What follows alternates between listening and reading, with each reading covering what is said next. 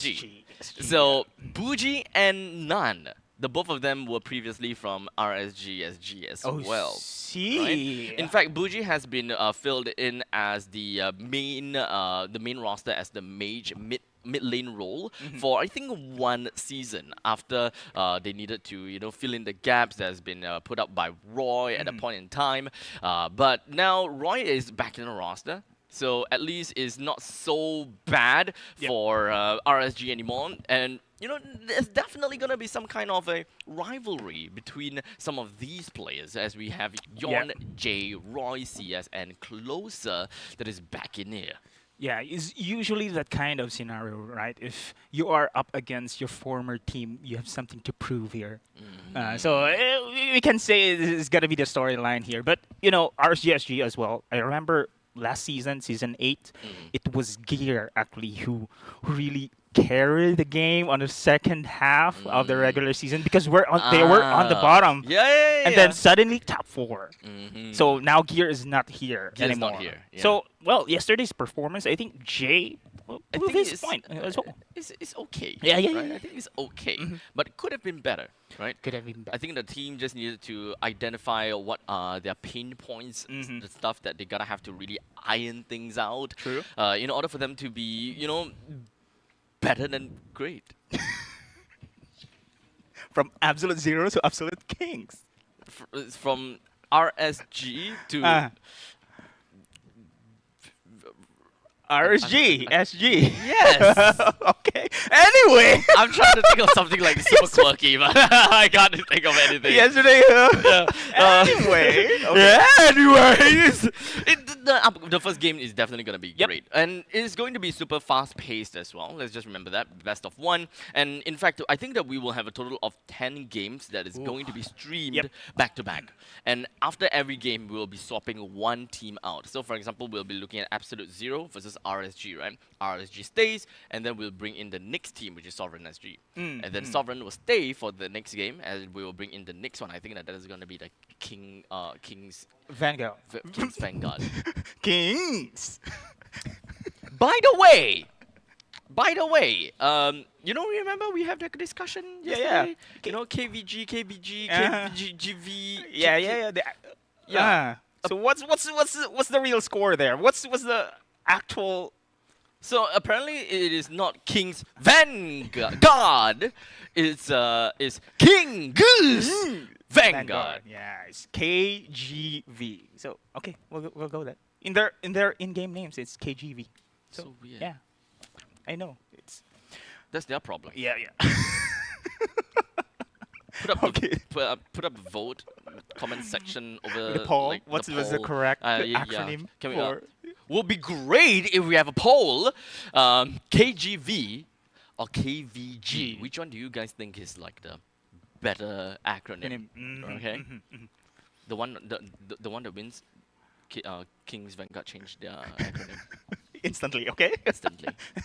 No questions asked. No questions asked. We got to set the record straight, okay? Yeah. Because right now it is also our problem. We got confused, man. we got confused. But anyway, King's Vanguard. They performed very well. They're the ones who toppled off Team Flash yesterday's game. Now let's see how they will be able to perform here against the community teams. Against the pressure, pressure is against the community teams here in the challenger stage. However, of course, with this kind of flow, like community 1 again, and then the next match will be community 2. They have a time to reset. Yeah, it's kind of like chill. Unlike, of course, on our MPL teams, succeeding games, they will have to play.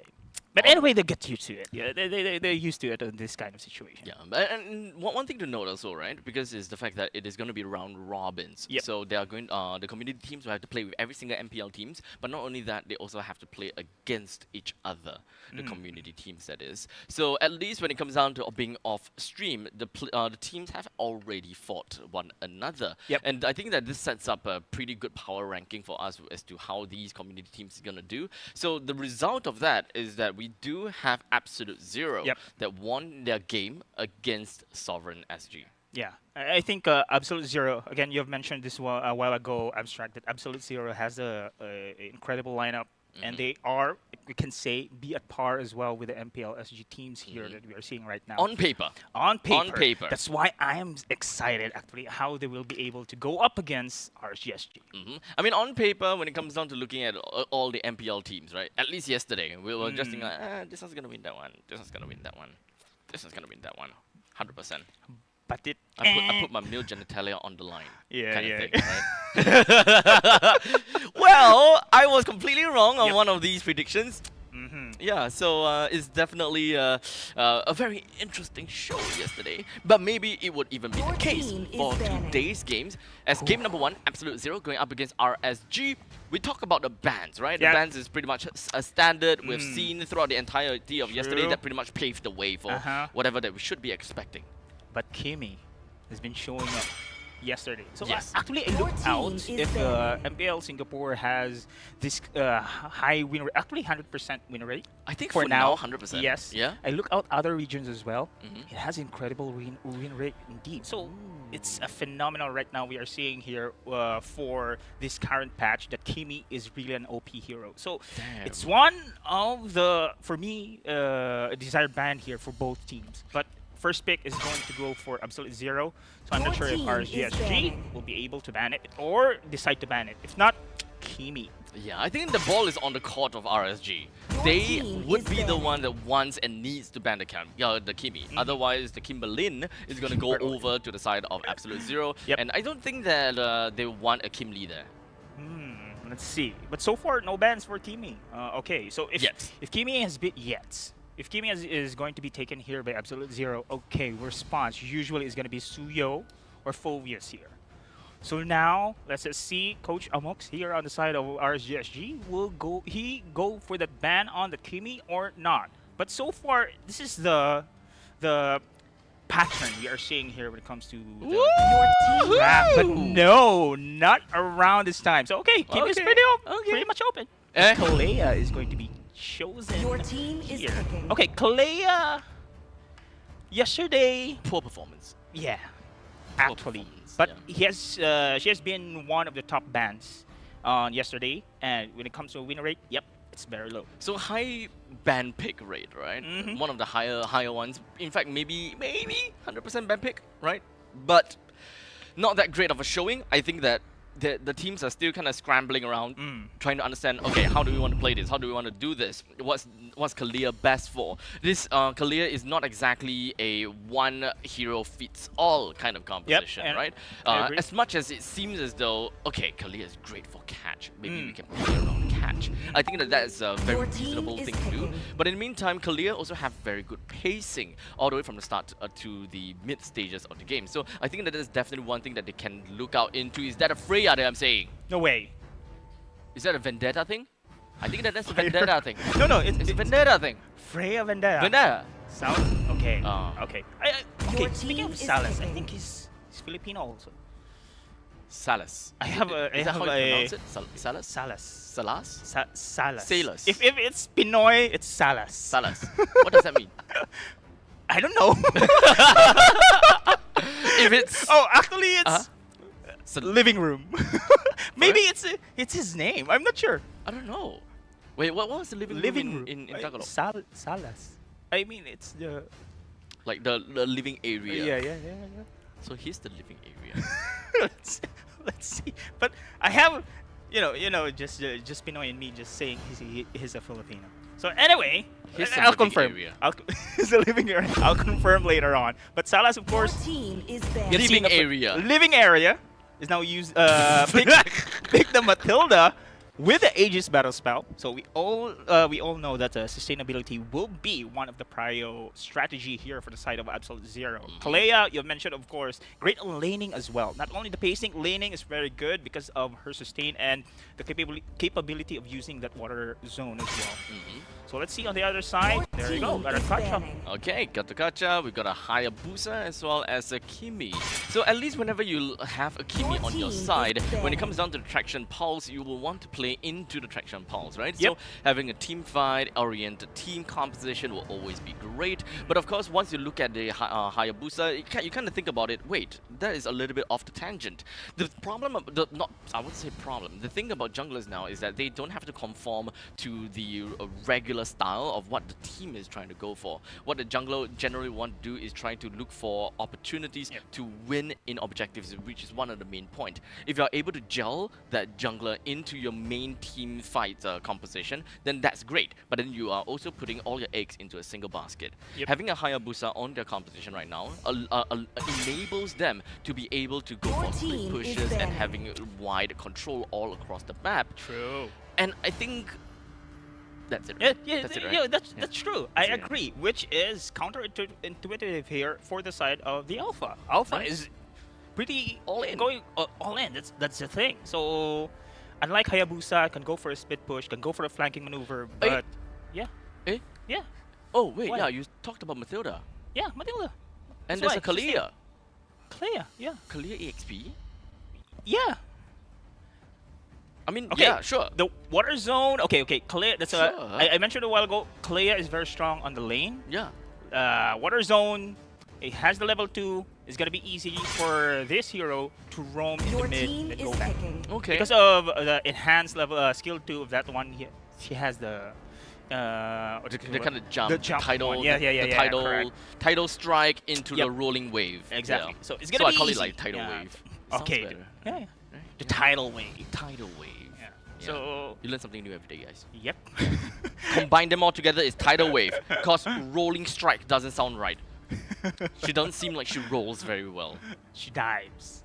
She So- dives. But then again, I feel a little bit wary for the Alpha. But again, there's a Gatakacha here. There's a Kimi to follow up that Your AoE team just is in picking. case.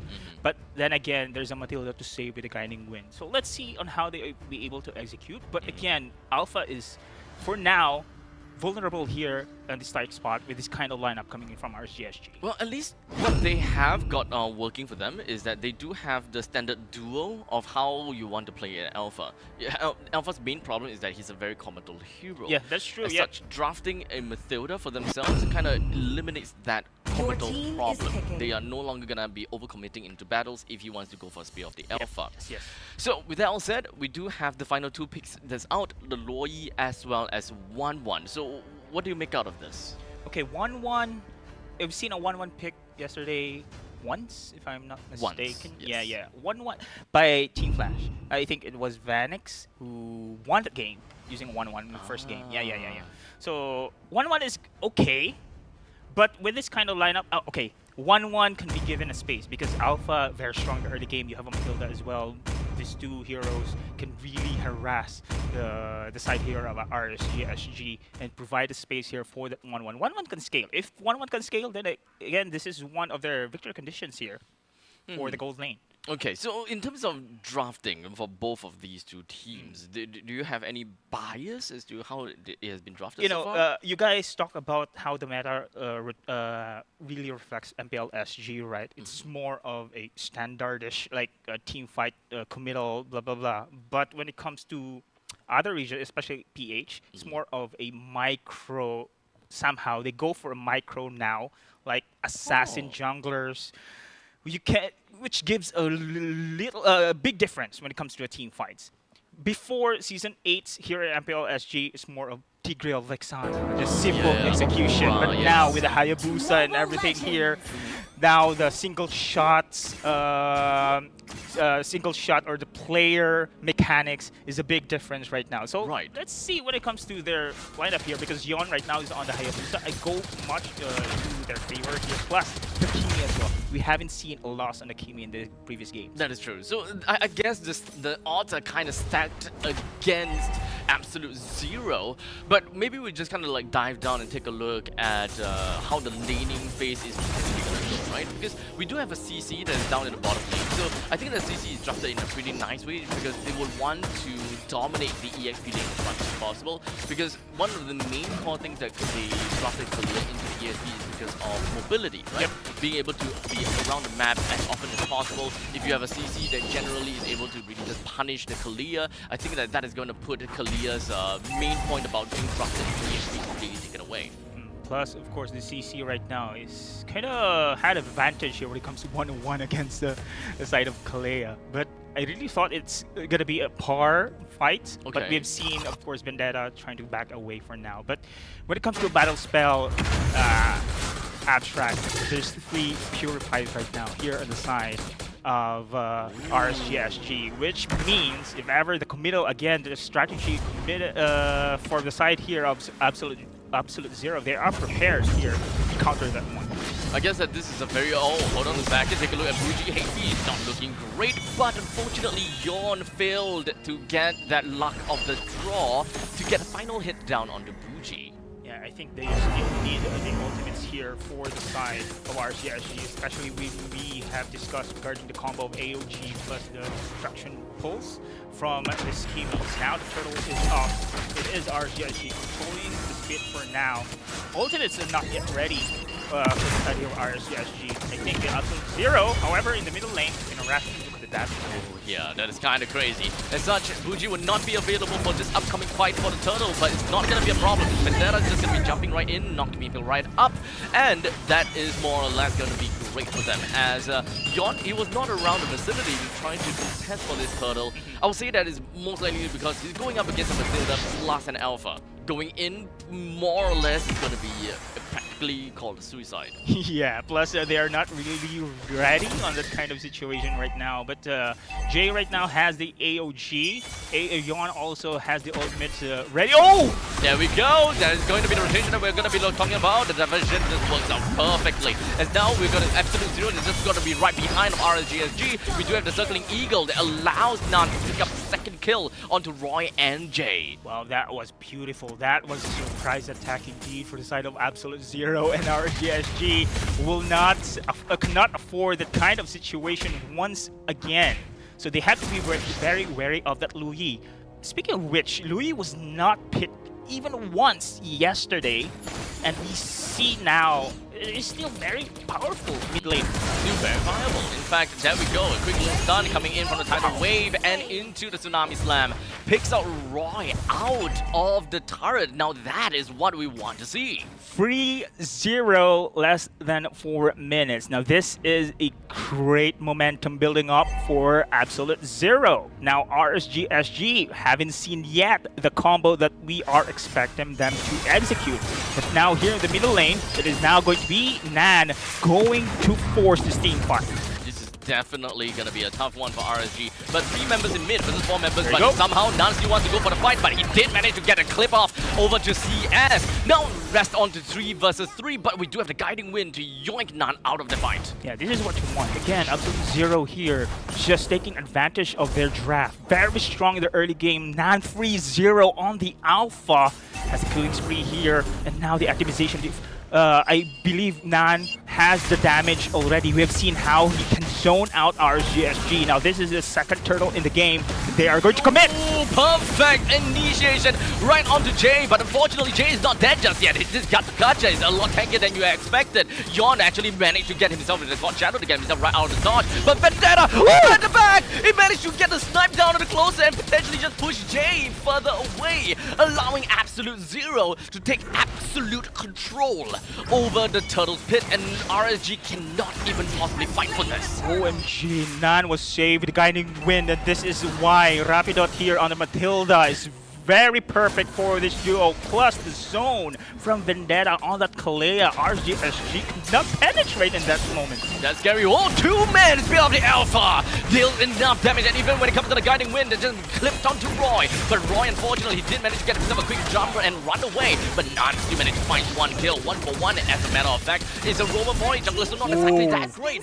But at least the last came in, or at the living area, came in and get a kill down on the CS. Okay, that's the first time we've seen Abstract that Nan falls down. And The positioning of Roy was immaculate there. That is what you wanted there. The Kimi should have the perfect location and how to do her attacks in that situation. In the meantime, Yon just still split pushing in this game. This is the advantage of having a Hayabusa against an Alpha. Alpha wants to go for the team fight. Yon right now, they know RSG could not really commit in a major team fight. Go for the split push. At least when it comes down to Yon and, you know, with all of the things combined, RSG has pretty much been losing everything, and when inclusive of team fights, but they managed to at least put out a stalemate when it comes down to turrets for turrets. So that split push from Yon could definitely start to ease a little bit of a burden off of them, and it helps things out just by a tad bit. But remember, RSG's lineup is a lot geared to the mid and the later stages of the game, while Absolute Zero is absolutely dominating and menacing in the early game. But speaking of menacing, it does seem like RSG, we do have a single J that got caught, but it's not that big of a deal. Pops the Revitalize, and that is a single battle spell that has been used. I like it. I mean, RSG right now learns how the mechanics coming in from the side of Fuji. So we have seen that one surprise attack, second one now they're pretty much ready. They just cover themselves under the bush. Now third turtle in the game, RSG pretty confident here. Will they be able to commit though? I doubt so. I don't think that they have any way to actually just go in for the start. But Vendetta, with the tidal wave, they managed to get himself right into Jay. But Jay, with the AOG, he gets himself invulnerable for the tad a little bit, but he still will go down. As Vendetta is going to be the first person to be going down from the side of Absolute Zero, but 3 men down from the side of RSG. Absolute Zero and Spill Alpha connect as down. Double kill picks up from the Salas. RSG faces their very first wipeout in 7 minutes and 30 seconds into the game. Absolute Zero! Oh my goodness, Abstract! This is what somehow we are trying to interpret this kind of player, these players rather, performing very well. They know how to execute, even in that team fight. Oh, but hold that thought. We do have the Ogi Shadow kill popping off. Buji still alive. He still have got a couple of shields that's working out for him. And in fact, Absolute Zero, they are finding themselves a very good timing-based fight, and they're constantly gonna be going on to the aggressive. And RSG, they have no way! Oh! Vendetta! He went into the pixel brush. He managed to find Jay. Jay doesn't have a lot of HP to work with, as such he's gonna be going down to Vendetta himself. This Kalia EXP is actually working out for them perfectly as they worked out this entire composition with an enchanter support. Vendetta is filling the shoes of the one that opens up the map perfectly. I like it, Vendetta. I mean, you can feel his eagerness to initiate team fights there. But on that skirmish that we have seen right now, Jay falls, but then again, Nan was the counter against the side of Absolute Zero. I've seen the side here of Roy on the Kimi as well as Granger CS. Their positioning is very good. However, the damage is not yet there. You have mentioned, of course, Abstract. Later stage of the game, they will have the itemization and damage will be there. Now, one of the main problems that I see from the lineup coming from RSG is the fact, Pixel! is the fact that they have a Kimi Reflection Pulse, but we'll hold on for that thought for a little bit as Closer almost managed to get himself away. Rapidude immediately flicked himself backwards just so that he don't overstay his welcome. Wow, that was clutch! That was clutch! Jay! Man, I didn't expect he will survive in that situation, but he did. Plus, of course, Yon managed to escape as well. But still, Absolute Zero controlling the map, controlling the game, go for an aggressive play here. They are not stopping. Yeah, so here's the thing, right? Hold on. This is just fight after fight as the Traction Pulse managed to connect on the Vendetta, but he's still alive though. Jay takes his own life away. Quick little sacrifice. But the Ogi Shadow kill did not connect on the Vendetta to get that one kill. As such, RSG did not manage to tally out. Man, this diversion place gives me chills, man. Yeah. But I love the communication right now for the side of Absolute Zero. They know how to execute the perfect timing as well for the chase. I mean, we always see this one Abstract. Whenever Vendetta initiates, there's going to be a follow-up coming from Nan. If the situation gets wary there for the side of Absolute Zero, again, Salas is there for the... Rapidude is there for the save. And they know how to chase as well. Buji on his diversion plays cannot escape easily here for RCSG. But then again, we are reaching the 10-minute mark here. Abstract itemization is key here for RCSG. They just need to hold give the icon to Marksman, Kimi, as well as CS. Let's see how they be able to defend. As now Vendetta looks for an opportunity. Like seeing anything for now. The whole defense up in the middle lane has already been popped this early into the game. Okay, but not too early per se. 11 minutes in. There is still a T2 up in the northern side that Absolute Zero really want to bring down. They're still on track. The pacing is still okay. The leveling curve is also on track for Absolute Zero. They need to rush this. And in fact, Nana jumps himself onto Roy. Roy manages to just barely scrape away. Man, as the game goes on here, objectives has been taken away little by little against RSG SG. Yes, we have mentioned. Oh, Jay is gonna be caught once again, as we do have the Tsunami Slam that's gonna be looking down onto Jay. He escaped himself with a defensive AOG. Vendetta is okay as well, but Salas is all the way right in the opponent's face. He have yet to use his crossbow attack, but he doesn't seem to be able to pop anyone's weaknesses just yet. As such, we do have the middle lane and the bottom lane T3 that's been taken down. Done! Catch it too! When it comes down to Spear of Alpha, Jay just runs straight into the heart of the battle. As such, it's gonna be going down. Salas is dead as well. 3 members left from the side of Absolute Zero. Wait, 4 members left from the side of Absolute Zero. They can still commit to this, as None did not manage to hit anyone with his Spear of Alpha, but Vendetta with the Tsunami Slam, or rather with the Tidal Strike. But the 3-man absolute destruction from the side of Absolute Zero. 2 men down.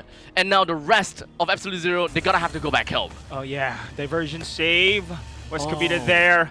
But, you know, Absolute Zero just going ham. They know they can end this game here. But then again, Roy still level 12. He needs to have his levels up as well as immunization. But look at the DPS damage here. Oh man. Okay, now we can feel it. He's a tanky boy, but still taking quite a bit of damage from Kimi, right? This composition from the side of RSG, I think that we gotta have to pave this way, right? They do have the Kimi, they can play around the Traction Pulse, but the Traction Pulse I think is just a bait because they don't have a composition that plays around the Traction Pulse actually. This is a composition that is very single target. Yep, it is. It is. Now, remember I mentioned that this kind of heroes right now we are seeing more of a micro, or the mechanics is really a factor here. So once the Traction Pulse hits his mark perfectly, I think Jay would have a better way to follow that one up. But then again, there you go, Tsunami Slam. Perfectly on the Jay, immediately singled out, and RSGSG unfortunately did not even have any opportunity to follow up to try to help Jay. In fact, at that moment, I feel that it is way better for them to kind of stay back and not do anything. I agree. And we have seen this kind of scenario time and time again, Abstract, that Jay is actually the target. Yeah, we all know he's a tank, but actually it's one of the strategies here we are seeing from Absolute Zero. Without the God Katcha, it's difficult here for RSG to actually have a front line, because remember, Absolute Zero had this dive-heavy lineup without the Vanguard. No, RSG, sorry. Without the forward hero. That is Vanguard, Without the Vanguard. Without the Vanguard, they're exposed. Now the Lord marches in from the middle lane. Top lane is going to be absolutely destroyed, as now RSG's base is obliterated. The entirety of Absolute Zero is bad for themselves. The Tsunami Slam is going to be connecting on the Yawn. It's going to be but take a look at the backlines coming from the Absolute Zero. We almost have Salas taken down, but the main thing is Salas is still alive. It's 2v2 now. The Lord goes down. Vendetta lost his immortality, as CS and Roy, the 2 main damage dealer, is still around the battle. Salas is looking for something. Yeah. Okay. But then again, mission accomplished. No more inhibitor charts here for the side of RSGSG. But we have mentioned, of course, the Hayabusa, the split push capability of this one. It's very difficult here. Only 1 tart until now is been destroyed for the side of Absolute Zero. So Yawn has been struggling here because Absolute Zero is forcing team fights after team fights for RSGSG. No breathing space been given for RSGSG. Timer is ticking though. Yeah.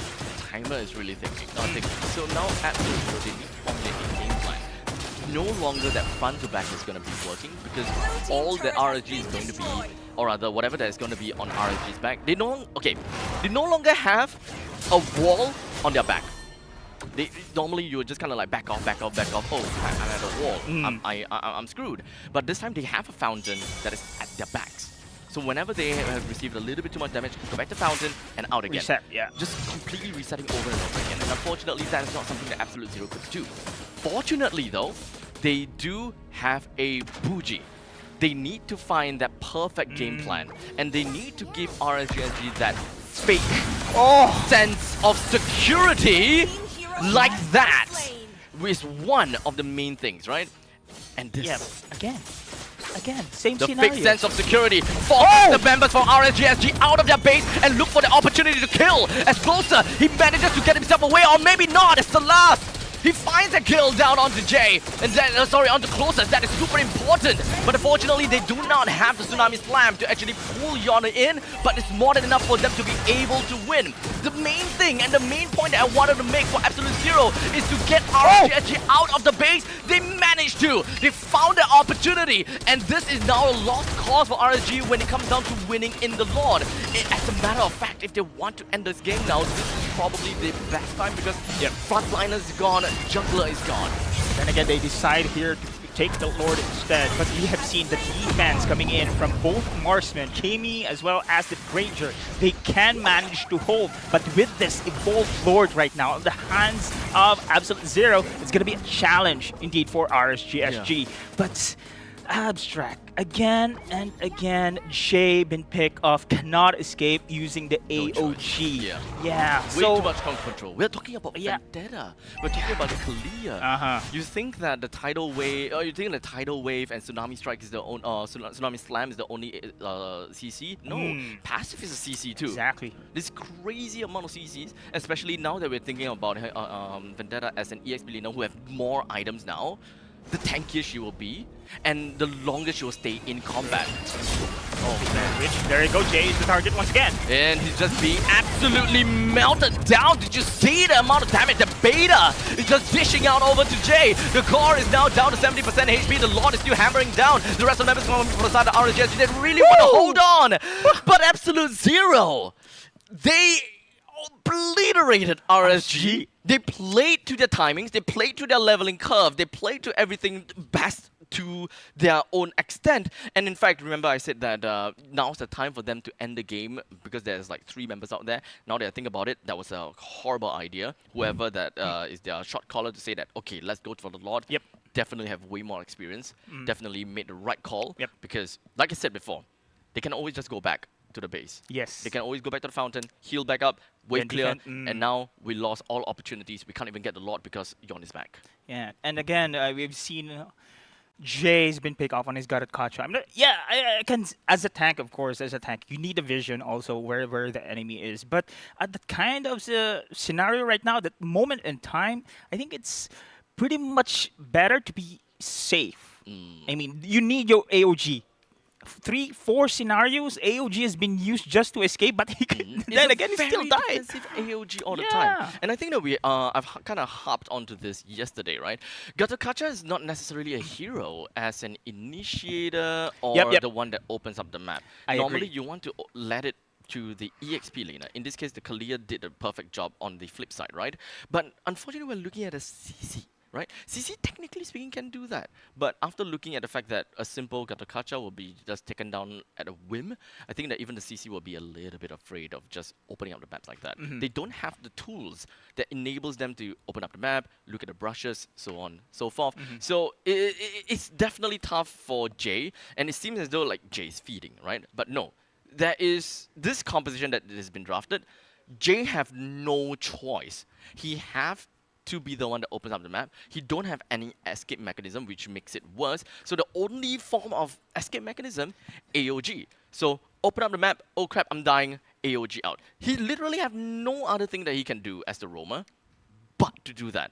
I would rather have my roamer do that and give us information rather than to stay behind preparing for an AOG to initiate while the rest of my front lines, or rather my back lines, dies before I do as a roamer. The problem is without that Gatakacha, that Spear of Alpha can be freely be used there inside. Now Roy, here on the side of RSGSG, we have seen his scaling on that Kimi. And speaking of Kimi, first time First time Kimmy Oh. lost in Oh. our regular season. But then again, of course, Yon also is there. They're positioning on the team fights. They're on the back lines there. They're trying their best to hold their ground. But again, without Jay is very important. I think Abstract, you mentioned, of course, how important Jay gives this information.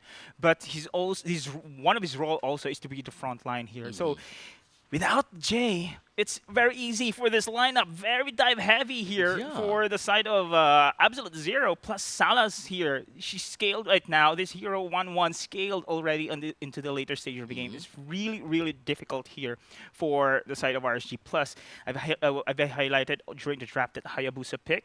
We need the split push capability, but Yep. only one turret has been Yeah. secure. There's just way too much pressure that Absolute Zero has been dishing out over to RSG.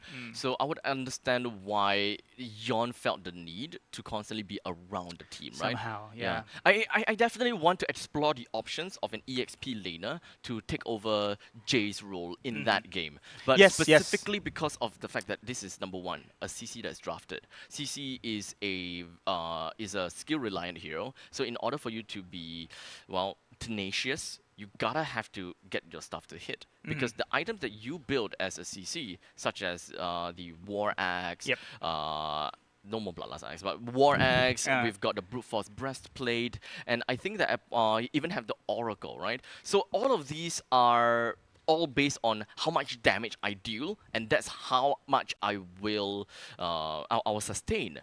And as a guy that opens up the map, you need raw defense, raw HP in order to be able to do all that, or damage mitigation, which is all of the things that CC doesn't need and CC won't need. So in no cases should CC be the one that swaps with Gatokacha. So this is the kind of game whereby it's kind of like a damned if you do, damned if you don't kind of situation. You are just locked in, you're too deep in for you to change anything. You can't adapt even if you wanted to. Yeah, they picked already the CC on that game. But don't get us wrong. CC made a great laning stage. We have seen Clea somehow struggle there against the CC. But then again, when it comes to the team fight, man, Vendetta's initiation on that Clea, perfection. I mean, his eagerness again to get those pick-offs provided opportunities for the side of Absolute Zero, not only to go for the kills, but also objectives. Honestly, I feel that Absolute Zero played together as an absolute unit. They can't be Absolute Zero anymore. They are No pun absolute intended, unit. right? They are really an absolute unit, right? The way you see that they roam together is literally as five. They leave no man behind, and even if they don't, even if they don't like 5 men, right? It doesn't seem like they have any macro issues. I didn't even pay any attention to the waves because it just doesn't seem like there's any reasonable amount of pressure coming from RSG to push the lanes down. They always seem to get the timing right as to when do I need to push, when do I need to defend my base, when do I need to maintain the pressure on the lanes. It seems like it is all perfectly balanced. And I find that weird because this don't feel like a C tier team, B tier team. Yeah, that's the thing. In fact, I don't even think that whatever that they have played here, based on their timing, based on their pressure, based on their lane controls, I feel that even the Flash of yesterday can't beat that. This is a bold statement. Okay. This is a very bold statement. So, compared on the first series, I agree with you. It really feels as though, right? Or maybe there's just a little bit of a small little bias towards Absolute Zero, just because of this is the game that I just watched, Yeah. right? Yeah. So I think it's too early for me to say that. Yep. I gotta have to wait until that Flash game and see if whether they are going to be executing something like this again. True. That's the thing you mentioned. It's early for you to say. Me as well, because in the back of my mind, how these guys communicate. I mean, have they played months before this Honestly, MPL? it doesn't even feel like months. Exactly It my feels point. like So I'm really decade. their chemistry is there. Yeah. We have seen that one, guys. So I'm looking forward on the next match against King's Vanguard later on. But of course, here the second series is going to be the second community team against RSG SG, which is going to be Sovereign SG, right? But man, Absolute Zero, this Absolute team, Zero, we yeah. must look at this team here. This is a different level compared to community teams we have seen so far. Yeah. Before we wrap up the chapter about Absolute Zero and their series game, in the defense of RSGSG, I think that it's also based on the fact that Absolute Zero's lineup is so much easier to execute. Yeah, Which yeah, which really allows them to play like this. The moment that you swap the composition, or if you put any reasonable amount of micro to Absolute Zero's lineup, I think that would change the ball game entirely. Yeah, I think I agree. The simplest combo, Matilda and Alpha alone, Yeah, it's can wreak just- havoc already. Yeah, yeah. It's just a simple tag team, and I think that they know their shortcomings. Yes, Which yes. is why they drafted it this way. But that is also the problem. The moment a team realizes that that is their shortcoming and like they rely a lot onto the Matilda Alpha combo, it's so easily countered. If you feel that Vendetta, which by the way is an absolute menace throughout this game, I will personally throw my MVP over the Vendetta. Yep. He's very flashy and he makes the great calls, right? They can just ban a Kalia. They can just stab pick the Kalia or whatever it is. Denying heroes off of Absolute Zero might just be the answer to Absolute Zero because this is just game number 1. This is just Yeah. the first game we saw from them. Yeah. And so far, when it comes to Clea, that was the best performance of Clea so far we agree. have seen. Yeah. Yeah. And I'm so used to seeing Kalia in the roam. As an EXP laner, I don't even reason with people and just be like, yeah, Kalia should be played in EXP.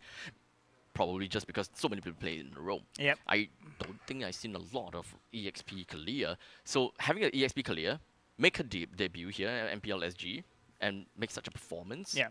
I think MPLPH is using Clea as an EXP for that one. Just because, again, level 2 skill is available, it's going to be easy for her to rotate in the mid. It's quite a bit of a power spike, huh? Yeah, somehow. Like one. So we've seen the potential of Clea. Potential of Absolute Zero in general. Oh, damn. Okay. But unfortunately, we won't be seeing Absolute Zero again. Yeah. For now. now. Yes. We are going to be looking at Sovereign while RSGSG stays onto their seats as we prepare the battlefield for Sovereign SG to come in. So let's talk a little bit about Sovereign SG. Yeah, that's the thing. We tossed their name every Oh. now and then, right? But we never really know who they are, right? We got Pogi Ako, 1, 2, 3. That's the community teamest IGN you can have. Okay, at least he looks Filipino, right? For a second, peripheral vision, I was like, that's Chinese. I am Chinese, I am Pogi Ako. Pogiako. Actually, the first time I've seen it, I thought Pogiako. What's Pogiako?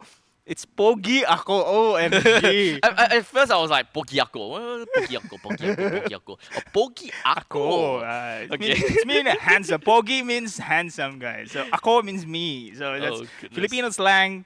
Pogi handsome. So Pogiako is there. So we have seen that one Sovereign SG lineup abstract. To be honest, I'm not familiar with each of the players there, but reaching this qualifiers this challenger stage, it already gives us the information that they are one of the best community teams here in MPL Singapore. Right. Okay, so we only talked about Pogiako, right? So let's just go down the list a little bit. We do have Nightshiki, we got Carax, we got Creo, Meow, and Kong. So from our knowledge, this community team is actually formed because they played another game together. Oh, really? Yeah. Okay. They had another name. But we suggested that they change their name so that it is more broadcastable. Yeah, and it is more to the King Seal Sovereign. Hey, maybe you can look at the entire theme. We got Kingdom and we got Kings. So maybe you look at, I don't know, Sovereign! See? That's the thing. So Sovereign SG. So Sovereign it is. Yeah, I'm looking forward. Yeah, for this team and how Yeah. to be able to go up against MPLPH, RSGSG. So, for the record, their name is a branding name. It's not like vulgarity. It's not something that's like very off-putting or anything. Just to put it out there, in case like people of friends of Sovereign SG is like, hey, your name anyhow, huh? Yeah, that kind of, I don't know. I don't know what kind of things you guys would say, right? If we were to come up with a MPL team, and our name is like completely like full out like that has vulgarity or like completely in I wouldn't reverse Tagalog, it. for example, Okay. or if we reverse the thing, what would people say to you? Think about it. Your closest friend from your ML, your closest MLBB friend. The moment that he finds out about you representing this name, what do you think he will say to you? I don't know, man. You're putting me in the spot. I cannot think of That's the whole anything. point, dude. That's the whole point, dude. Because if you were to ask me that question, Yeah, I will ask you the if you ask me same that question, yes. right? If I were to think about what my friend will say to me, Uh-huh. I will tell you that he will confidently. I don't know what he will say. We have the same answers, man. But okay, I don't know. Your IGN, for example, your IGN is Pogi ako. You're the MVP of the season, the week 1. Are you okay with that? Pogi ako 1, 2, 3. Our MVP or season for the week 1. Hey, at least my name is not. That's a community team's IGN, but I'm not sure whether you guys saw like Yeah, this yeah. TikTok reel. I think that is in Bahasa Melayu. I think it's either BM or BI. I'm Okay, pretty sure okay, it's BM, okay. right? So it's an international tournament. I'm not too sure which tournament it is. There's literally a player called HE. No way. Yeah. So this- pro. I think it's like semi-pro, right? Okay. So it is casted game. It is a casted I game. see. So we've got this BM caster just like doing her standard stuff, Uh-huh. casting the Uh-huh. fight. Da da da da da da da da da da da da da da. It was like, this is the most hilarious thing I've seen in my life. Wow.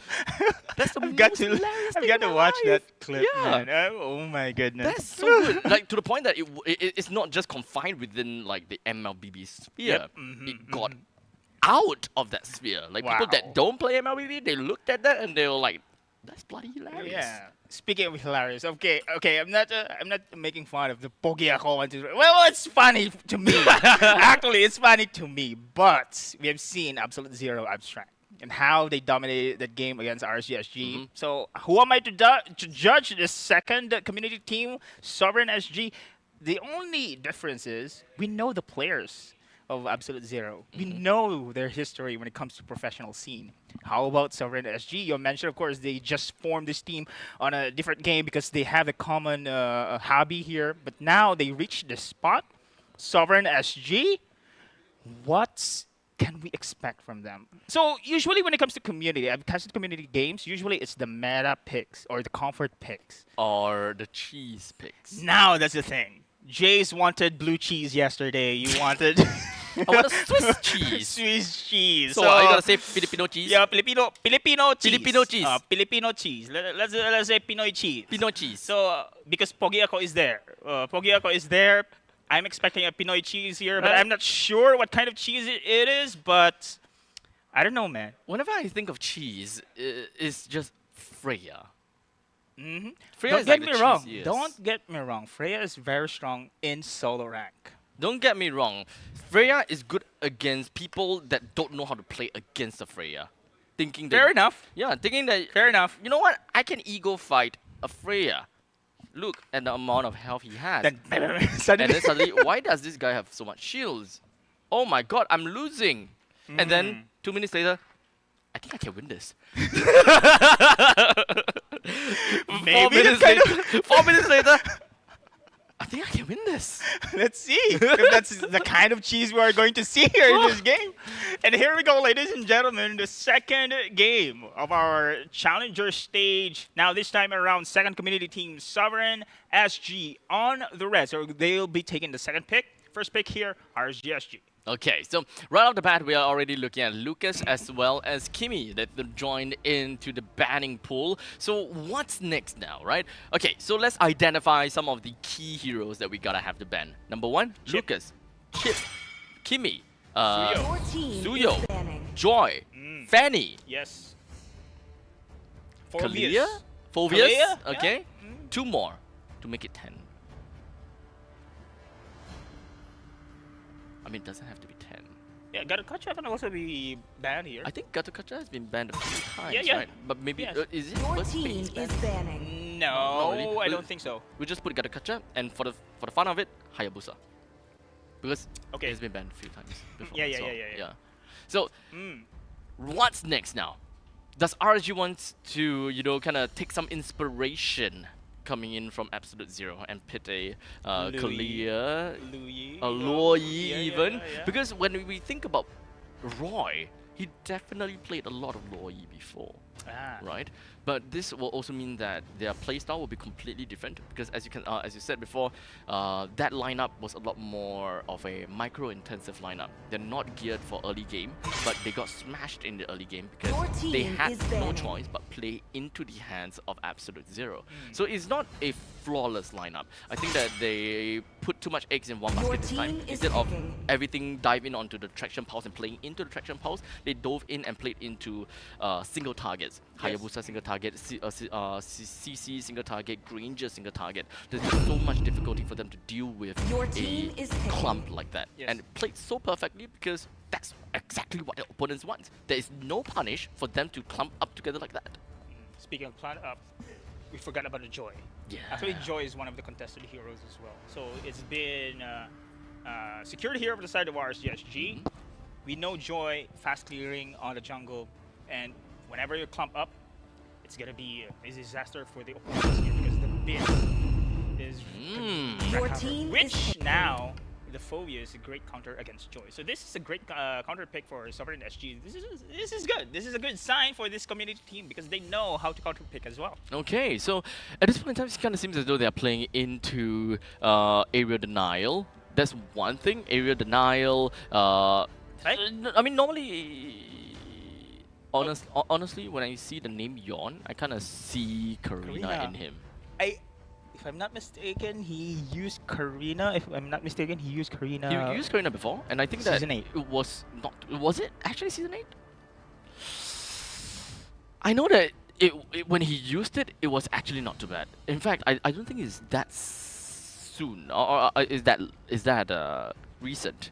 It feels more like season 6, season 7 kind Your of thing. team is picking. Because at that point in time, there is still like kind of some changes in there. Mm-hmm. Karina was like great at that point in time. But for now, we do have got the Oh, your favorite, Badang.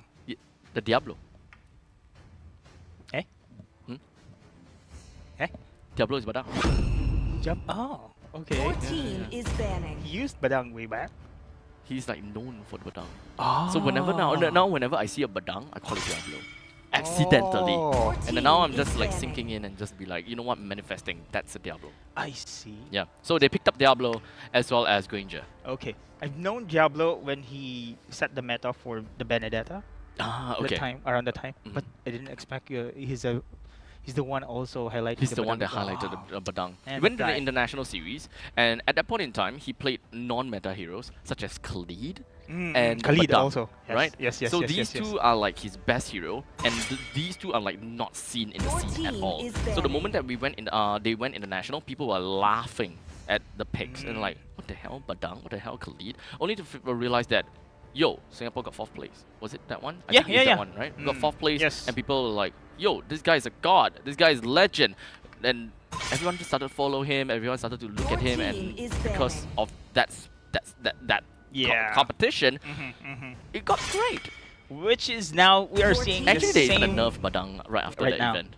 Right Oh, after that event. because yeah. of this, not only the teams respected him using the hero, developers as well. Mudon himself. It's pretty much over. right after, by the Oh, way. If I OMG. remember correctly, right after they are like, nerf that guy. Your my team is goodness. picking. So many shields though for the side of Sovereign SG. Oh, Can go yeah. for Esmeralda. I Oh. mean, Badang, Rome. Oh, there you go. Esmeralda indeed. So many Oh my shields god. here. So this is a great. If Sovereign SG can go for the counter of that Phobius, this lineup. Esmeralda. Is it- Esmeralda game. Is it really Cyclops. though? Is it really though? Yeah, I It's been- think so. Yeah, but it's been a long time since I've seen Esmeralda. True. And it's been a long time since I've seen the interaction between Esmeralda and Your other team heroes. I is think that winning. if it's super late into the game, then sure, probably, I think that Esmeralda will not immediately die to a Harif. In fact, I think that it's more of an Esmeralda that will buy a lot of time. True, but I think Abstract, it's a great synergy with the Badang and the Joy as well. I mean, Falling Star, Moonstun, follow up here with the Fist Crack, and then with the Beats here for the Joy. I think it's pretty good here. However, on the other side, they do have the sustain here, but with this Esmeralda, they can have the disadvantage indeed when it comes to prolonged team fight. This is a very dated meta. This is a very, very dated meta. This is Dominator's Season 7. Descent just to have your own protection here when it comes to Yeah, I mean, the execution I just mentioned here. yeah. I mean, So so the problem that I see coming in from Sovereign SG is that they want to play Aerial Denial, right? So I drop out the Zaman Force. I have a Phobius that's ready to, kind of push everyone away from the Zaman Force so that my Harif kind of does that. But it's also is in some sense anti-synergy too, because RNG can run away. If you don't want to, you want to play within your Zaman Force. You want to keep people in your Zaman Force. Phobius hammers down. This is literally an area of artillery strike. So walk out lah. yeah, that's the thing. You know? I mean, that's one of the counter strategies that the side here of SG can And do. I think that they have a lot of mobility as well. I don't think that they are actually going to have a lot of problems trying to get themselves away from the Zaman Force. What kind of roam do they have again? Matilda, right? Yep. So, I know. is it Matilda? Yeah, for the side of SSG. Yeah, so what's really keeping RSG in the Zaman Force and in all of that, in all of that Asteros' Eye, or in all of that Nightmarish Spawn, this Dominator's Descent, what's keeping them in? Nothing. So the only way that Sovereign SG can keep people in, or keep RSG in, is to make RSG commit first. They have to be the counter engager. They have to only come in second. They cannot be the one that initiates and drop everything on a whim. True. Okay, I understand. Because they don't have that much of a crowd control here for the side of SSG as well. So the thing is, who will be the bait here for the side of SSG to do that? Oh, good point. No one. That's the thing. So their lineup here is more of a counter for that draft coming in from RSG. The damage though, can they rely only for the Harith, for the Suyo, which doesn't scale that as much compared to the CS coming in from Granger CS? I mean, in an ideal scenario, Kong should be able to be tanky enough to buy time. True, to be yes, the bait, yes. right? In the meantime, Carax also does have quite a bit of pretty good mobility, but I think that Carax playing as a Matilda should be more of the backup plan. You gotta join people out of the battle, like for example for Kong, right? You definitely need someone at the front so that you can run far away with the guiding wind. Carax himself, yes, he can use his circling eagle to run away, but I think that that's a wasted utility. Yep. So in fact, putting Kong in the middle of the battle and join him out in the event that something really goes awry, then that would be the better plan. They just need the proper follow-up here, but without the crowd control, I'm concerned on how they be able to execute here. As you can see, when it comes to harassment here, RSG, plenty of arsenal to do so. And Kong, since you have mentioned, he is now in the forward, but let's see, the follow-up is enough. Oh, he actually flickered himself backwards just so that he would not be overextending in his battles against RSG. The damage is really lacking here at the side of Sovereign SG. They do have so many utilities, so many tanky players here, but level 4 is up now. DD is available for Creo Meow. But let's see. So at this point in time, I'm just kind of thinking, how would it be like in terms of early game damage output? Because you did mention, the only damage output I can really just expect to see is Suyo plus the Matilda combo. But even that even that might not be enough. Yes, I agree, 100%. But so far right now, no deaths whatsoever here in under 3 minutes, because RSG just plenty of harassment that they can deal against this Challenger team's SSG. But now, Night Shiki on that Harith. Summon Force available. There you go. And immediately he's just going to be putting his face right on the CS. Didn't really quite be enough to get a kill down on CS. Hold on a second. That is going to be a pretty one coming in from Jay. Locked right in. And Night Shiki is going to be the first one to be taken down. A single man circling eagle flicker as well. Okay, now that is questionable. This is the thing. Yes, you do have the damage from the Diamond Force, but no, when it comes to the hold or how will you able to chase the enemy? As you mentioned, you just run away. And that's it. Just run away. And it's a choke point after all as well. So Nightshiki doesn't really have any way to really deal with that, and especially even after Flicker has been expanded. Oh. That's the thing. So you need that follow-up here. We have seen Karax did the attempt of the Circling Eagle, but he's just way too far. Plus Kyo Meow on that DD is way out of position as well. So they need to have this great communication on how they be able to execute those ultimates. Perfect timing on that major team fight. But so far, RSG again goes for the kill. There's definitely a gap in what Sovereign SG can do with their final composition, right? And I don't really see most of the way that they can play. Jay got a nice lockdown, but unfortunately RSG did not really come in for a good enough of a follow-up. But never mind, because that baited Sovereign SG enough. Oh boy, what a bait! Sovereign SG thought that, okay, this is just Jay all alone trying to jump in all by himself. But make no mistakes, Jay is no fool. He would not go in all alone, and RG, they held back. I think that is very good trigger discipline. Even I myself looked at it and be like, that looks like a mistake. But no, this is just playing into the experience of Sovereign SG and be like, will you take this bait? Yeah, I do believe so. Now, again, Karax can pick off. It's really difficult here for SSG to find an opening here. Without someone to really go for the lockdown, it's impossible for them to go for the pickup. Oh, there you go. Just gonna be a Sovereign SG there, just putting everything down to bring closer down, and that's great. You know. Now we've got two ultimates that has been expanded: the Dominator's Descent, as well as the Diamond Force, just for that one fight. There you go. That's the lockdown we have seen on the DD. So once that lockdown has been used, it's the perfect opportunity for SSG to follow up and get the kill, and they did so. But Jay is here on the flanks. He has information, and look at the map here. It's totally controlled by RSG, going for more map control, and the rest of SSG cannot do anything about this one. Yeah, you can definitely... Oh, wow. The good amount of damage on the Karax as well. Indeed. So now, Sovereign SG, at least they understand that, yo, we can't contest with this. We can't defend the T1. We're gonna have to stay behind. In fact, even for T2s, there could be a possibility that they can't hold on to this too. They can just wave clear. And speaking of wave clear, they actually don't have a very good wave clear at all. Yeah, we've seen only, of course, Nightshiki on that Harith. But when it go... Oh, Yon! Solo kill! Yeah, that's why I say that they don't have a very good wave clear, because it's a very comical wave clear. But in fact, Pogiako wanted to min-max the amount of farm that he can get. He thought that he was safe in his own jungle, but no, not anymore. But speaking of not anymore, Jay said, as he just slammed everyone in with his fist crack and allowed them to pick up a kill on the Kong. Yon went in solo Romeo and picked up Creo Meow as well with a great stagger. 7 minutes, 11 kills against 1, plus more than 10k gold lead for RSG, and we are nearing tier 2 tier 4 Star Moon! Did manage to connect, but Closer doesn't have the damage as the Esmeralda. It can be very annoying though. That's possibly the only thing that he can do. 1 against 5. This is where we'll see that Sovereign SG, even as 5, might not be able to get a kill down on the Closer. Partially also because they're not throwing everything at him.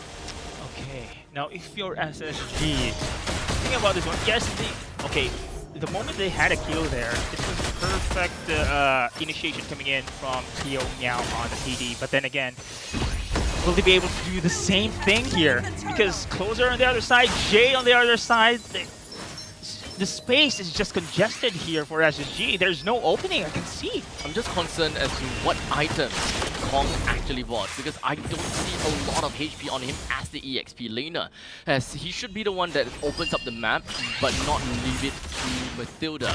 So I'm concerned that they lost their map because of the lack of control in the river lines, right? Post 5 minutes is where I would want to see the Phobias being a lot more active around the map. Unfortunately, he's not hopping here on the side of Sovereign SG. Now going into the inhibitor turret. Oh my goodness, all lanes been pressured here. SSG. Okay, I can't exactly blame Kong too much also because of that massive gold lead. Like, even if you have a brute force breastplate, even if you have this, oh, what? There you go. Very weird initiate slash flicker Oh! on. As such, this actually opened up an opportunity for Jay to flicker in with a fist break and fist crack, allowing them to actually catch on to 3, killing 2 during that process. And now Yon finding himself taken down as we do have a very resilient Knight Shiki bringing him down. OMG. Sovereign SG right now. Backs against the wall. Now inhibitor turret in the mid is going to be destroyed as well. RG, SG, little by little now they are securing objectives here. Speaking of objectives, not a single turret has been secured by Sovereign SG. They are now being a 5-man here in this moment in time. What can you do? Again, will they go for the last hurrah here? Will they go for the risk to go for a pickoff? But now I can see just they're being passive. They are very passive. I don't think that they have a choice, right? There's 11,000 gold lead on the side of RSG. Sovereign SG doesn't have a very strong non-committal wave clear because their mid lane is they don't have a proper front line that can realistically be able to soak up damage, and the only one that can really do that is Kong. But he doesn't have the items to do that. They are also not a team that should initiate, because if they initiate and drop everything, RSG, I mean with this amount of gold lead, they don't need to run away. They can just fight within this amount of gold with no issues. They can fight. I think they are now eager to finish this one with the Lord marching through here in the lane. Now Sovereign SG is going to defend their base. Last inhibitor turret on the bottom side as well. Look at the damage coming in from the side of CS here. It hurts so much, and now Closer getting in.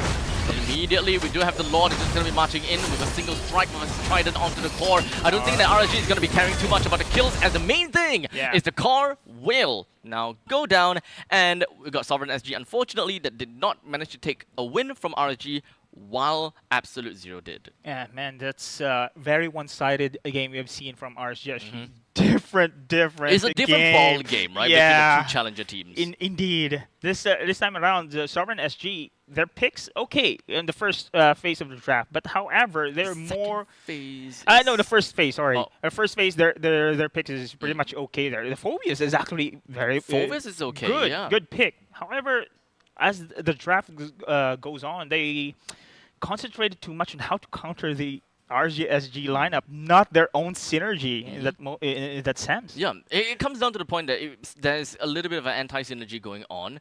I think the mixture of Mathilda a mixture of Mathilda plus the Phobius might not work so well if they are looking at a Suyo in the jungle, right? Okay. They need probably someone a little bit tankier if they want to play into the jungle role. They need someone that can really go out and help the Mathilda out, because then the name of the game for SSG is to not have Carax go out and be crazy, right? There is, I think, a lot of question marks as to how they should be executing this, which in turn makes this composition a very difficult to execute composition, which is why they are kind of lost. Would it be better for the Phobias to go in flicker and pull people in? There's a lot of experimentation from SSG themselves to figure out what is the right formula, instead of deciding the right formula at the draft itself. Yeah, I think this is one of the things that the side of SSG to consider is how they draft among themselves. Yeah, they know how to counter basic counters here and there, but again, when it comes to gameplay, your team synergy also matters. Like, yeah, Phobius here, you mentioned, of course, Flicker, then go for the initiation, but where's the follow-up? We've seen, of course, Krell Meow going for the DD, but it's just easy to evade this kind of situations here. And plus, Carax, of course, on that Matilda, guiding wind. We've seen the circling eagle, right? But it's just too far, no follow-up whatsoever. If Garakacha is there, then okay, then we can see the AOG can be follow-up. Even a Terizla, if they want the Flicker with the penalty zone, at least the follow-up is there. But I don't know. It's definitely a tough game for Sovereign SG. I think right from the draft, there's already some quite a big gap to fill, right? I think execution is definitely a problem. But so at least for Sovereign SG, there are two things that you're gonna have to work on, and that is the entire concept of the team, right? They need to really understand their draft better in order to be able to execute better. So they gotta have to work on the draft first, because Yes, I think. if they drafted Yeah. themselves such a difficult composition, then the execution is even more difficult for them to, well, work out. Yes, I think now the draft is, let's just say, everyone's saying this, draft is 50% already, half of the battle Yes. that we are mentioning here. And with this draft really disadvantage against RSG SG lineup, it's a mess. I It can is say. it kinda On feel this like side, it yeah, is a yeah, mess, yeah. Like if we were to take in comparison, right? In fact, not comparison. It's a reference, right? Between Absolute Zero's use of Mathilda versus Sovereign SG's use of Mathilda. The both sides do not have, or sorry, Absolute Zero's Mathilda is not the one that opens up the map, is not the one that really goes Yep. out. It is Vendetta. You need your EXP laner to fill up the gaps of what your roamer is unable to do. Correct. That's why Vendetta has always been the one that's initiating. It is always the one that is opening up the maps and so on and so forth, while Phoveus realistically can't do that because he's Phoveus. Yeah. Can give zone, yes, can give zone. But Yeah. usually, remember in Season 8 also, the Phoveus Garukacha is just OP. That combo is just insane. With that Phoveus going forward and waiting for the right moment, AOG, man, everyone is caught there. But using the Matilda as a Circling Eagle in that It's not sense, exactly enough, I would say. Yeah. So hopefully we'll be able to see Sovereign SG come up with a little bit of a different composition going forward. And I'm super excited to see how the Challenger teams will come up and deal, or rather, how they will fare in the next series, because they will be going up against King's Vanguard. King's Vanguard. Okay, Yeah. so make sure you guys don't go anywhere too far. We'll be going off for a very short break, as once we are back, first game is going to be Sovereign SG versus King's Vanguard. See you guys in a bit.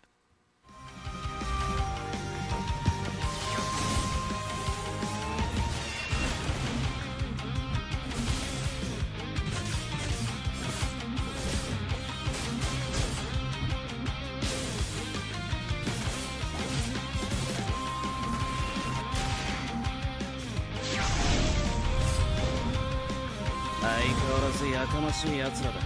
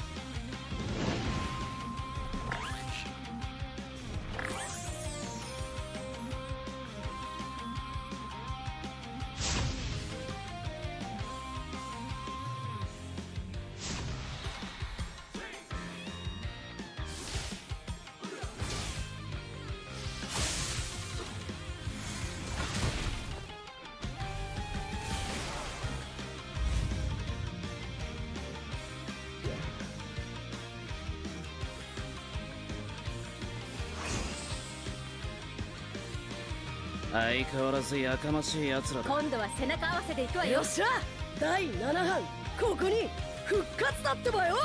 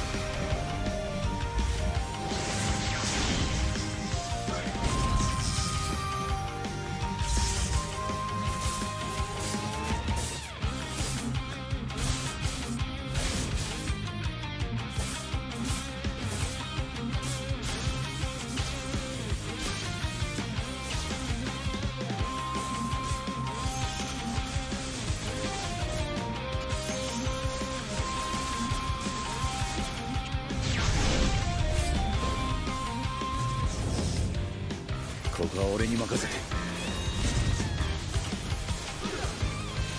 もらった。4代目捕獲を超える忍びはお前しかいないと俺はそう信じた。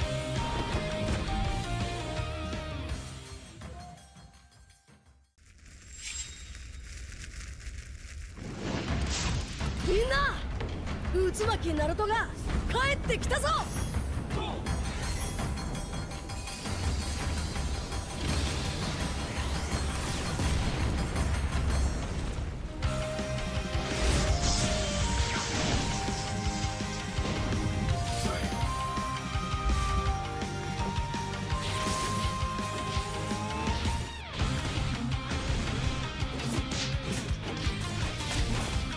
クラマ力を貸してくれ。よ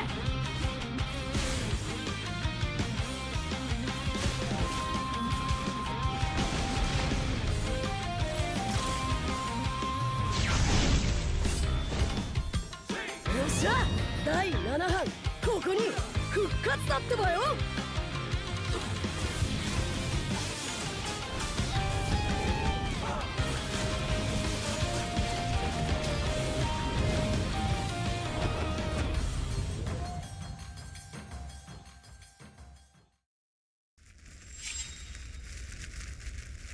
みんなを守るために私はもっと強くなる。やっしゃなら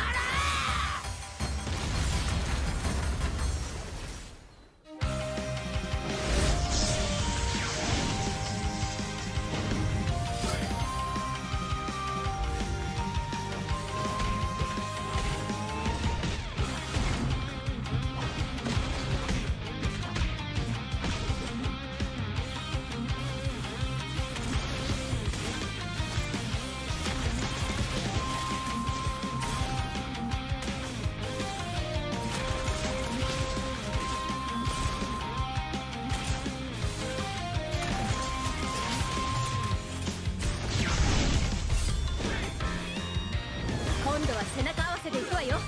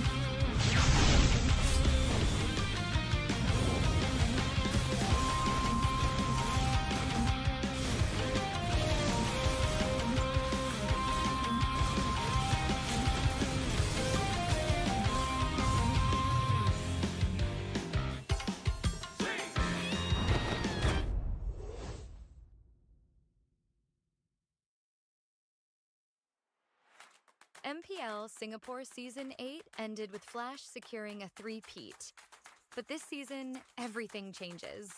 With a brand new format, new challenges await. The regular season journey has 4 key stages: seeded stage, Challenger Qualifiers, Challenger Stage, and Last Chance Qualifiers, all leading up to the playoffs.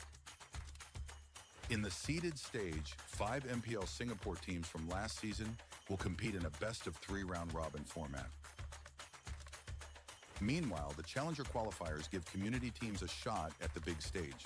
Over 2 weeks, the top 2 teams from each qualifier will advance to the Challenger stage. The Challenger stage will feature the 5 MPL Singapore teams from the seeded stage and the 4 community teams from the Challenger Qualifiers. In the first 2 weeks, MPL Singapore and community teams will compete in a best-of-1 intergroup round-robin format. In the final week, community teams will face off in a best-of-1 round-robin. The MPL Singapore teams will be ranked based on their performance in the seeded and challenger stages. The top 4 teams will move on to the playoffs, while the bottom-ranked team drops into the challenger stage rankings for one more shot. In the challenger stage, the 5 remaining teams are ranked based on their challenger stage results. The top-ranked team secures the playoff spot, while the remaining 4 will enter the last chance qualifiers. In the last chance qualifier, one final opportunity awaits: a 2-stage battle to secure the last playoff spot. In stage 1, community teams get one last shot to qualify. The top 2 teams will advance to stage 2. In stage 2, they'll face off against the 4 teams relegated from the challenger stage in a best-of-1 single elimination bracket. Only one team will survive and claim the final playoff spot. To summarize, in the MPL Singapore Season 9 format, there will be 5 MPL Singapore teams and 4 community teams qualifying through the Challenger Qualifiers. Based on regular season performance, the top 4 MPL Singapore teams will advance directly to the playoffs, while the 5th-ranked team is relegated to the Challenger stage rankings. In the Challenger stage, the 5th-ranked MPL Singapore team and the 4 community teams will be ranked based on their Challenger stage results. The top-ranked team from this stage will secure a spot in the playoffs, while the remaining 4 teams move into Last Chance Qualifier Stage 2. They will be joined by 2 additional community teams who advance through Last Chance Qualifier Stage 1, which serves as the final entry point for community teams. The winner of the Last Chance Qualifier Stage 2 bracket will secure the final playoff spot. And then it all comes down to the playoffs. 6 teams, only one champion. Who will rise and claim the MPL SG Season 9 championship?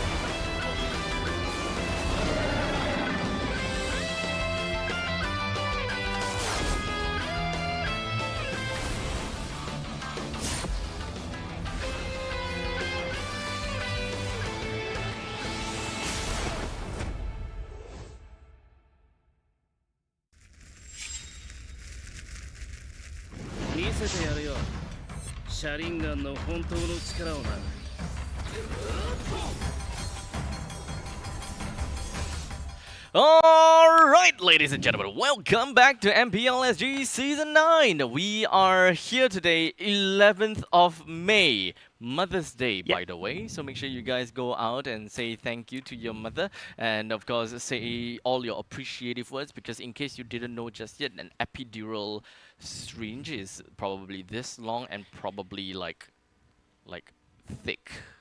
Like, I don't know how thick it is, but I can't really emulate that. This thick.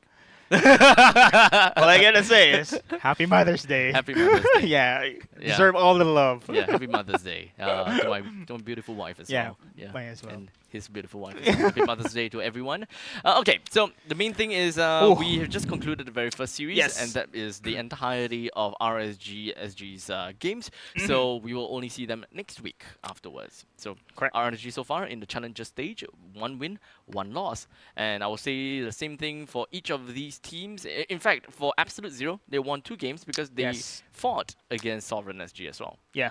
prior to that one, and now we are into the next MPL SG team that is King Goose Vanguard. Indeed. Yes. Now, this is very interesting, abstract, because if Absolute Zero once again be able to take out this lineup against Vanguard, I'm pretty sure. Let's see later on. But this is the lineup. Nandez here on the jungle bow, on the Rome, Walker Knuckle in the mid, Liechtenstein on the gold, and Super Ryan on the EXP. The moment I saw this lineup, this roster, again, you mentioned this one, guys, yesterday, the Stain brothers. I kind of miss Nick also, yeah. man. But anyway, Liechtenstein did a pretty good job. Yeah. Don't get me right. Yeah, definitely. I would say that Nandes has definitely made me think Nande when Nande. yeah. When of course he managed to get all these kills, triple kills, maniac again, and I'm just looking at Flash and just like Nande. Nande? Eh? Nanda's business. He's done this business. But okay, I absolutely love the game that they have managed to show us today, or rather yesterday. So hopefully that we've got King Goose Vanguard. They managed to will give us even a better game coming up against this game for the Sovereign SG. So once again, Sovereign SG is gonna be playing first because you're not gonna like back and forth kind of thing, right? So we saw Nandes go for some crazy Lucas play. And I just expect, ban them. Yeah, I expect.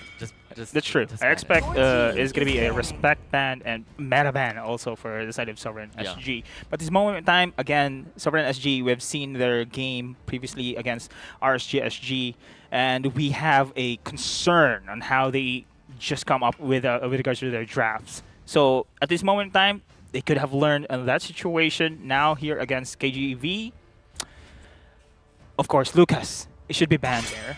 Kalea this time around also being taken down, but yeah, you have to consider the Lucas, or they will pick the Lucas themselves. Oh yeah, that's true. I think in the previous game, at least, they didn't manage to play the Lucas. So at least when it comes down to information, we don't really have too much information on their usability on the Lucas. So perhaps this will be the time that we get to see them play that. So how's that going to be? We've got Kalea, Kimi, and Fanny that's thrown into the mix. Harif is currently still available to be picked. Okay, so we've got Harif, we've got Suyo, Joy, Fovius. Yeah, I think. Is there a glue game yesterday? Yes, Are actually. they? Okay, there's we one did glue game. actually see one single glue game, but I don't think that it worked out all that well. I think that the glue was. Wait, I think that was actually played by Super Ryan, game number 1 against Team Flash. Okay. Yeah, so right now glue has 0% win rate. Is banning. And well, Glue's been rising in the EXP. It has a great performance on the other regions. I haven't seen, well, personally, I haven't seen yet. So you mentioned, of course, yesterday, right? The Glue has been used. Has it won? No. No. Okay. 0% so win let's. rate. Anyway. Okay. Toss it right out of the window. Okay then, because I have the information that Glue has been pretty much OP kinda this pick. But anyway, the opening up here, Zushin is also. Pretty much open, Shuyo as well. So if SSG you are in the first priority pick, you go for those heroes. If the question is it these heroes their comfort picks? No, Matilda, okay. Okay, Matilda's out. Okay, so I think the game plan is completely changed as compared to the previous game that we saw, because I think that they were kind of revolving around the Matilda to a certain extent. But now we do have a first pick onto the Badang. Usual, right? I wouldn't even call that usual, actually. Suyo, It's Suyo Joy that has seen resurgence being first pick material. I would say that Badang is a decent pick. It's a pretty good pick, but not exactly first pick material. Yeah. Maybe SSG if I mentioned challenger teams. Go for the comfort pick. Badang is their comfort pick. Then no I questions. Think that there's no problems, right? Because honestly, when it comes down to challenger teams, I would always say that because of their lack of hero pools, potential lack of hero pools, always go for the comfort so that you will be able to put your best foot forward. So this is it. I think this is a adjustment that we are looking for Sovereign SG. Just go into your comfort picks. Go to your draft. Don't overthink on the enemy teams at this moment in time. But now, if Badang is going to be the first pick, you need a follow-up here. So Hylos have been used, so that is sustained. So Badang can go for the pin, but you need a follow-up hero here. Yep. A few months back, a lot of the international teams picked up the Badang first, only because of the fact that he is a beast in EXP and Rome, apparently on Rome as well. But throughout my time in SPS, I actually think that that's not necessarily the case. There's a lot of games with Badang Rome was played, but to not that great of an extent. Yeah. So theoretically speaking, yes, he can go roam, but he's not the best ideal roamer in my honest opinion. So if SSG have that same idea, then they want to first pick onto the Badang because it's flexible, then at this point in time that means they can kind of fixate that Badang into roam position now and pick up a CC for themselves so that they will be able to counter against the Hylos. Yeah, can actually. Plus, of course, we have No Joy as a full committal as well. So we've seen how Badang can really stop that escape strategy for the opposing team with that barrier. I think it's pretty good. SSG draft right now, again, first half. Their draft's pretty good. Plus, they have the Zushin here. But on the other side, you have now the Hayabusa. It's kind of difficult on how... I think they need to have, on the side of SSG, someone who can take that lap down. So we have Kalea has been banned, right? We have seen Jawhead. Kalea has been banned. Sorry? Jawhead? Jawhead once by JPL. Yeah, Only once by JPL. Okay. So for me, I think Jawhead is Kalea somehow kind of when it comes to initiation, flicker, ejector, flicker. I think they are largely similar. Yes. Just that Kalea is actually a little bit better to me, only because of the fact that she can reposition herself. She can position herself, yes, with the use of a single ultimate. She doesn't necessarily need a flicker. The flicker, in fact, just extends the range. While for Jawhead, it's necessary for the flicker for the initiation. So one is optional, one is mandatory. While in the meantime, the only thing that Jawhead does have better for is because he can, number one, save people with a toss, and also he does have very strong damage when it comes to smart missiles, which is not something that can plus the range of this initiation as well on that unstoppable force. I think you're right, Abstract, in that sense. But the point is they need to have someone to lock down this Hayabusa for the side of KGV. So far, it's full committal here. As you can see, there's not much of a heavy crowd control except for that barrier coming in from Badang and, of course, the Sushin. But you need a certain range to execute that one. I think that having a... Wow. Okay, this is kind of tough. As much as I really want a Gatokacha from SSG, I still think that they don't have a very solid initiator per se. Oh, wait. Badang is the initiator already. Yeah, Yes. Badang is the roam initiator, and then the Gatokacha on the EXP. Okay. Yeah. Okay. This is great. I think I love SSG's lineup. I think I'm okay. I think I'm okay. So they have their toes wet for many for different patterns of playstyle, right? They have a decent amount of crowd control all across the board. They have the AoE damage coming in from the Joy, the Badang, and to a certain extent, even Jusin has pretty decent damage there as well. And let's not forget about the Piers when it comes down to the Spear of The Spear right? the SOD. Yeah. Yes. Spear of Destruction. SOD is easier. Yeah, It's yeah, like yeah. a Spear of Destruction or Spear of Misery, and then the passive, the Spear of blah, blah, blah, blah. Yeah. That one. That one. How does one even pronounce it again? But actually, this is a great adjustment I'm seeing right now, Abstract, for the side of SSG. And they have a great draft. We have mentioned, of course, this is just 50% of the battle. And I think they check on this one. SSG against, this time around, King's Vanguard. But King's Vanguard, though, they have the Valentina pick was so good. So what's the...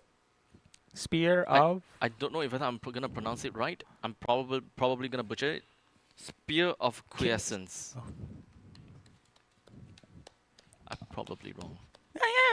Quiescence. Quiescence. Yeah. Is it really? Yes. Oh my god! Okay. For the first time, I 5 got seconds till the pronunciations enemy okay. reaches the battle. Here we go, ladies and gentlemen. The start of our third match. It is gonna be now KGB King's Vanguard versus Sovereign SG. Now again, best of one only, Abstract. Best of one. That's fun and punishing and scary.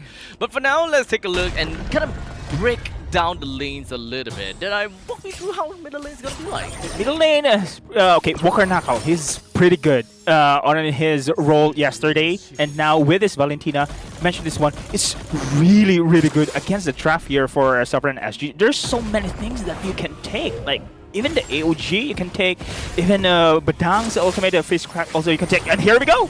Immediately, Walker Knuckles and Nandes is just going to be jumping themselves right into the face of Sovereign SG. Good amount of pokes, but not really something that will send any one of them back home just yet. Well, we do have the pickup coming in from the Lantern Flare that did a decent amount of damage on the Walker Knuckle, but not like he's not gonna Walker Knuckle himself out of that. Okay, but those are the two battle spells has been expanded already. Now they have to look out because Jawhead is there. Bao still has the Flicker. Flicker Ejector can easily pick you off in the early stage of game. Now King's Vanguard can take this as an opportunity or actually dictate the tempo here. Look at Nandes. Oh, Nandes. Yep. I'm not too sure whether they're actually going to go for it. Yes, they are with a flicker, but unfortunately, he did not manage to combo the toss right in time because of the big little stun that we saw coming in. What exactly was that, Carax? Wow, good taunt. Actually, that initiation coming in from Bao is good, but they did not expect that Pokeako is there in the vicinity. So that was the counterplay coming in from the side of SSG. Great attempt for King's Vanguard, but better counterplay for SSG. Now the turtle is up. Great vision again from Bao. We have seen, of course, that orange buff has been taken easily here with the side of King's Vanguard because of that health of Bao. I like Bao's map awareness at this moment in time. So we'll see whether he will be able to. There we go. That's what we want to see, right? A quick little toss to get people right out of dodge. Something that Kalia can't do. And this is the unique interaction from a Jawhead, which pretty much makes Jawhead semi-good. It's mostly the smart missiles that makes the Jawhead even better than most other Romans out there that really denies the capability of opponent Romans from, getting too close. But we're going to be looking at a split fight going on. Walker Knuckle did manage to get a jump quickly out there with the beacon. As such, we do have Kong. Doesn't have a lot of HP still, but it is a full-out Sovereign SG jumping himself right into King's Vanguard, claiming kills onto Walker Knuckle, Bao, and very potentially Super Ryan too, but looks like he's a little bit tankier than normal. Wow, beautiful sustain for the side of Sovereign SG there. Now they have the opportunity to take this turtle, but Nandes in the vicinity. They still need to take this player into consideration, but again, now King's Vanguard rather left it out, go for another opportunity. That is going to be a pick-off. Okay, so pick up. Doesn't seem like he will be able to do too much as Phil Mel has already expended his flicker, but also a kill for King's Vanguard too. So we do have quite a bit of battle spells that's currently on cooldown, and not to forget with a single kill for King's Vanguard, I think that's pretty good value for King's Vanguard. Look at Bao. He's doing this time and time again. He's actually dictating the tempo here. Now going for the perfect target in the bottom side, but I didn't expect that one. I thought they are going to full commit dive on the against Night Shiki there, but I'm not sure the decision why they retreated at that I think it's due to the fact that they don't have any creep ways to kind of tank the initial toss. But hold on a second, Bao, good toss right onto Krill Mel. Terrifies land for a while, but it's not quite enough to bring Krill Mel down. As such, Bao is going to be the only one that goes down to the side of King's Vanguard and didn't even get a kill on the Sovereign SG, unfortunately. Wow. Man, sustain again. This is the second skirmish play that we have seen that Sovereign SG never had a casualty there. First in the turtle skirmish, now on the second one. So this time around, I think Carax did a pretty good job here with the Vitalist Battle Spell. But King's Vanguard, they do have many single target skills here, but when it comes to the major team fight, when Carax is pretty much present in the midst of it all, they cannot burst through against SSG. Yeah, so he's a tanky boy. Revitalize makes things even tougher for King's Vanguard to break that wall. So, at least for Sovereign SG, I think that as much as they want to play in the early game, because of the fact that they do have a joy, King's Vanguard still is very aggressive because of the fact that they do have a Jawhead as well as a Venetina that does pretty decent damage too.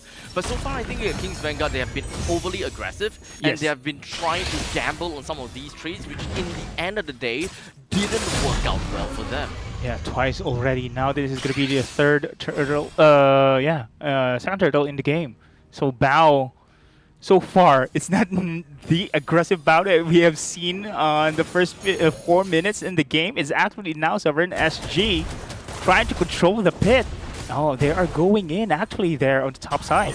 So Karak's terrified, Oh. and now Nandes puts himself right into the face, only to be locked down almost immediately with Kong just taking the brunt of damage afterwards. So that is amazing shot, and that is just a small little, I would say, slip up from Nandes. Look how the aggressiveness shifted here in favor for the Sovereign SG. Oh, with a nice pickup and Lantern Flare, but that's not the end just yet. Terrified once again on the Creo Meow, completely stuck in the proxy of first and second turret in the bottom lane. So she's gonna go down, while Nightshiki quickly tracks down the bottom lane UI.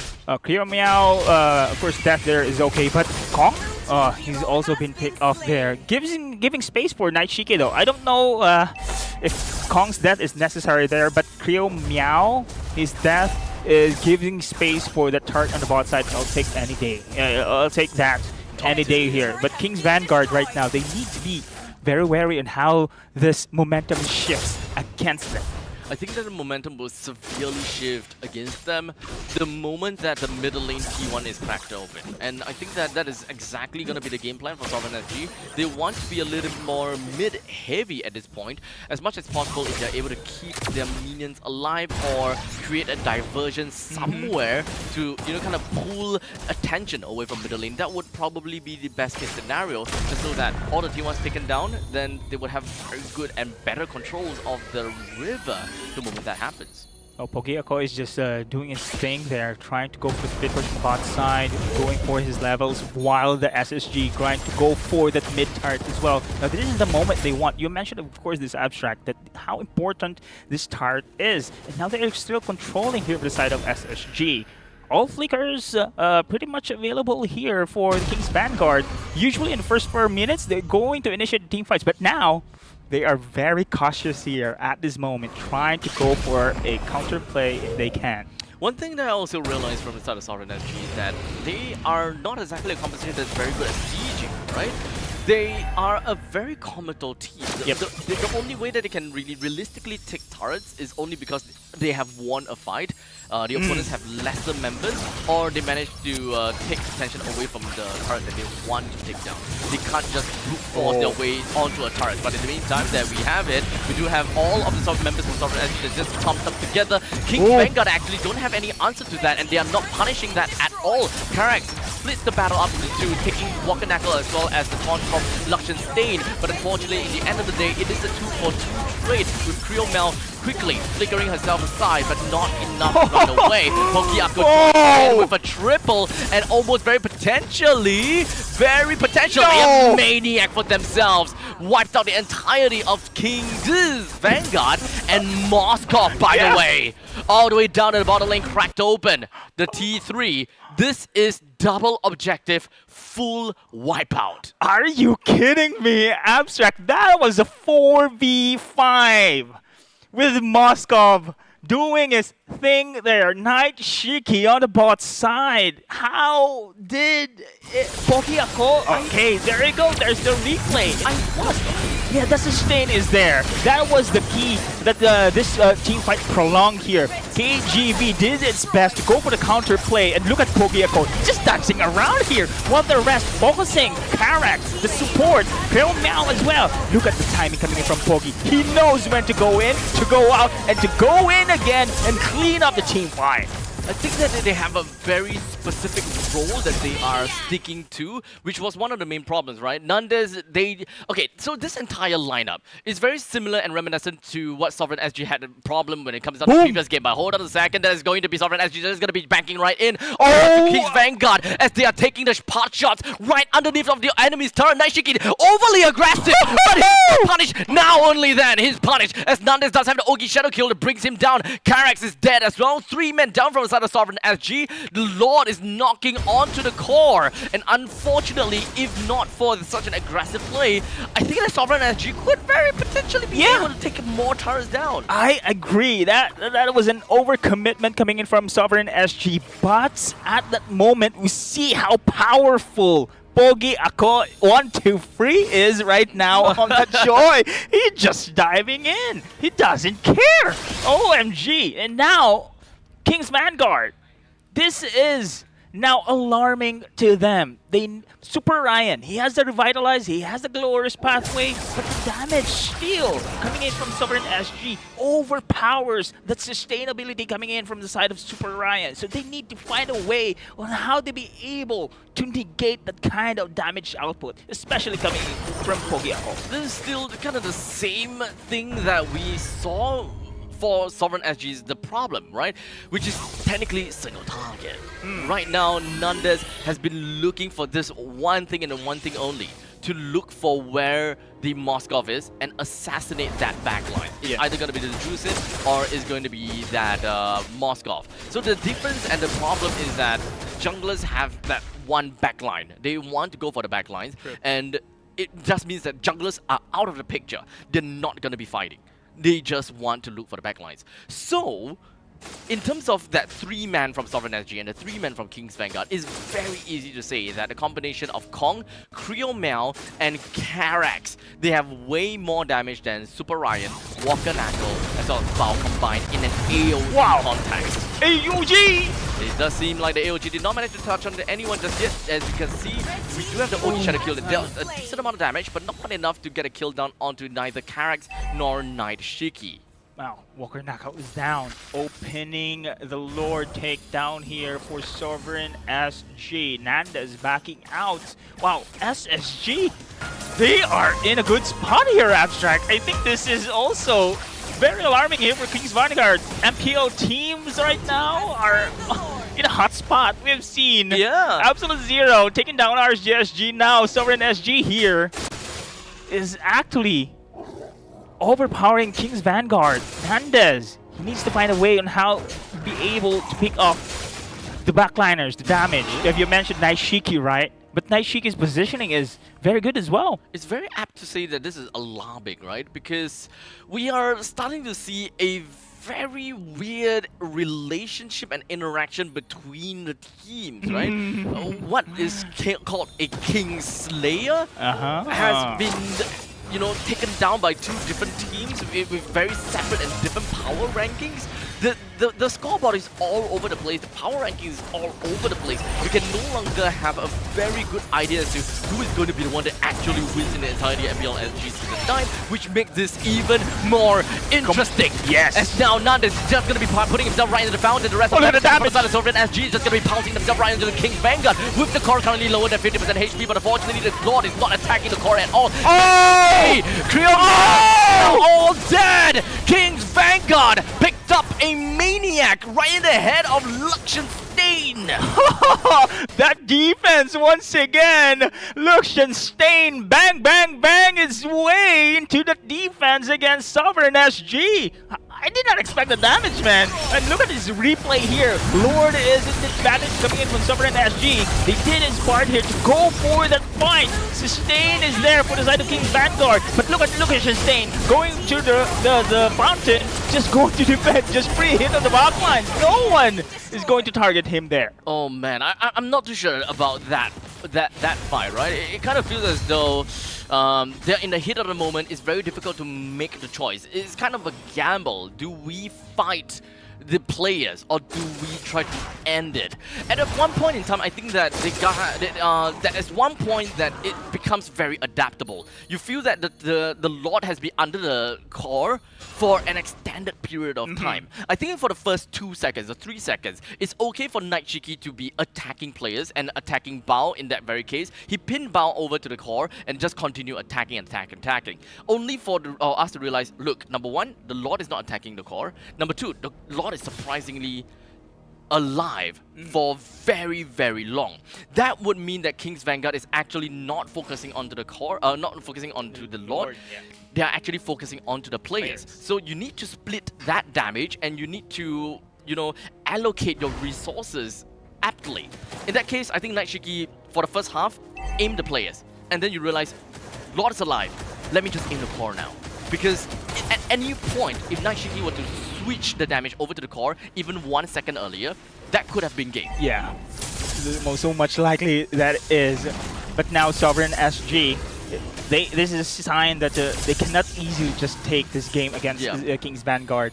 And now look at this one. They're trying to make opportunities themselves. They want to initiate the team fight. Super Ryan has the vision as well. Oh, the bottom side. Look at this map here. They're targeting someone. It is by no means that Sovereign SG made a wrong choice. In fact, that will always be a gamble. The final push will always be a gamble. Do I focus on players or do I focus on core? In this case, the gamble went on the other side, and they're gonna have to redo that all over again. Hopefully, it will make things better. But for now, we do have the fist crank coming from Kong. Hopefully, that he will be able to push Super Ryan away, but it doesn't really matter because we do have Pogiako that managed to take the Lord down. All 4 members from the side of Sovereign is just gonna be down onto the main fight, while Night Shiki goes for a split push down in the bottom lane. But unfortunately, the rest of King's Vanguard, they are back as the Vanguard. They garrisoned their own core, and they managed to clear out the wave that is pushing down in the bottom lane. Krill Meow and Super Ryan, we got 1 person dead from each side while the Lord marches in middle. Wow, that was a great opportunity there for SSG to take the Lord. They know that Bao and Nandez was out of picture, but now that is going to be the defense we are now expecting for King's Vanguard. Same gamble, you're gonna have to take a look at that. Keep your eyes on the Night Shiki and take a look at his prioritization of who is attacking. Because right now, he's got Nandez at the back. He went for Nandez to go for the kill. And now, it's totally fine for him to just focus onto the core and try to gamble because he's the only one remaining. But yet another maniac has been credited over to Luxionstein within a short span of time. Same scenario. Same scenario. Same scenario, but we've seen Night Shiki. Same scenario. Night Shiki going for the core. Yeah, but unfortunately, I think that looking at Night Shiki, he did what he needed to do, right? Clear out the minion wave, and then now because he's targeted by Nandez, he cleared out Nandez. And now because there's a lot of members that is already low HP, it's totally fair to go for the kill so that there's one less person targeting him. Now that everyone is dead, and now I'm left alone, I've gotta have to go for the core. There's no point in trying to go for the kill anymore. I think that he made the right choice this time, but it's just that the odds are stacked against him. Pogiako just dive into the fountain. Oh really? He did. Just to get those kills. But, so he threw. Yeah. I'm not sure. Pogiako, that was twice in a row. I mean, the same scenario we're seeing, but again, Night Shiki goes for the core because he has no choice. As you have mentioned, all his teammates already been down. But Pogiako, that dive is really questionable to me. But he did manage to pick off, but it's not that important pick off that I have seen. They can manage to go for that zone, so Night Shiki goes for that core. But this time around, King's Vanguard, twice they defend, twice they recovered. Now this is the moment they can level up against Sovereign SG. Making some plays here on the bottom side, but now without the tart here, Super Minions is spawning. It's still Sovereign SG controlling the game. It's very much of a stalemate all across the map. Yeah. Sovereign SG and the King's Vanguard. Look at the swing, man. Oh. Okay, but fortunately though, right now economy means nothing now. True. It's all about that team fight. Depending on how Sovereign SG wants to play, they are a very team fight. They are very team fight based composition, right? So they will want to win in those team fights. But at this point in time, there is a cross-map play that they are looking for as well. As you can see, we do have Night Shiki that's been thwarted. The plans is thwarted! King's Vanguard found Night Shiki hiding in the brush. And now King's Vanguard, they're looking for the opportunity. AOG! Take it all away as the AOG lands. Clear Melrock's away. Pogiako take it down. Kong, Drag unable to reclaim themselves right in front of the throne. As such, the Lord has been taken by the Vanguards. And King's Vanguard finally have gotten themselves the rally that will eventually push down middle lane. Wow, that decision to go for the pickup plus stopping that blitz on the Lord, that was great decision making there for King's Vanguard. That's Walker Knuckle. IMU AOG makes it perfect in that skirmish play. Now they do have the advantage here. Lord marching through, pushing here on the bot, pushing here on the top as well. Sovereign SG, one mistake could cost this game. They have pretty decent wave clear though. So if they were to play in their base and try to clear out everything, it's still technically speaking possible. But they will lose their T3s for sure. Yeah, for sure. For sure. It's a tough match. And Sovereign SG, they did whatever that they could. But the question is, will this be their lifeline? Will they be able to stay alive? How is this gonna be? Is King's Vanguard gonna even give them any form of opportunity? All 5 members from the side of Sovereign SG is ready to go up for the garrison for this T1 or T3 turret. We do have Nandes coming going all the way from the back. The Ogi Shadow Q actually didn't do a lot of damage at all. It's been completely spread out. And now King's Vanguard with the Evolved Slot just right in front. We do have Sovereign SG with the Kong just gonna go straight out for the Fist Strike. Didn't really do too much, but the main thing is Luxian Stain doesn't have a lot of HP. Oh! Way back was Super Ryan as well. Nandes with the Quad Shadow, go all the way back. We do have the fighters completely split up. No way! Go just walk the deck, go nuts up there! What? Power as well! The entire team fight with not a single fatality! Are you kidding me, Abstract? What is this game? No casualties! Inhibitor charge secured! King's Vanguard! You are out of this world! OMG! Very clean retreats. Wow! They got all the T3s with not a single person dead. Oh, there's gonna be a team fight there! Oh my goodness! As now we do have the carpet that has been drawn out by Super Ryan. Oh, Pogiako! Just go straight in. Pogiako, Naichiki. Wait, hold on a second. Sovereign SG. They actually don't have a lot of HP to work with, but they are gonna be on the offensive. Oh! Loses immortality. As now Super Ryan first one down, sweet. Second one down. Luxian Stain somehow was fought and dead as well. Evolved Lord is right back in the map again, but Sovereign SG. They've got the middle lane pushed down. Are they going to force this out? Oh no, this is gonna catapult. They still have the catapult 4 versus 3 situation. And now a grave stun onto Bao. Doesn't have a lot of HP to work with. Oh! The flag catches him.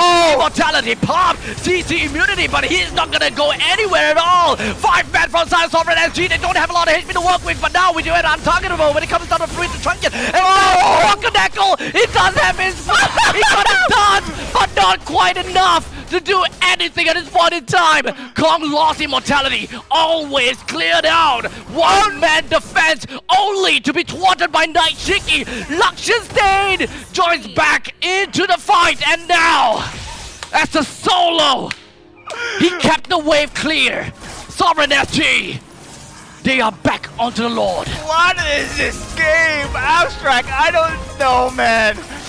Are you still there, Abstract? That was a great play, great defense, a Sisu battle, once in a lifetime. We're seeing here a challenger team against an MPL Singapore team. It is just I didn't want to incredible. go this crazy. Yeah. The stakes are low, but this is such a good game. Such a good game, man. Best of one. This is how a best of one series can really dictate the players, the team's mentality. But now, back into the game. Sovereign SG secured this Evolved Lord. Will King's Vanguard be able to defend once again? This is a clutch game we are now expecting here for King's Vanguard. So much micro plays we have seen. And now, Pogiako, if he is not overcommitting in such situation, he can really turn the battle around. His discipline his trigger discipline, to be specific, must be there. Oh no, not that! No way! No, not like that! Okay, his they managed to catch a lot of people at the same time. As Sunshine State doesn't have a lot of HP left. As Pogiaku went straight into the dance. Lock State, he doesn't have immortality, so he's gonna be A-OK for now. But all 4 members coming from the is gonna be taken down. Run! Wow! What a game! Wow! What a game, man! MPL SG Season 9 Challenger Stage. This is why you're my Lodi, man. Oh my god. That is why you're my Lodi. And speaking of Lodis, man, those teams, Sovereign SG, just taking down MPL SG team Kings Vanguard. Which took down Team Flash. Exactly. What the hell is going on with this season? OMG. To be honest, I'm happy because we have seen, again, 3 seasons, Team Flash dominating Top heavy, right? everything. But this, I am not used to uncertainty. me, I welcome, especially this kind of gameplay that we're seeing right now. The future is bright, man. The future is bright for the MPL Singapore teams. I mean, I welcome it, but Wow. boy, I need to swap out. Oh man, Wow. Okay, Sovereign SG. they're not so much of a quote-unquote underdogs that much, huh? Compared to their game against RSGSG yesterday, I don't know. Wow. I don't know what just happened to this team SSG. What motivation they have taken on that game against RSGSG. This is a different SSG. Okay, remember we talked about during the drafts that the draft has been one of the factors that they lost that game. This game specifically, this is a great draft. They showed their exexecution, Yes. right? They showed their execution. They looked out for what they wanted to do, and this time I think the Gatokacha plus the Badang actually worked Yep. out pretty darn well, huh? Yeah, that's true. I Wait, mean, hold on a second. The ye- Gatokacha. correct. Who was the roam actually? Is it correct, right? Yeah. Is it Gatokacha no. roam Yeah. or Badang roam? No, Gatokacha. Is it Gatokacha roam? Yeah. Okay. Yeah, but this is what you mentioned, right? That AOG is not meant to really initiate, Yeah. but to follow up, which Kong Kong with the has feast. constantly just Yes, going that's in. the thing. So on the previous match, they have the full views. If only they have the Gatokacha, then I think it makes us. probably, Yeah. yeah. But this game, I have to highlight, guys. Sorry for KGB, but I'm going to highlight that SSG here just deserves the recognition here. I mean, they adjusted very well. This draft is really, really good. They have, to be honest, I mean, it doesn't show really pretty much of a counter on the other side. Actually, it's KGB who counters SSG. They have the Valentina here. They have Super Ryan on the high-lows. Whenever the commitment is there, the Glorious Pathway as well as the Revitalize can really sustain you. But then again, Pogi Echo just stepping up with that insane amount of damage. Wow. 113k. Wow. 113k of damage. 100. OMG. Yeah, this is quite a game, huh? Quite a game indeed. Don't get me wrong, KGV's lineup is pretty good as well. They have the is. pick off, but I do love how they stop the aggressiveness coming in from Bao on the Jawhead. Oh, Jawhead in the has first been- 5 minutes, huh? Exactly. Yeah, I think Give the space. Honestly, I think that the first 5 minutes of the game definitely pushed King's Vanguard to a certain point whereby they understood their lineup a little bit better, right? And realizes what is their shortfalls and what are the things that they are good at, which probably attributed to their immaculate defense. Yeah. Twice, right? Double True. maniacs Yes. coming from the side of Lakshan Lakshan Stain. Stain. The marching order is great, knowing like, okay, who dies first? Okay, Lakshan Stain has to be the last one so that he is able to clear things out, or just general positioning of the marching order, right? But Sovereign SG, I just did not expect that final push coming, and there is definitely some small little mistakes which eventually snowballed into something, right? Yep. Like, for example, that final fight, bottom lane, Nandez Even though he did not die, right? Important thing is that he did not die. But that is valuable time wasted and valuable quad shadow wasted just to escape, heal, and then go back to the battle. And what's great about the reaction of SSG, they did not manage to get that pick off. They actually execute right there and then to go for the Lord or the objective in that game. So I love this decision making here from the type of here we go, the highlights of the game. So this was actually see? Pogi ako just overcommitted. He dived on that play. That's why Lucian Stain managed to defend this core at this moment in time. I think this is the second time Lucian Stain has the Mania. Yeah, that was the second time. Now this immaculate defense, and of course, a very good retreat motion from King's Vanguard. None of them died. They realized, okay, slowly back. And then look at Lucian Stain, no one can touch him. Even though we're looking at like Shiki just front to back all the way through, right? He understood that what he's gonna do. Look at them burn. Wow. We give credit here to KGB. That was a great escape, man. And this fight, the pick off onto Val, the stagger onto the Roamer, played such a big part in allowing them to get the Evolve launch and prepare themselves for the big upcoming fight. This is just insane game you're seeing here. Defense once again, back and forth. And then again, wow, Sovereign SG. I think this game will make their momentum up here for sure. They know how to stride here. Look at this is actually the last defense we're seeing here. Look at here. Oh, Bokanako doing his best. Just like a solid 3 seconds from Nandus, just in the base. Not doing anything, on everything on cooldowns. He couldn't even toss shurikens because his quad shadows were ill-placed because it's a defensive quad shadow. Different, yeah. You can't do anything with those quad shadows. That means all your damage output is gone. Your shurikens would be your main damage output, right? Sub-damage output, I will kind of call it like the Ogi Shadow Kill. But he used the Ogi Shadow Kill early. The damage is spread out to everyone. That's the thing. Did nothing. So that's why we haven't really felt that ultimate coming in from the Hayabusa in that moment in time. But man, that was a long drag game, man. The Cecil battle, almost KGB wants to secure that game, but then again, another defense with that. It's a tidal wave. Just kind of like. I like it. I love it.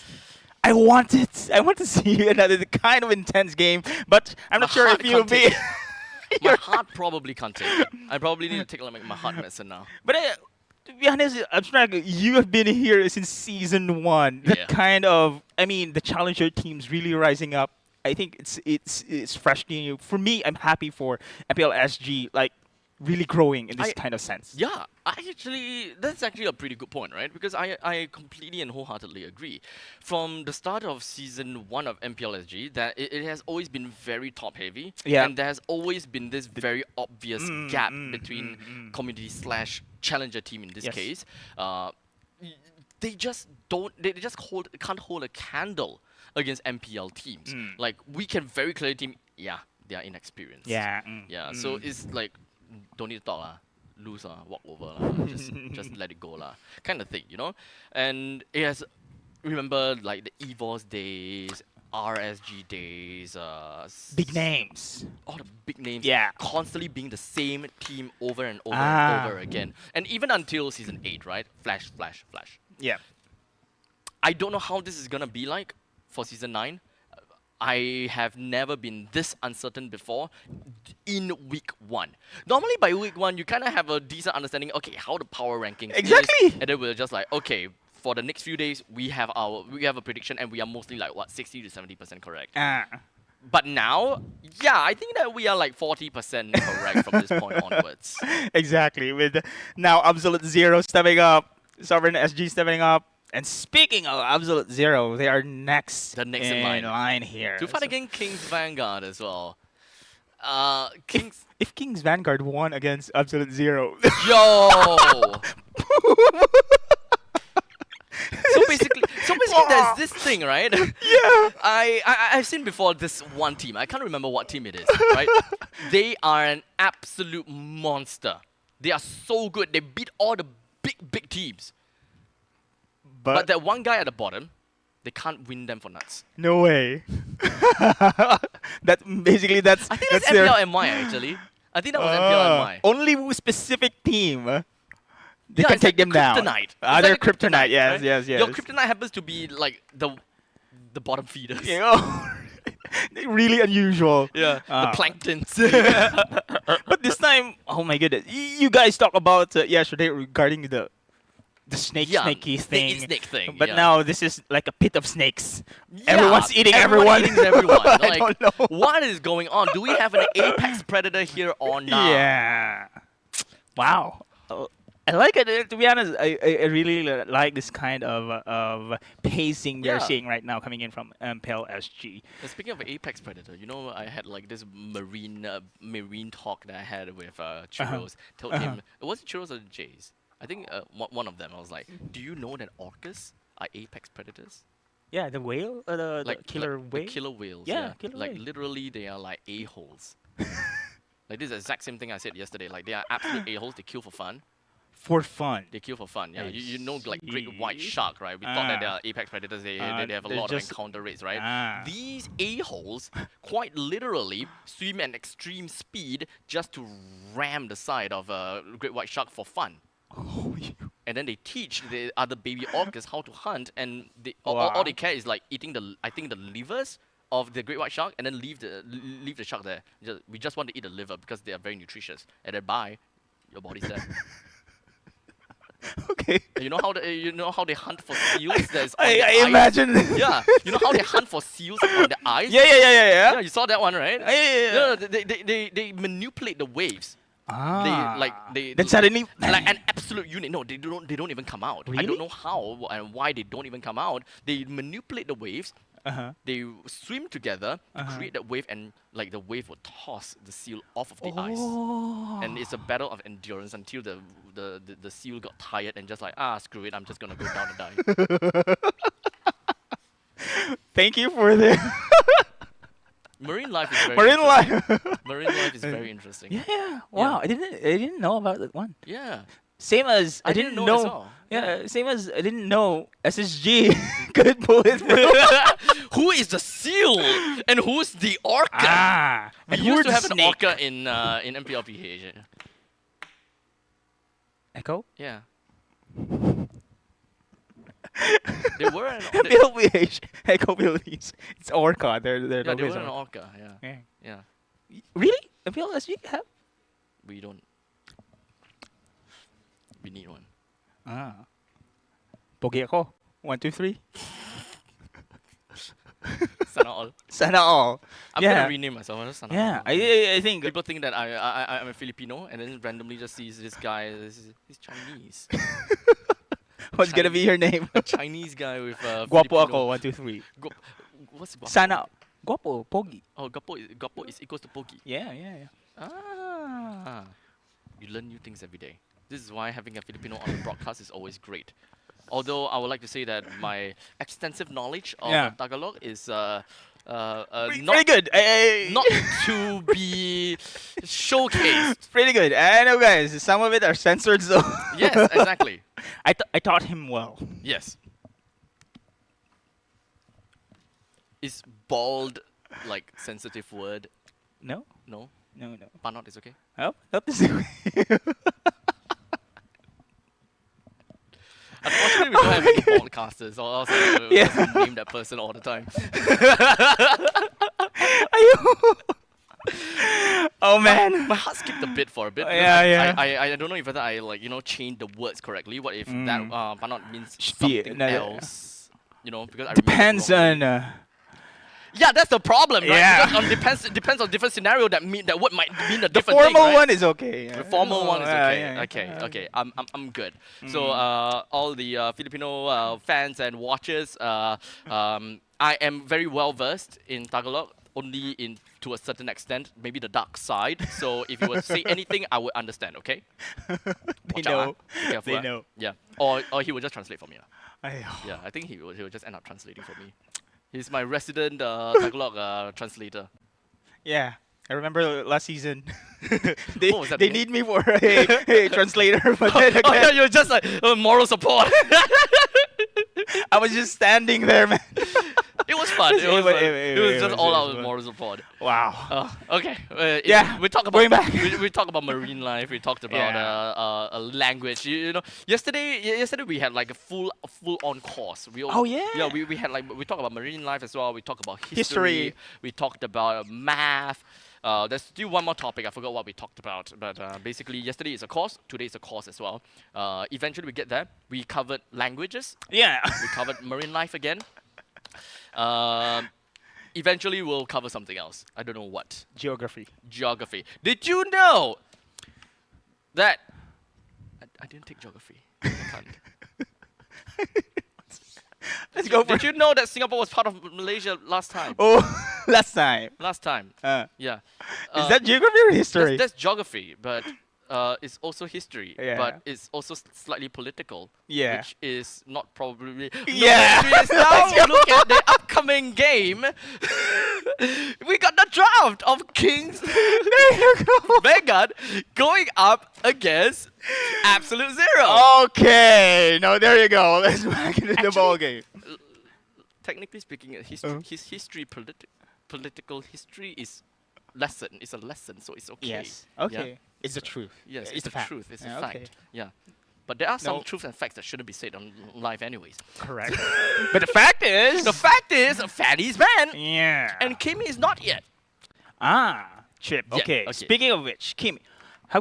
We've seen Kimmy once this day, and it's a loss. Yes. Everything else is a ban so far, right? Okay, now we are back to Absolute Zero. We've been hyping this team and the first series, right? Though this is their second match already. Will they be able to take down KGV this time around? They have been performing very well. That was a one-sided against RGSG. KGV, you mentioned a while ago, they taken down Team Flash. So Yes, yeah, yes. it's a statement here. If AZ will be able to take down King's Vanguard, Spicy. yes. Remember, guys. Then they will be the Orcas. Oh yeah, correct. Yeah. They, Absolute Zero. they beat people for fun. Really? I don't know. Remember, AZ just taken down previous to this live stream. They taken down Sovereign SG. So basically, they're still unbeatable. Perfect Yeah. score. Clean slate, right? Clean slate. So right Okay. now, what can we see? Harif is banned. Kimi is still currently Yes. available. It does seem like for the side of King's Vanguard, they're not too particular about that Matilda plus Alpha combination. I still feel that there is still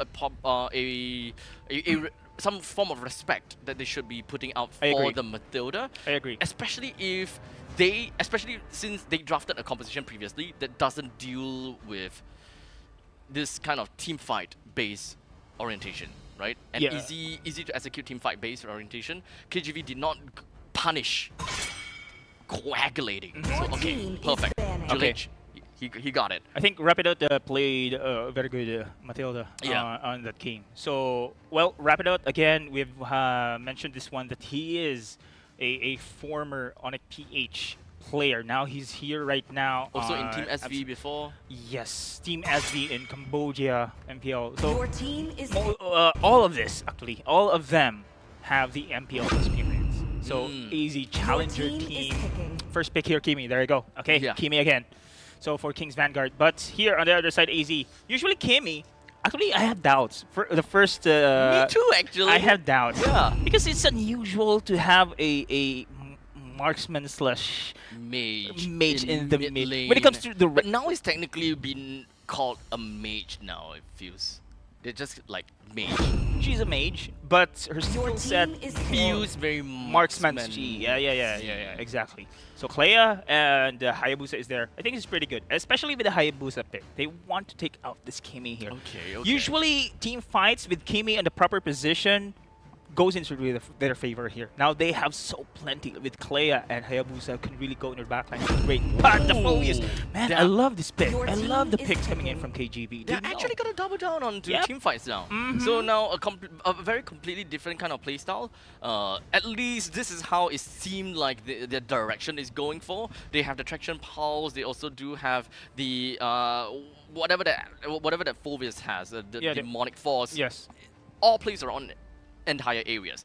Harif is unfortunately banned, so that is out of the picture. Irithel can still be a very decent pick if they want to go for that. Okay. Granger is pretty okay too. Marksman-wise is still, pretty open. Oscar, yeah. It's more of the jungler that I'm more interested for KGV. Let's see here. Easy, absolute Your zero. team is banning. Sicilian. Have you seen Sicilian alive? We haven't seen Sicilian yesterday. Okay, actually Sicilian's pretty good. Sicilian is pretty okay, especially since the way that King's Vanguard has been drafting so far, it doesn't show that they are very strong in the early stages. So what AZ can potentially do is ban out all those very early game junglers, early game. In fact, the Roma has already been decided here, so Yep. it actually makes things a little bit more difficult for KGV to, double down in the early stages. The only thing I'm concerned for the Sicilian pick, remember they have the Hylos here. Hylos can really reach the Sicilian. Your team Sicilian's is advantage banning. is his range. Mhm. So Yes. I think he has an advantage against Kimi as well, to be honest, when it comes to the laning phase here. But Kimi has been performing very well all throughout all the team is regions here banning. because of the positioning of the revamp of that traction pose as well. Gives additional crowd control when it comes to a team fight. But they still need Is to fend off this kind of pick of possession coming in from AZ. Will they be able to catch Hayabusa though? There's no one who can really. realistically catch. Oh, Yep. Fredrin Team ban. is banned. Okay. I'm okay with that. Yeah, Fredrin in the jungle has seen a little bit of resurgence, and especially since Fredrin is actually pretty strong in the early games since a very long time ago. Okay. Jungle Fredrin is still pretty okay. Got good catch, and that's also one of the reasons why Valir has been buffed in the most recent patch as well. I want to Need see an him. answer to the Fredrin too. I want to see the Valir actually. Actually, it's yeah. been a long time. Yeah, but this game, we will not expect a Valir pick here since Nah, Kimi it's and already been Cecilia filled has up. been. Yep, correct. Unless Your team they is want to picking. play the Kimi in the gold, so that they can have a more, they can have a better choice of mid laner going up against the Sicilian. But I highly doubt so though. Yeah, Valir can also be a great counterplay to Kalea, if I'm not mistaken. No, the flicker in and the tsunami slam. It's I think difficult. it's okay because his ult is basically a free purify. Yeah, Yeah. but you cannot. I mean, yeah, if you are the target, but you If cannot you are the stop. target, Yeah. You cannot. You can't exactly stop here. Yeah. You do have the surging wave that can help, but not that Yeah. good enough. Jawhead is pretty much open here for KGV. Your team is Go Oh. for the pick off, same as Kalea. Okay, Badang. Actually, a clear roam now. Okay. Kalea roam. It could go either way actually. Okay, now we can see that Kalea will be the full initiator here in the game. From Rapido. Yeah. Rapido is gonna be on the Kalea. Then okay, Tsunami Slam onto the Fist Crack. There we go. Or Fist Crack first. Yeah. They're trying to go for early game. They're trying to dominate. Export. How Yeah. can I You miss see, this even guy? even Your even the team Bruno. is So picking. KGV, they understand this. They want to win early. They want to win early. They want to dominate early. They want to get the snowball in. So the final pick coming from Absolute Zero is going to be the Granger in the gold lane to finish up this entire lineup. Rapidot is Hey. Okay. Yeah. Rapido is gonna be the. is no, the Rome no, Batang. Ven.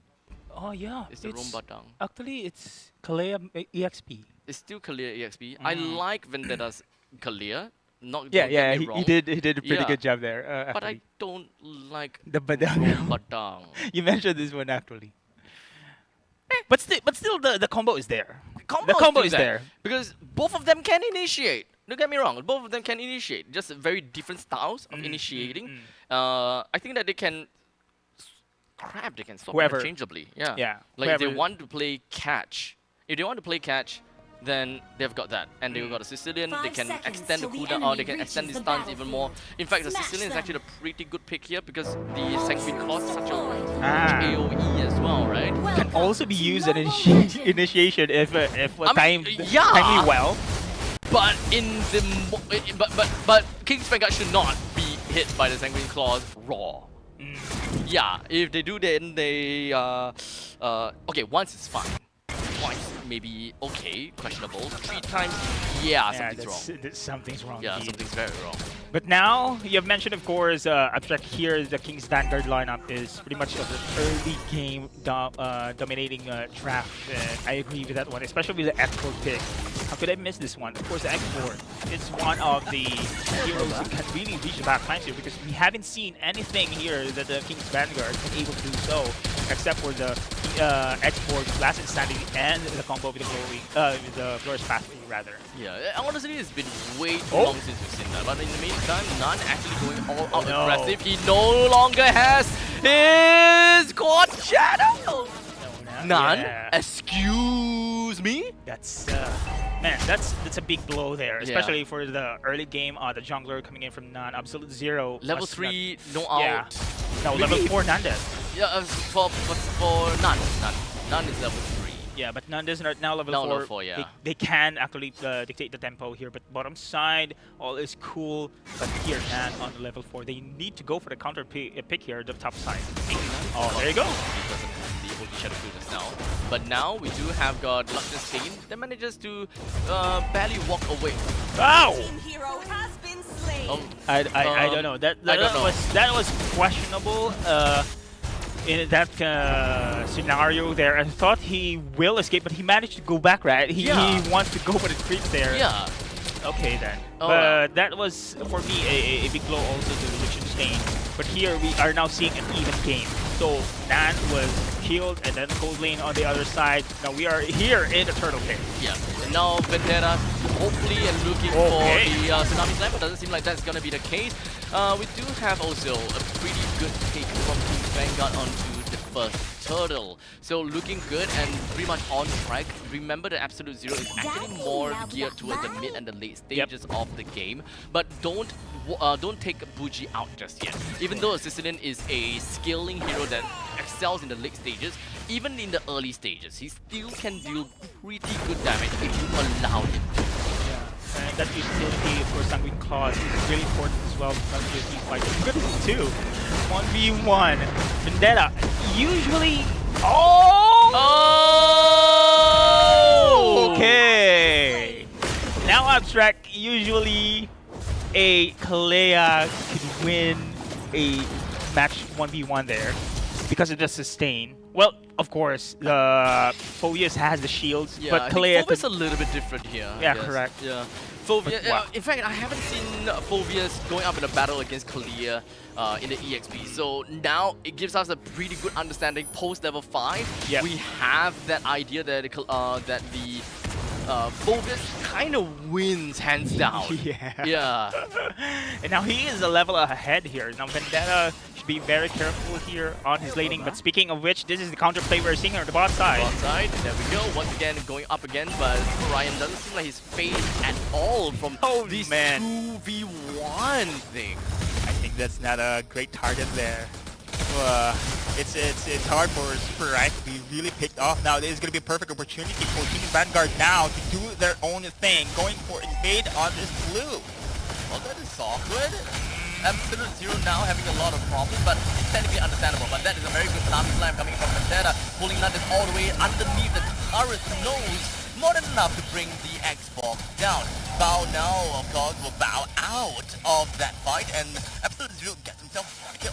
Wow, beautiful Tsunami Slam, beautiful initiation again from Vendetta. Now it is the grand opportunity for the Sturdo takedown. No contest whatsoever.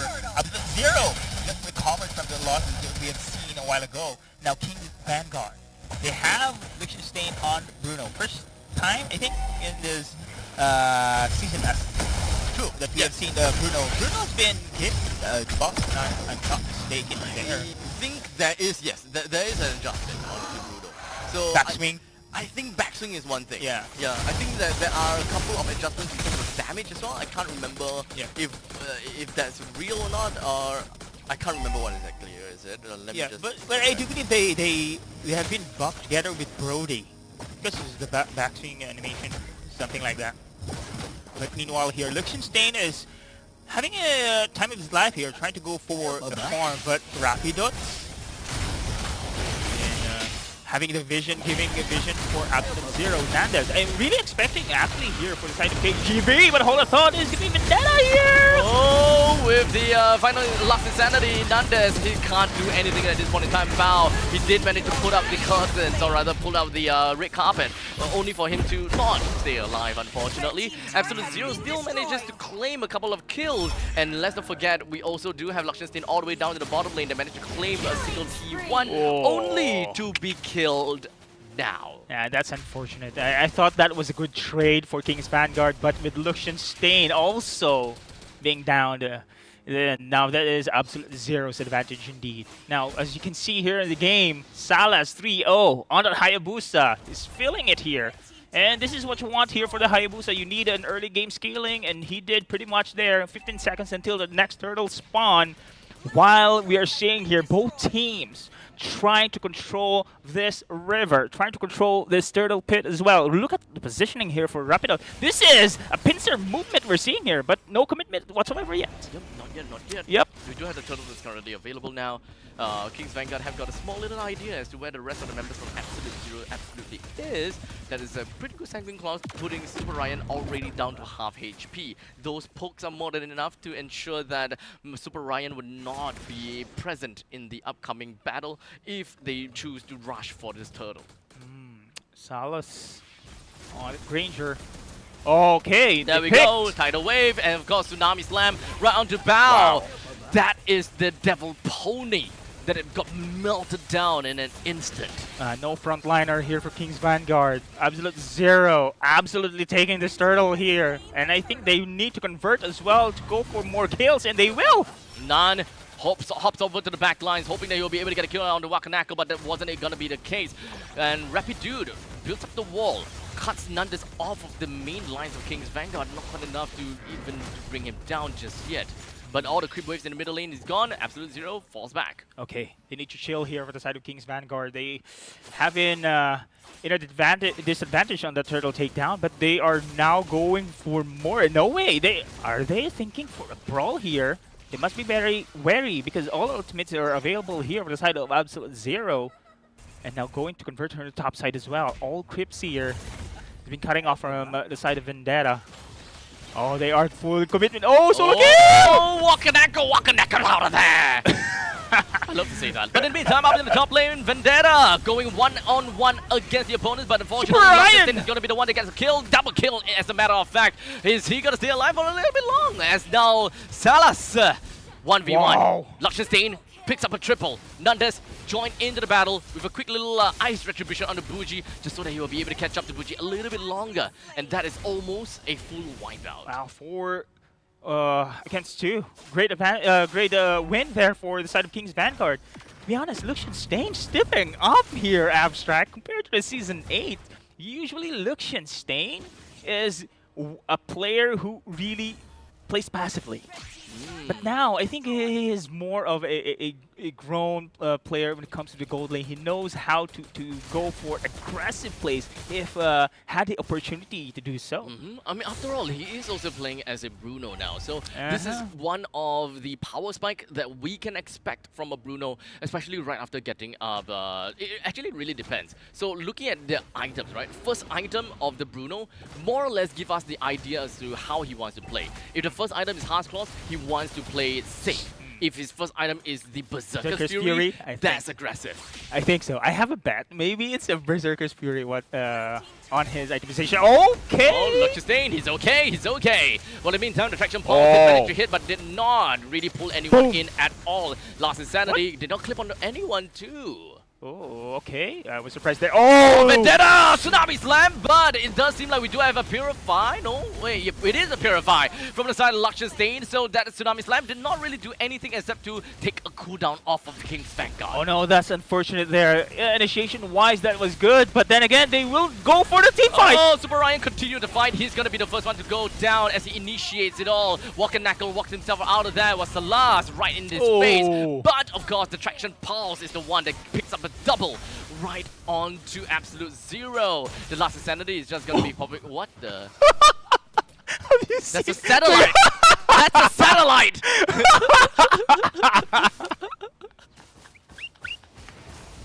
Look, shit. Oh, no, that was Salas, man. Look at Salas. You know what happened to him? I don't know. His Team Rocket blasting off again! We got the explosion guy! Okay, now they're going to take the Lord.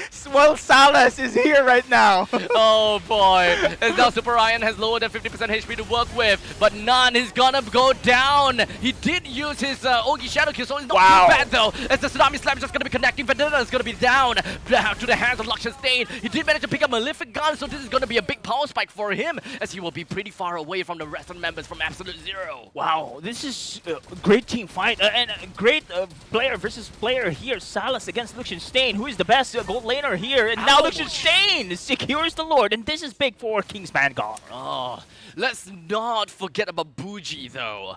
We are 11 minutes into the game. He's starting to be painful. Look at his replay here, and the clamp, the positioning. This is great for Absolute, and the position coming in from Bougie. No one's been taking care of this Sicilian in the back line. Salas as well. Oh man, I think this meta, I can say that range is game. Range is game, high ground. Yep. I think that right now it is still very punishable from King's Vanguard, but if you give Absolute Zero another 5 more minutes per se, I think that is definitely a lot more difficult, and the high ground would definitely comes into play, right? We put aside the amount of scaling and the damage that Bougie eventually put out, but it's more of the fact that they eventually would have to play for objectives and play as 5 as normal, and of course with all the stakes up in the sky. Yeah, with KGV right now having this Lord pushing through on the top side, perfect opportunity for them to take this mid card as well. Well, Absolute Zero cannot take the risk to actually defend the middle lane for now. But so far, we've seen Vendetta having those initiations, but the follow through wasn't there. It's really unfortunate here for Absolute Zero. Now all their turrets are out. Absolute Zero here been pushed against the wall, and now pushing here on the top side as well. We do have Bougie that had to recall back home due to the lack of mana. So now is the spammable part if Absolute Zero decides to go for it, which indeed... Oh! The cycle! Wow! Bougie! What is that? You can't do that! As now, the initiation from Bougie! Oh, Vendetta! Catches on to 2! Bao is the next one onto the chopping block! Absolute Zero tore apart King's Vanguard! That was a beautiful play! Absolute Zero, Sanguine Claws! Fist crack plus the diving from Vendetta. No escape here for King's Vanguard. Wow. Wow. Just wow here. Absolute Zero. Where did that come from? Bougie! Bougie. Dude, you are a mage, dude! Bam! You are a mage! What a play. What a play. What a setup. What a combo. And what a chase. Absolute Zero just taking this game to a different level here, just shifting the momentum here into their side. Oh, goodness gracious. Now this game is down the wire. Yeah. But let's take a look at Sicilian, because the Sicilian itemization is actually super important at this point of the game, right? 14 minutes in. We do have the Clock of Destiny, Winter Trunkian. We also have the Glowing Wand. This is the reason why he's not dealing that much damage to Nandes and Bao, for example, because he just don't have got the magic penetration just yet. He will eventually get to that, and the moment that has happened, Yeah, I think they need that kind of damage output there. But so far, because of the team fight, Abstract, the goal, the economy is even, the game is even. Now this is very crucial for this Lord takedown. Super Ryan has the vision. No one's flanking anyone here. It's all front lines. It's all going to be a mayhem we're going to expect. But so far, both teams also respecting what the other team can do against them. So we've seen Vendetta initiating the team fight usually for the side of Absolute Zero. On the other side, it is Bao with a glorious pathway, then follow up as Super Ryan on the front line. But the question is, who will initiate first?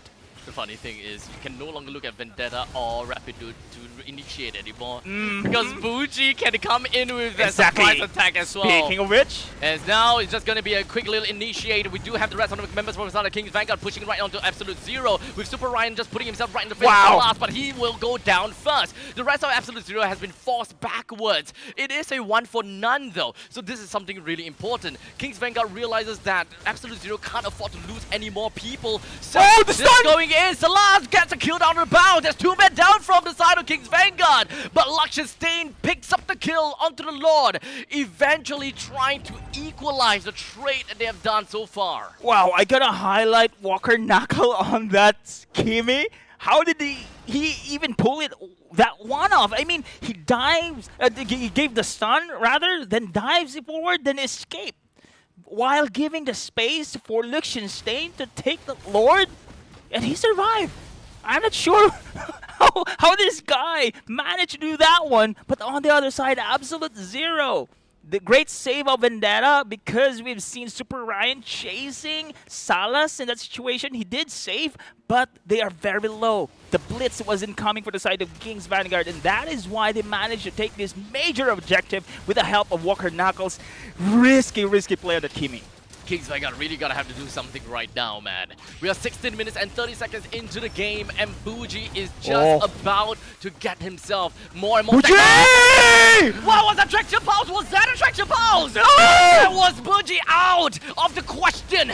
King's Vanguard cracked open the T3 up in the top lane, and Absolute Zero lost that fight. Just like that. Great catch. While Buji needs to fight. Oh! Not again! Is immobilized! As Nan walks away, burning a little bit from the glowing wand, but it's still gonna be A-okay. Rapidude tosses down the fist cracks just so that he will be able to clear out the ways a little bit, but unfortunately wasn't able to do all of that. Vendetta, next one, onto the chopping block, the mid lane, the core, down to 30%. Bao wants to end it, but he wasn't able to. Luxionstein pops the Winter Trunkian, but he still has Super Ryan as well. Walker Knuckles still around the base and around it. And now they ended it! Once and for all! What? Your hand as well. So many snakes. No, snake is snake. Not monkey strong together. Snake and snake. What a game, man! I love it. Good Challenger teams stepping up here in this day too. Wow, just absolute cinema. I like it. Normally Deadeye approves. Normally that is used as a meme, but Yeah. actually cinema. Absolute cinema. You thought. Deadeye approves, man. You thought. Wow. I think. Wow. This is great, man. But again, Absolute Zero is taking down KGV. They shown that really it's not a fluke that they have defeated Team Flash. They have the mechanics, man. They have the mechanics. But it wasn't an easy one. It wasn't an easy one. Absolute Zero managed to be in par here against the side of KGV. And look at his lineup. Now this Kimi has another win into her record. Walker Knuckle. So I think at this point in time it's just that King's Vanguard, they're just good against like top teams now, right? Yeah. I mean, okay, I think it's a very bold statement to already say that AZ is a top team, right? This is a very bold statement. But just from the challenger stage itself, we already have connected the snakes, right? KGV wins AZ, AZ wins Sovereign SG, SSG wins KGV. How else do we connect all these joints all together to make into one final MPL SG story? I don't know, man. For me, MPL SG season 9 here. Everyone's trying to step up. I mean, everyone's trying to prove something here. Yeah. That this is a different season for them. Yeah. I mean, I know that this is best of one. I know that one game doesn't really quite dictate how strong a team is. Actually, is my experience to cast best of ones because you have no choice. You need to win. You have to win at that one game. Exactly. So right? your mentality is really to win. Not okay. Let's chill for this game while let's test. experiment. Exactly. Unlike best of one, you really need to win. So it shows the character of the team themselves and how they be able to handle this kind of pressure. And yeah, I can for me I can say AZ is a top team. Okay. You still believe that they are a top team? They are a top team because they can be at par with this game against KGV themselves. Fair. I think fair. I think that's a decent. It's not a one-sided game. Who did KGV lose to? Did they lose to anyone? Flash. No, they won Flash. They won Flash. No, RSG just played one game yesterday. Ah, okay. Kingdom. That means they lost to Kingdom? Yeah, I think so. Oh, They lost to Kingdom, if I'm not mistaken. I completely forgotten about it. I need to look at the brackets again. Yeah, maybe. Yeah, maybe. Yeah, But okay, but yeah. yeah. Regardless, that has been as aptly quoted by Deadeye, absolute cinema of what we have seen thus far. That is a total of 4 BO1s that we have casted thus far. We still have the second half of the day. Yeah. And I hope that you guys have eaten your lunch. If you haven't yet, don't worry. We will be back after a very quick lunch break, okay? Make sure you guys stay tuned in. Make sure you guys keep the volume on so that we can wake you up with a quick little shout the moment that it comes on, okay? So don't go anywhere too far. MPL SG Season 9 will be coming back with you guys with some more crazy, unpredictable Snake eat snake matches. Yeah, whatever that this season would be now. I don't know. See you guys. See you guys. 湧いてくる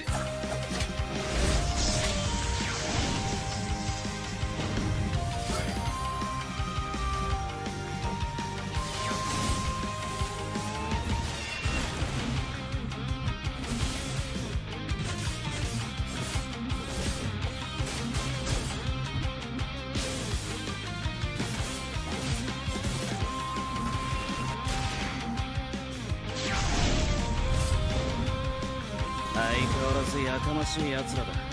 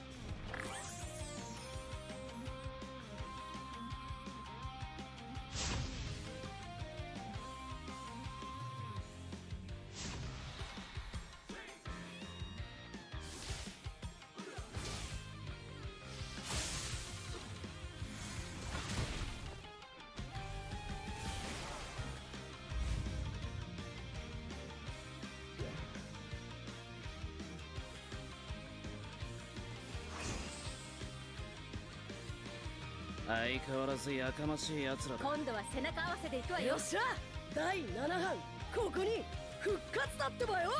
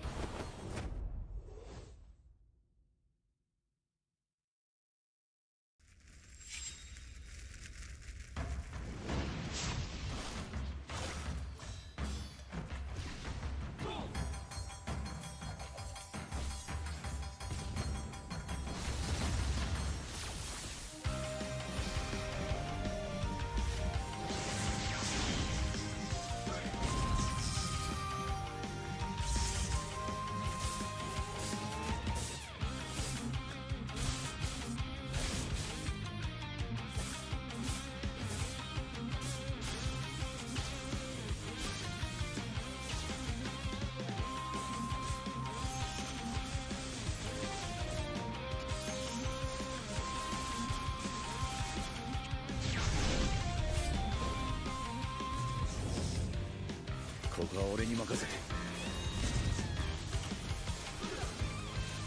もらった。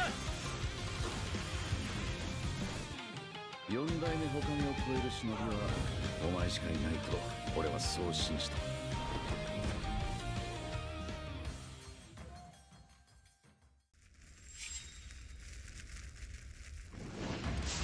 みんな内巻ナルトが帰ってきたぞ。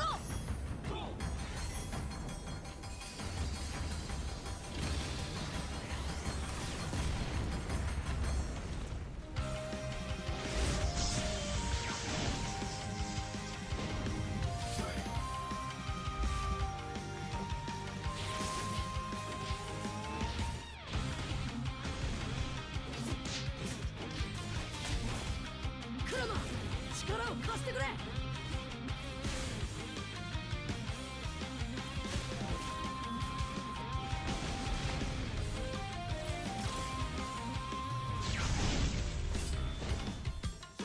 っしゃ第7班ここに復活だってばよ。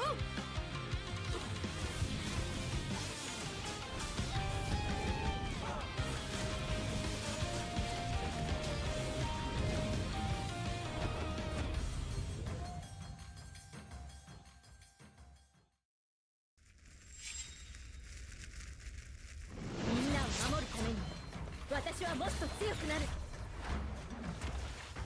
やっじゃあなら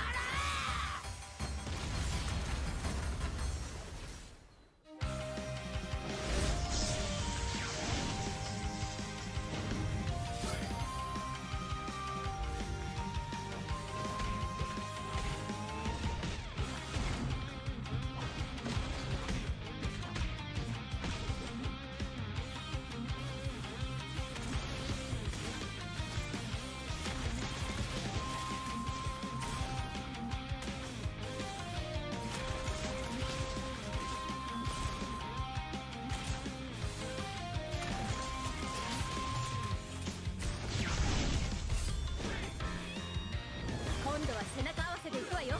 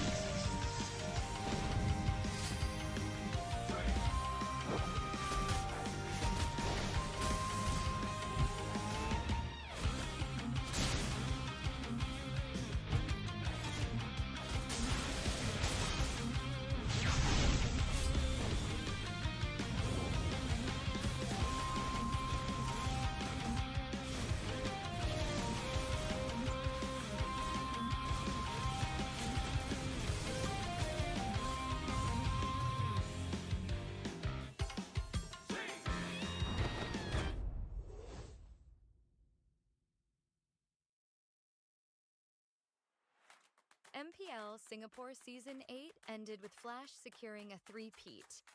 But this season, everything changes. With a brand new format, new challenges await. The regular season journey has 4 key stages: seeded stage, Challenger Qualifiers, Challenger Stage, and Last Chance Qualifiers, all leading up to the playoffs.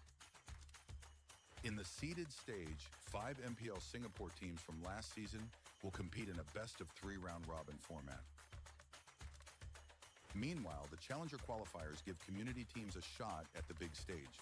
Over 2 weeks, the top 2 teams from each qualifier will advance to the Challenger stage. The Challenger stage will feature the 5 MPL Singapore teams from the seeded stage and the 4 community teams from the Challenger Qualifiers.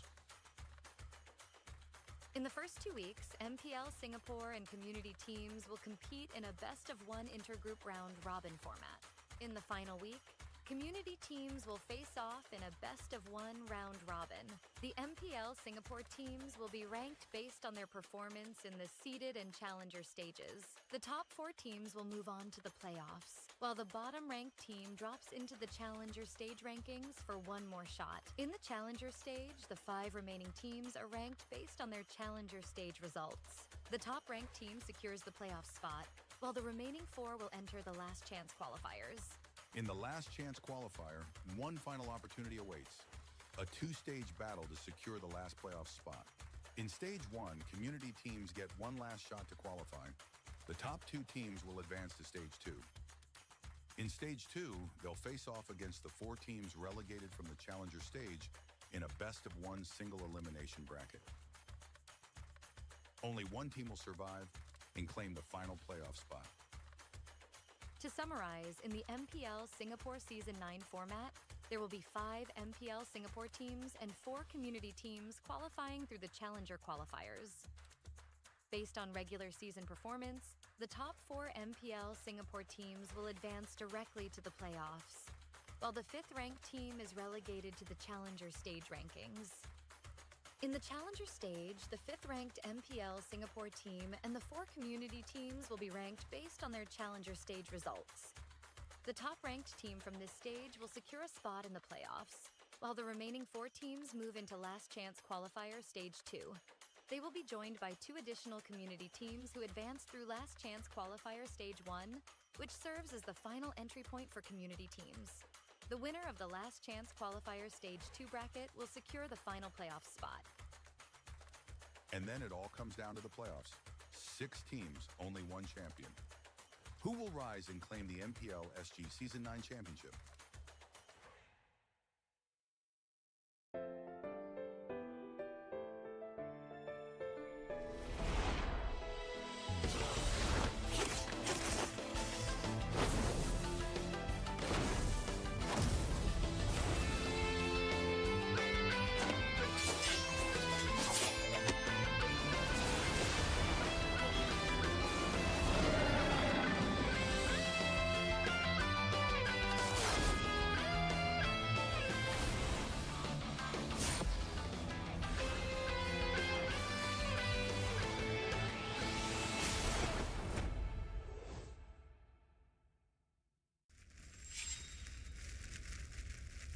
見せてやるよ。シャリンガンの本当の力をな。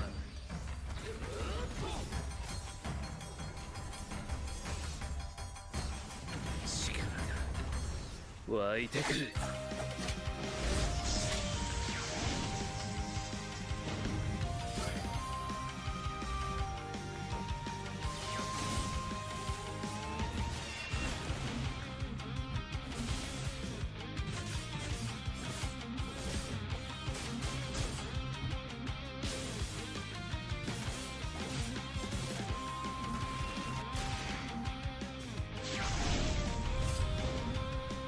相変わらずやかましい奴らだ。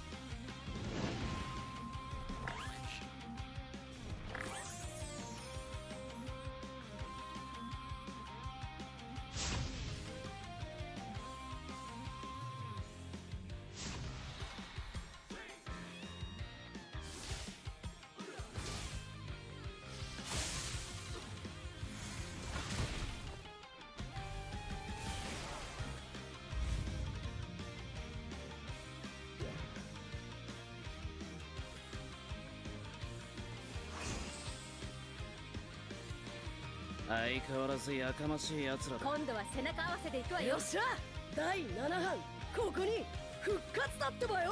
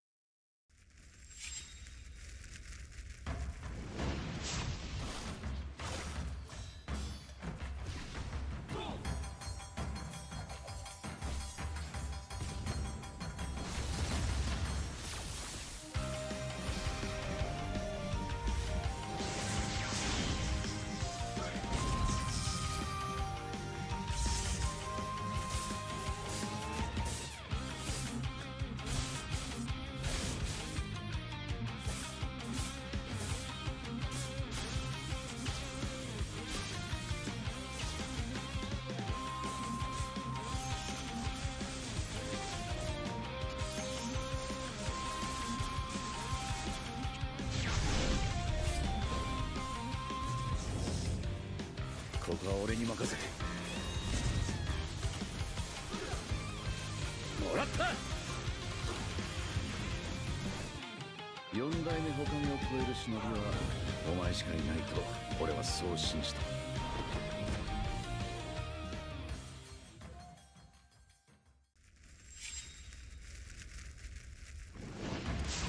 みんな渦巻きナルトが帰ってきたぞ。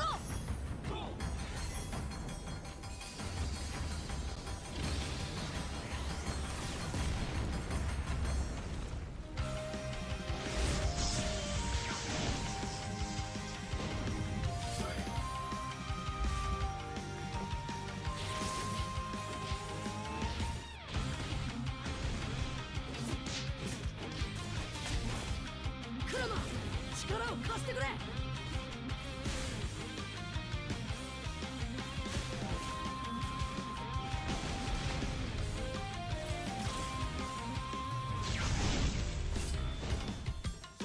っしゃ第7班ここに復活だってばよ。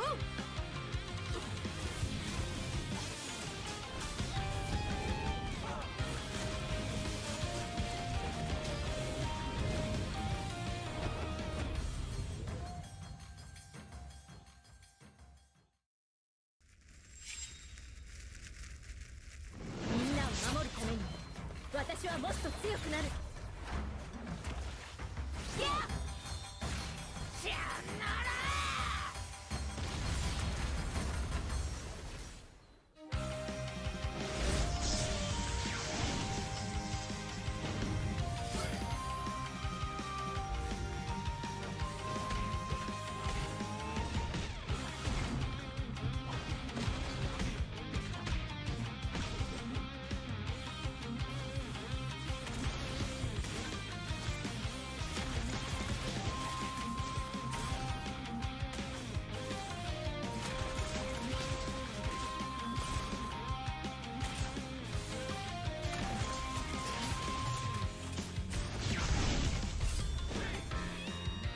今度は背中合わせでいくわよ。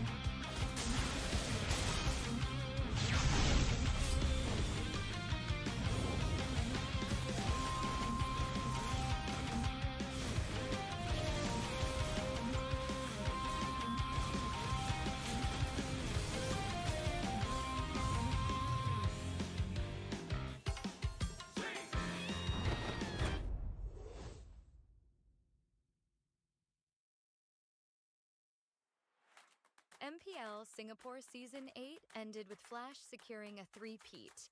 But this season, everything changes. With a brand new format, new challenges await. The regular season journey has 4 key stages: seeded stage, Challenger Qualifiers, Challenger Stage, and Last Chance Qualifiers, all leading up to the playoffs. In the seeded stage, 5 MPL Singapore teams from last season will compete in a best-of-3 round-robin format. Meanwhile, the Challenger Qualifiers give community teams a shot at the big stage. Over 2 weeks, the top 2 teams from each qualifier will advance to the Challenger stage. The Challenger stage will feature the 5 MPL Singapore teams from the seeded stage and the 4 community teams from the Challenger Qualifiers. In the first 2 weeks, MPL Singapore and community teams will compete in a best-of-1 intergroup round-robin format. In the final week, community teams will face off in a best-of-1 round-robin. The MPL Singapore teams will be ranked based on their performance in the seeded and challenger stages. The top 4 teams will move on to the playoffs, while the bottom-ranked team drops into the challenger stage rankings for one more shot. In the challenger stage, the 5 remaining teams are ranked based on their challenger stage results. The top-ranked team secures the playoff spot, while the remaining 4 will enter the last chance qualifiers. In the last chance qualifier, one final opportunity awaits: a 2-stage battle to secure the last playoff spot. In stage 1, community teams get one last shot to qualify. The top 2 teams will advance to stage 2. In stage 2, they'll face off against the 4 teams relegated from the challenger stage in a best-of-1 single elimination bracket. Only one team will survive and claim the final playoff spot. To summarize, in the MPL Singapore Season 9 format, there will be 5 MPL Singapore teams and 4 community teams qualifying through the Challenger Qualifiers. Based on regular season performance, the top 4 MPL Singapore teams will advance directly to the playoffs, while the 5th-ranked team is relegated to the Challenger stage rankings. In the Challenger stage, the 5th-ranked MPL Singapore team and the 4 community teams will be ranked based on their Challenger stage results. The top-ranked team from this stage will secure a spot in the playoffs, while the remaining 4 teams move into Last Chance Qualifier Stage 2. They will be joined by 2 additional community teams who advance through Last Chance Qualifier Stage 1, which serves as the final entry point for community teams. The winner of the Last Chance Qualifier Stage 2 bracket will secure the final playoff spot.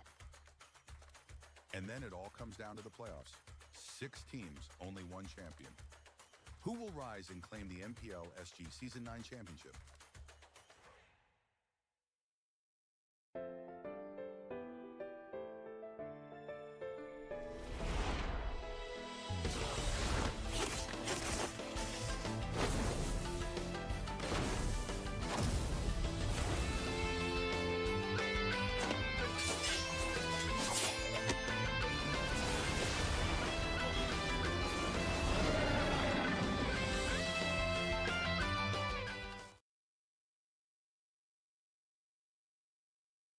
Season 9. My name is Abstract, and with me here is Deadeye. The both of us has been casting for the first half of the day.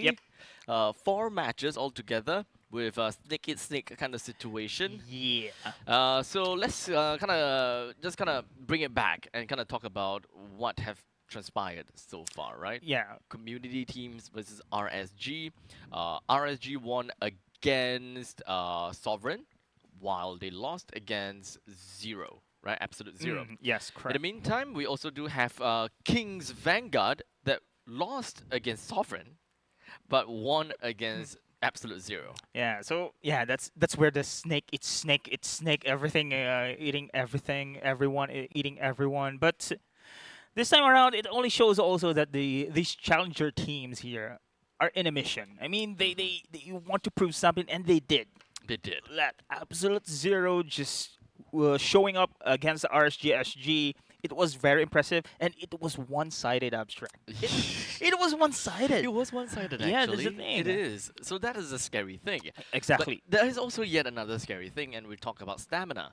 Ah, we are now correct. going to the second half of the day. And this is where it will start to take a toll onto the challenger teams because they are now going to play their their third game after, there's definitely some gaps in between, right? So a lot of games that they gotta have to clock in, very long hours that they gotta have to stay focused, talk about draft, talk about composition, just constantly no breaks, technically speaking. Even though they have a break from the game, their mind never stopped working. Correct. Still locked in. Yes. So they still want to win the game. Plus, again, we mentioned that these games we are witnessing here are best of one. So they want to win. The focus is to win. So not only that, they need to execute properly here. One loss can somehow change or topple the momentum there. But what's surprising me is the team as Sovereign SG. They have lost really overwhelming coming in from their opponent there, but their second game, they just showed up. I mean, wow, this is a different Sovereign SG we have just witnessed there.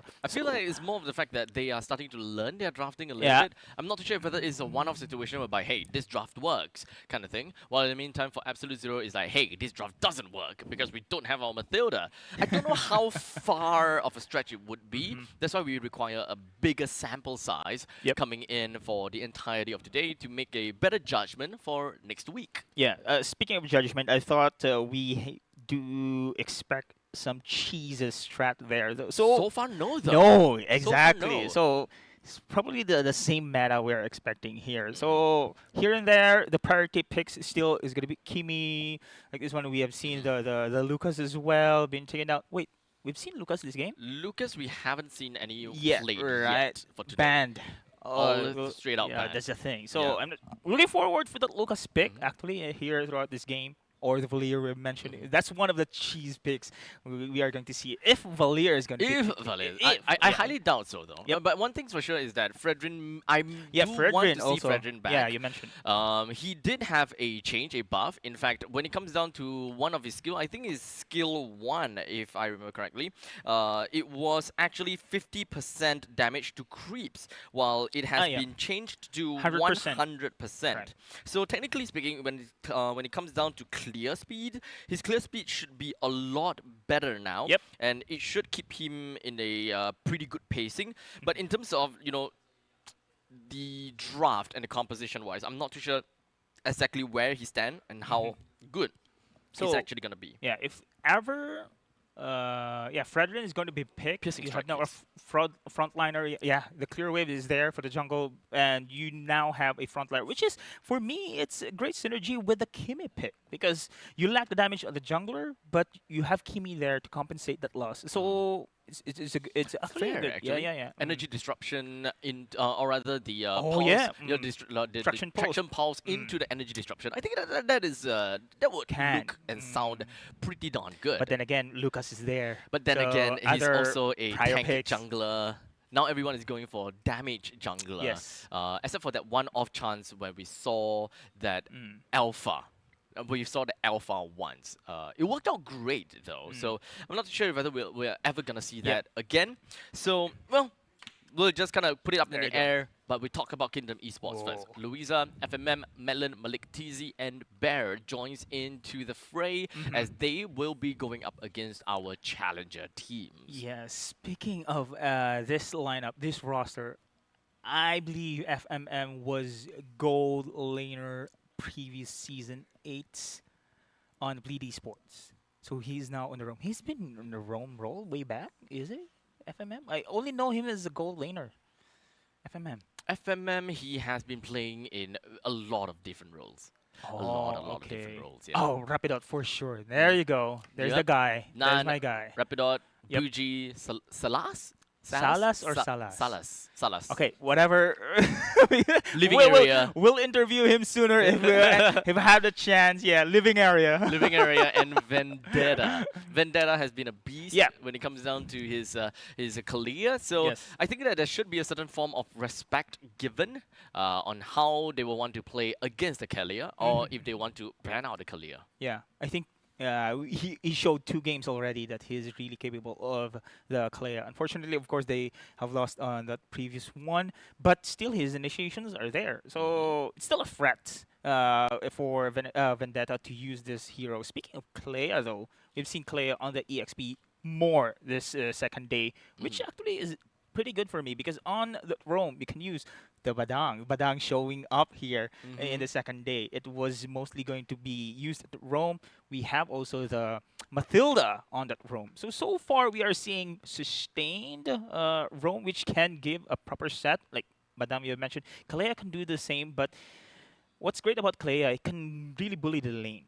Yes, I do believe, especially after looking at the lanes in the EXP. Even though she got bullied by Phobius. Yeah, Phobius. Yeah, that one. I think that this is just it's just hero interaction, right? Especially since Phobius have been banned every now and then by the players. It's not too out of the question to see Phobius being banned out first phase anyways. So if you do want to pick up Kalea up in the EXP lane, you may actually consider banning out the Phobius without rising any kind of suspicions that, hey, I want the Kalea EXP. Yeah, but I never thought that the Phobius, Phobius, Kalea, Kalea's weakness is Phobius. I never thought about that one, but we have seen, right? Yeah, I wouldn't call it a weakness per se. I think it's just lane prio. Okay. Technically speaking, you can you can beat her out of the lane. Yeah, so technically we can call it that. Yeah. Now I do want to pick your brains a little bit, right? You talked about the MPL PH meta whereby they are playing more into the micro style. Now. At least for today, we did have a little bit of an inkling as to how that is looking like in the MPL SG fashion. Yes. But at least from what I see here, it's very single target based. We have Hayabusa, junglers, so on and so forth. So how exactly in MPLPH is that executed? Do they have like very specific target prioritization? We aim for this one, burst him down, single target him, single target the next one, single target the next one? If you can see, there's a famous clip. MPLPH on King Kong and Kelra on the Lord. I don't know if you see that one. It's a 2 versus 4 situation. They managed to turn it around. 2 of them only on the Lord takedown because of mechanics. So that's what I meant. So as you can see, King Kong was, if I'm not mistaken, he was a Suyo around the time. Suyo? Okay. Yeah. And then Kelra was Granger, I think so. Yeah. So imagine that one, outnumbered, but you still yeah. I mean the clutch, man, the clutch That's on that sick. situation. I Yes, think at yes, the point in yes, time, it's just they have like massive burst to be able to do that, right? They need to find a way to weave themselves over to the back lines Exactly. or somehow just bypass the front line. My point is there, if one scenario can turn the battle around, it's actually on the opponent's advantage already. But with that team fight, they turned the battle around and won the game. Right. So, I mean, mechanics right now, we're seeing heroes with complex mechanics being used here at MPL SG. I think this is a great thing. But so far, right now, in the mid, we've seen, the Zushin, the Kimi, but we haven't seen yet. I'm not sure. Selena was picked. Selena was picked, but Selena and the Novaria has been picked before, and I would believe that it will work well in the MPLPH meta. Exactly. Right? But because it's such a skill shot hero. That's the thing. In That's my fact, point. In fact, there's one game. I can't remember which team. I think maybe it's RSG. I'm not too sure. But it's a Novaria plus a Beatrix. So very skill shot based, very poke style. The poke is the prerequisite to entering into a team fight in order to get that kind of advantage. But they never really have gotten that kind of possibility of poke someone to 50 HP. Okay, now's a good time to go in, right? So we never saw that happening. In fact, I've even mentioned that Beatrix is such an adaptable hero. You don't have to be stuck with Renner. You don't have to stuck to be Renner. You don't have to stuck to sniping people. If you happen to see a Kalea, in fact, that was Jay playing, if I correct, FMM or Jay. It was Kalea that was playing. So the Kalea are constantly just pulling people in. Yeah. But no one took advantage of that. In the brightest of situations, I think that the adaptability of a Beatrix going for Nibiru's Passion and Bennett's Rage should be able to wipe that person out. Yeah. Whoever that got caught. But that never happened. That's the thing. So, I mean, this is a sign. We've seen now somehow semi-complex or complex heroes being prioritized rather by MPL SG TA players themselves. This is a growth I can see here. Potential. Again, previous season, it's just the typical, as Tigreal said, then Vexana, blah, and the real-world manipulation that you can just click, But with the skill shots, yes, it's very much complex, but executed properly. Very gratifying. Yes. That's the thing. So it kind of comes down to skill ceiling, right? Your team needs to be at the top form at all times in order for you to pilot such a micro-intensive, mechanics-intensive heroes and win condition.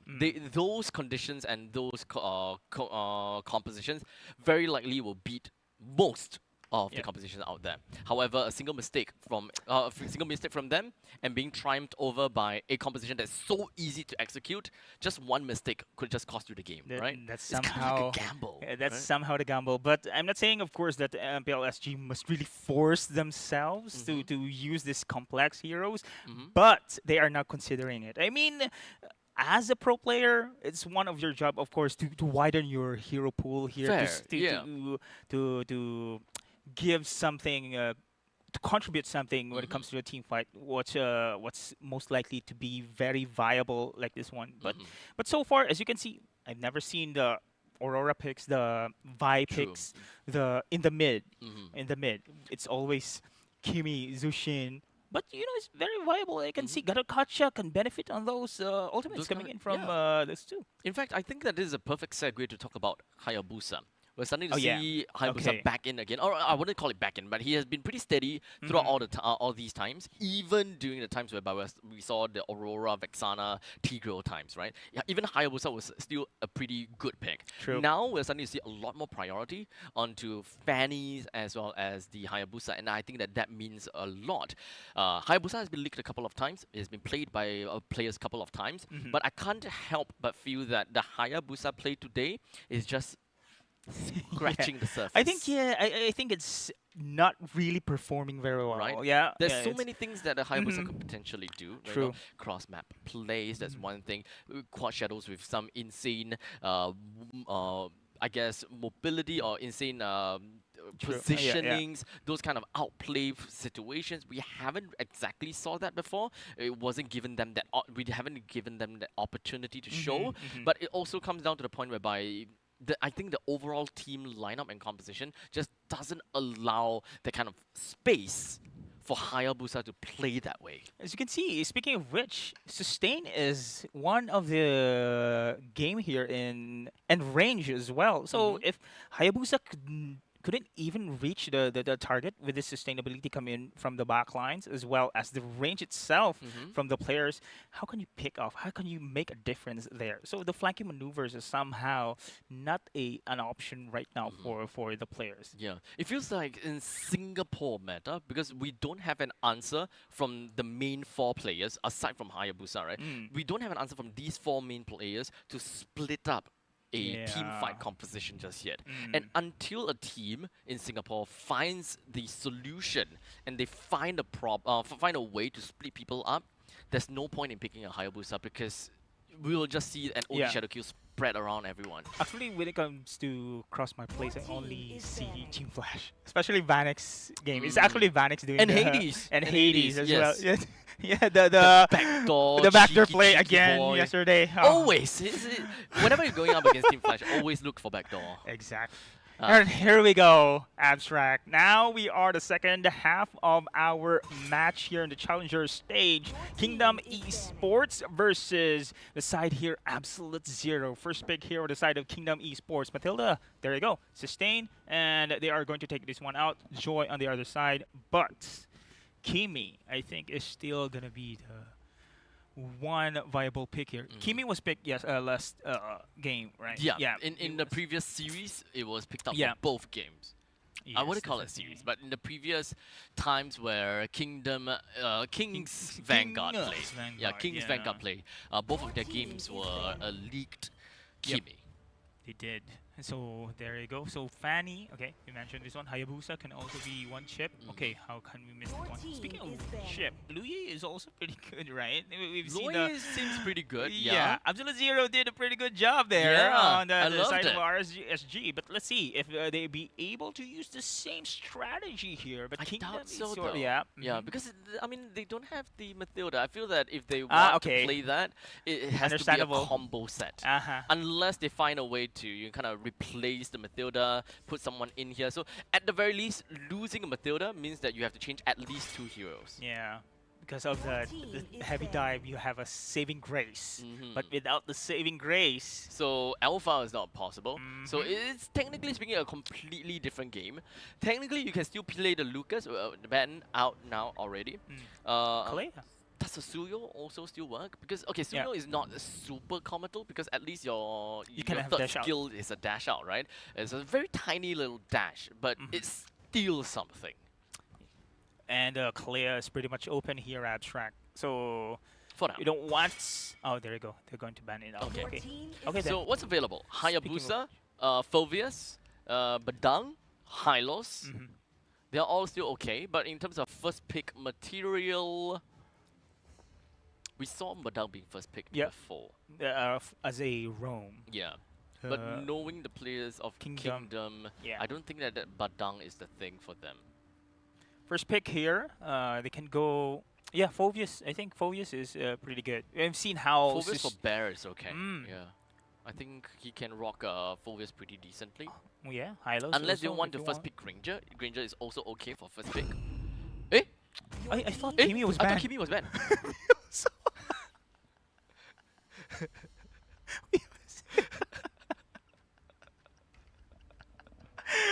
okay. We didn't even say anything about the fact that Kimi is banned. But we just OMG. both assumed Yeah, that Kimi was because banned. because you mentioned the first picks, right? Yeah. Okay, there you go. okay. Okay. Oh yeah, Harif! Esmeralda, go. Yeah, we completely missed that as well. I don't think that they have to force themselves into Esmeralda Yeah, to say. yeah. Sure. It's still pretty Okay. okay. Yep. Phoveus is still available, so at least you can counter against the Zaman Force. You can Yep. still play within of the Zaman Force. You don't have to force yourself outside of it. There you go. Bear Suyo. also plays a pretty mean one of that. The Hylos is still potentially EXP/Roam. So the moment that you bring out the Phoveus right now, actually, you pretty much tell people how to counter against the Phoveus. But I think Phoveus, can say that one, but it's pretty good here, especially against a Harith. Against Harif is good. Okay, Gato Kacha pretty much plays the same thing. It does the same thing as well. I think the only difference between the Phoveus and the Gato Kacha is Phoveus have got a little bit more damage Okay, and a yeah. little bit more sustainability in fight, while Gato Kacha has got more raw defenses, being able to help you to open up the maps. So Phoveus is stuck in EXP, while Gato Kacha still has the flexibility to go EXP or roam. So I think that is why Kingdom wants to go Okay. for that pick first. So we are now going to go for the bans here. CC has been taken out. So, okay, make sure Kalea is banned. Yeah, okay. Kale's banned, Ah, right? yeah. Kalea's banned already. Fanny's banned? Just Yes, try- Fanny's banned. Okay. Yeah, just sure. I need to make sure there. Okay, it is banned already here. But I've seen... Granger's not actually, banned yet. Granger's not banned. Yeah. They have Kimi already. Okay. There's also Juicin already. So Mage, we don't have to talk about that. yeah. Junglers, Roam. technically, yes. Okay. Roam EXP. Jungler for absolute 0. So taking out the Hayabusa would make very good sense. With this kind of composition, lockdown is important. So they should actually ban Fredrin. Kingdom should ban Fredrin actually. There is a Juicin. Juicin plus Fredrin is actually a very deadly combination. Okay. Having a Hylos that actually creates creates a glorious Yes, pathway yes, for your yes. Fredrin is even worse. So that is actually my call. I think that even though we don't see a Fredrin a lot, this is actually a game where the Fredrin can play well. Okay. And Phoveus ban. So Okay. Phoveus ban, and they can potentially pick this one right now for Absolute Zero. But on the other side, I love to see an Eve here for the side of Kingdom Esports. But Kingdom again, Esports, yeah. unfortunately, Kimi Kimi. has been taken in. So, okay then. So EXP and the gold lane. So Ranger, Moskov, open. It's okay. But again, you need the initiator here. It's not gonna be the Garukacha. I do not favor Garukacha to be the yeah. initiator here. So Badang, Barang is okay. Yeah, Barang is okay. Barang is also one of the other heroes that can play very decently into team fights. okay. Which is something that they would possibly want to do Yeah. to either split up or to contest for against the Harif. Okay. But the Hanzo, I think Okay. Hanzo is a pretty good pacing hero, right? Pretty good pacing, pretty good creep clear as well. But I feel that it doesn't really play too well into AZ's composition because it's just raw damage. Yep. I think right now, looking for some more Frontliner. utility Yep. frontline would Yes. look good. Mhm. Because Yeah, Fredrin. Yeah. I somehow Yeah. I agree with because you here. Kingdom don't have a way to shred. There's no CC. You can't pick the alpha. There's a lot of heroes from Kingdom Esports they can't pick to shred the opponents unless you want to pick up a a gold laner Oh, yeah. that plays into DHS. The glue. Glue. Okay, there's no way that they're gonna threaten here anymore then. So they're okay. They have the chase. They have the chase here for the side of Absolute Zero, but the damage in the early game, do you think it's enough here for the side of Kingdom? I don't think so. I think Kingdom should here in this 3 picks right now we're seeing here they do have the advantage when it comes to damage in slightly I think for the early stage. at least for gold lane Harif. Oh, of Har- course, yeah. yeah. At least for gold lane, Harif wins. Mid lane, if we're looking at a high loss as well as a Juicin, is double DOT. Is not super good at wave clear in an instant. So if you're looking at a Kimi and if we're talking about Gato Kacha, that means they're quite equal. That means they are actually equal. Mid lane, there is no priority that goes to anyone here. The only thing is Kimi just gotta have to be careful, or rather it's a little bit tougher for Kingdom. But wave clear wise, similar. Ling. Ling against against I still prefer the Fredrin and not have Yeah. the glue, but to put the glue against a Badang is, I think that's a skill matchup.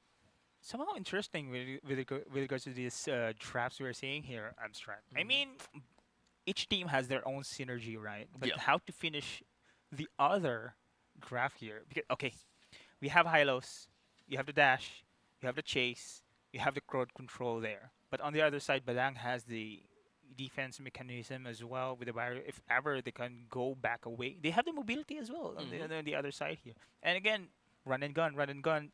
Shredding will probably be the issue for Kingdom Esports because there's two very strong front lines, especially if we are actually looking at very strong crowd control from the Juicin, Glue, plus technically the Hylos. I would say the Hylos maybe not that strong. It's just a single stun that sets things up. It allows the Lantern Flare to continuously stack up, and if your Glue is able to constantly just keep on running back and forth thanks to the Glorious Pathway, I think that these two combinations can be a very, very dirty thing to happen in the midst of a team fight. But the same thing I could say for Kingdom Esports. It really just depends on who is able to get the better setup. Speaking of setup here, I think Absolute Zero has, let's just say, straightforward kind of initiation here. Once it's impossible that Nan or a Vendetta is going to initiate the team fight. It's always going to be a hold thought. Oh, Vendetta doesn't seem like he's gonna run away from all of that, but he's gonna be changing into a little gruelling, but he's now going to go down as he's stuck within of the pit. He's just doing whatever they can do at the very best. Buji, he was somehow still around the fight, but FMM, oh my goodness, Nan, he joins into the battle and he would want to help his team out a little bit. This is a super extended fight, my oh my. Bear is potentially gonna go down, yes, giving Nan a double kill. So that is 3 kills for Absolute Zero already. Nun picks up 2, Buji with 1. Well, Kingdom Esports is just Melon with 1 kill. And look at this one. No, this okay. Flicker is absolutely necessary. Okay then. But we're seeing here Absolute Zero. I thought that Kingdom Esports actually has the early game damage, but Absolute Zero can really dish out a lot as well. With Nan here, with his passive, he can really join the team fight much easier, much quicker as well. So on the top side though, we've seen, of course, Salas has the better damage, but Malikizi showing us it's not the case. That's not the case. It is always a skill matchup to a certain extent. The heroes will always tell one side of the story, but flip the coin and that is the other side of the coin already. Heads or tails, your choice. As such, Absolute Zero, there is definitely winning lanes, there's losing lanes, but in the previous fight, I think that previous fight from Kingdom Esports was just a little bit of lack of experience kind of feel. Overstayed their welcome, knowing that the opponent has a Ling, very fast pace and all. That shouldn't even be a thing whereby Kingdom Esports just stayed there with so little HP left. Oh, But in Buji. the meantime, Buji just jumps right in with the Crimson Beacon. He's going to be picking up quite a lot of people and all. We even have the Fist Cracker coming in from Bear, but Bear, he did not die at all. He managed to tank alive throughout this entire time, and we do have Salas that actually went down at the top side, so that's a big surprise. Okay, this is great for the side of here of Kingdom Esports. They managed actually to win the team fight without a loss, right? They didn't have Technically no losses for no Kingdom, losses, yeah. no casualties whatsoever. But Absolute Zero is somehow would take into consideration how this combo coming in from Kingdom Esports. Great positioning as well here on the by Melon on his Kimi. Speaking of positioning, Vendetta.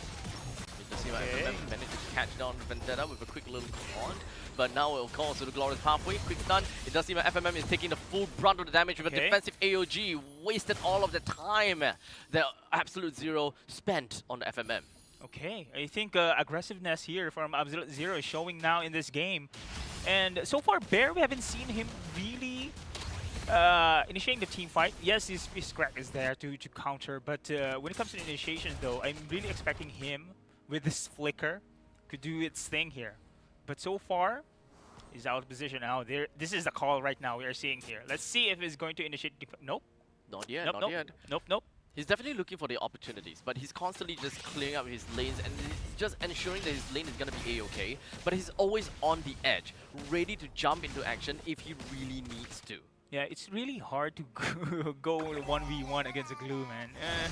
Glue's harassment is just top-notch right now. Oh, they're going to take in Good survivability too. to the middle lane, though.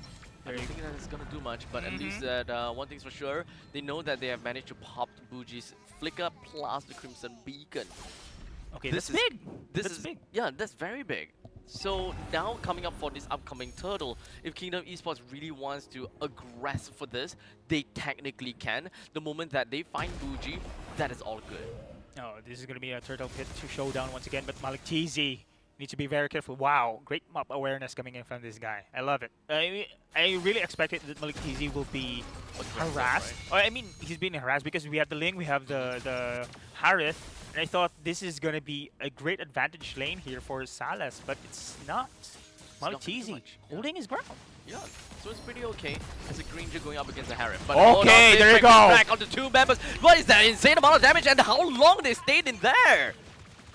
That's what I want. What was that layering? What it's- was used? Yeah, Bear Flicker Fist Crack, bam. Was that That's a the combo taunt from FMM as well? Yeah, I think so. Damn. That's pretty good. This is what the Garukacha needs. A person, a hero can really initiate a team fight. There you go. Let me just see. There you go. AOG. Oh, it's an AOG. Yeah, but it's a fist crack. Yeah, it's a fist crack first. Fist crack. Yeah. But was there anything else aside from fist crack? Or was or did Melon also fart? Did Melon fart? The what's it? You call it the ultimate? There's the immobilize and there's the traction pulse. The Yeah, traction the immobilize is the fart. Yeah. The single wave fart. you But know, I think that forward fart. the fist crack and AOG alone. I think it dealt Yeah. the main thing. It just feels as though that Absolute Zero stayed in the wall for an extended period of time. Yeah.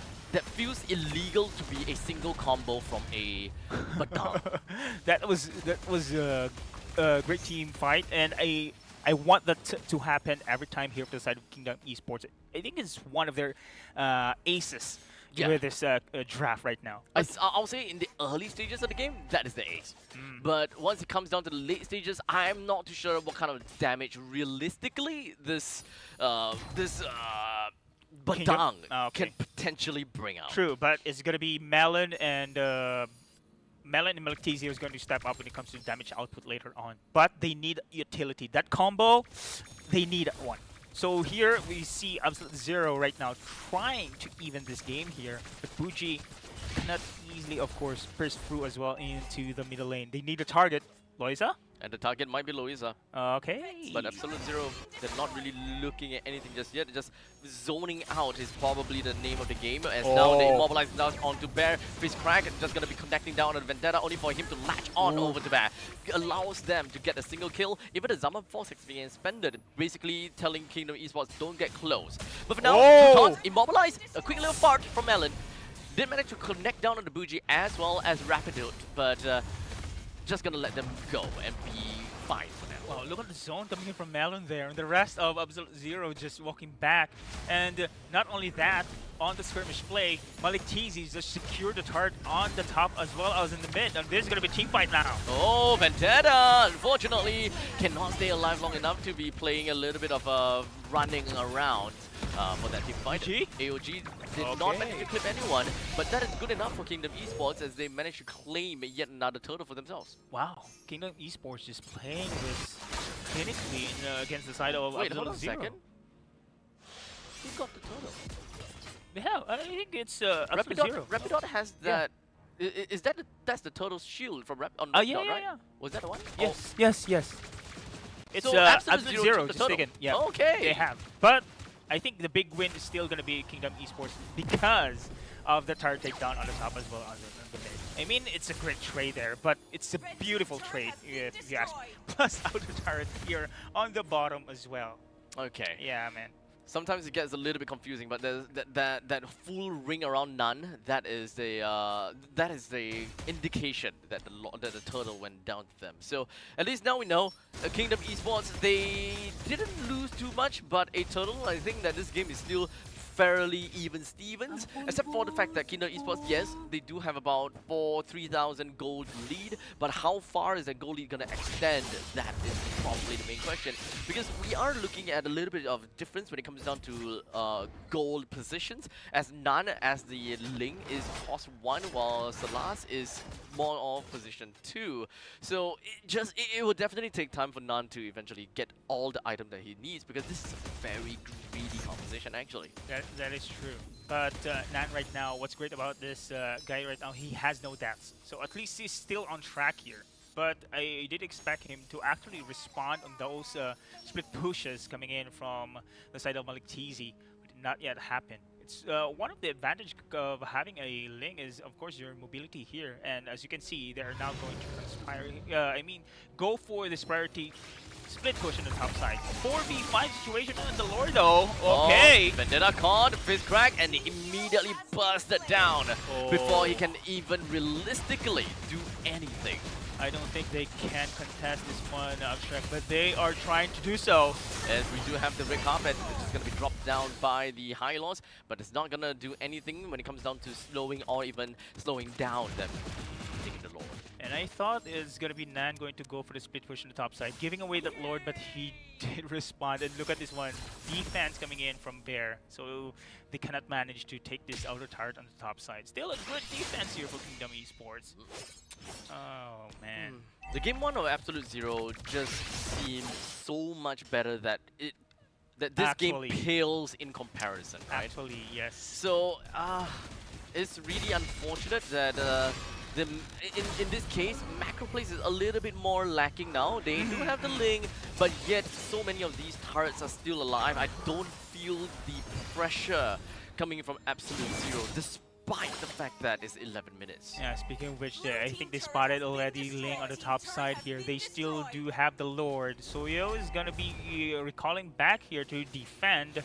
But outer turrets is slowly going to be in the hands here of Kingdom Esports. Now, Malik that's the Teasy. pleasure. Yep, indeed. Okay, 2 turrets in a row. I think. Turrets is okay. Yep, but unfortunately the main important turret is actually in the middle lane, which happens to be one of the toughest one. So at least you got yourself some side turrets. You give the team some gold, just so that you can prepare yourself for the upcoming team fight, which does seem like it might be now. As not just on the Bear, that was hands down FMM just walking in and out, or rather walking out and in of the brush. A perfect bait onto Rapidote as well as Vendetta. Again, that is disgusting. Oh, I mean, the combo once again shows how devastating that combo is. And now they're going to push through here in the mid lane. Yep, but it does seem like FMM Oh, will the be able to walk damage! away pretty okay. I don't know how they bursted down Vendetta like that. Exactly. But it is what it is. Now the top lane is going to be under siege by Kingdom Esports. With the red carpet, in this case it's actually more of a golden carpet, that's been laid down. Kingdom Esports, they desperately want the middle lane. They want the middle lane so bad. Oh, Summon Force been committed also. Oh man, they still manage to defend, but that is just insane here. The combo from Kingdom Esports. Bear with a fist crack, and the rest is history there in that situation. Oh my goodness. Time and time again.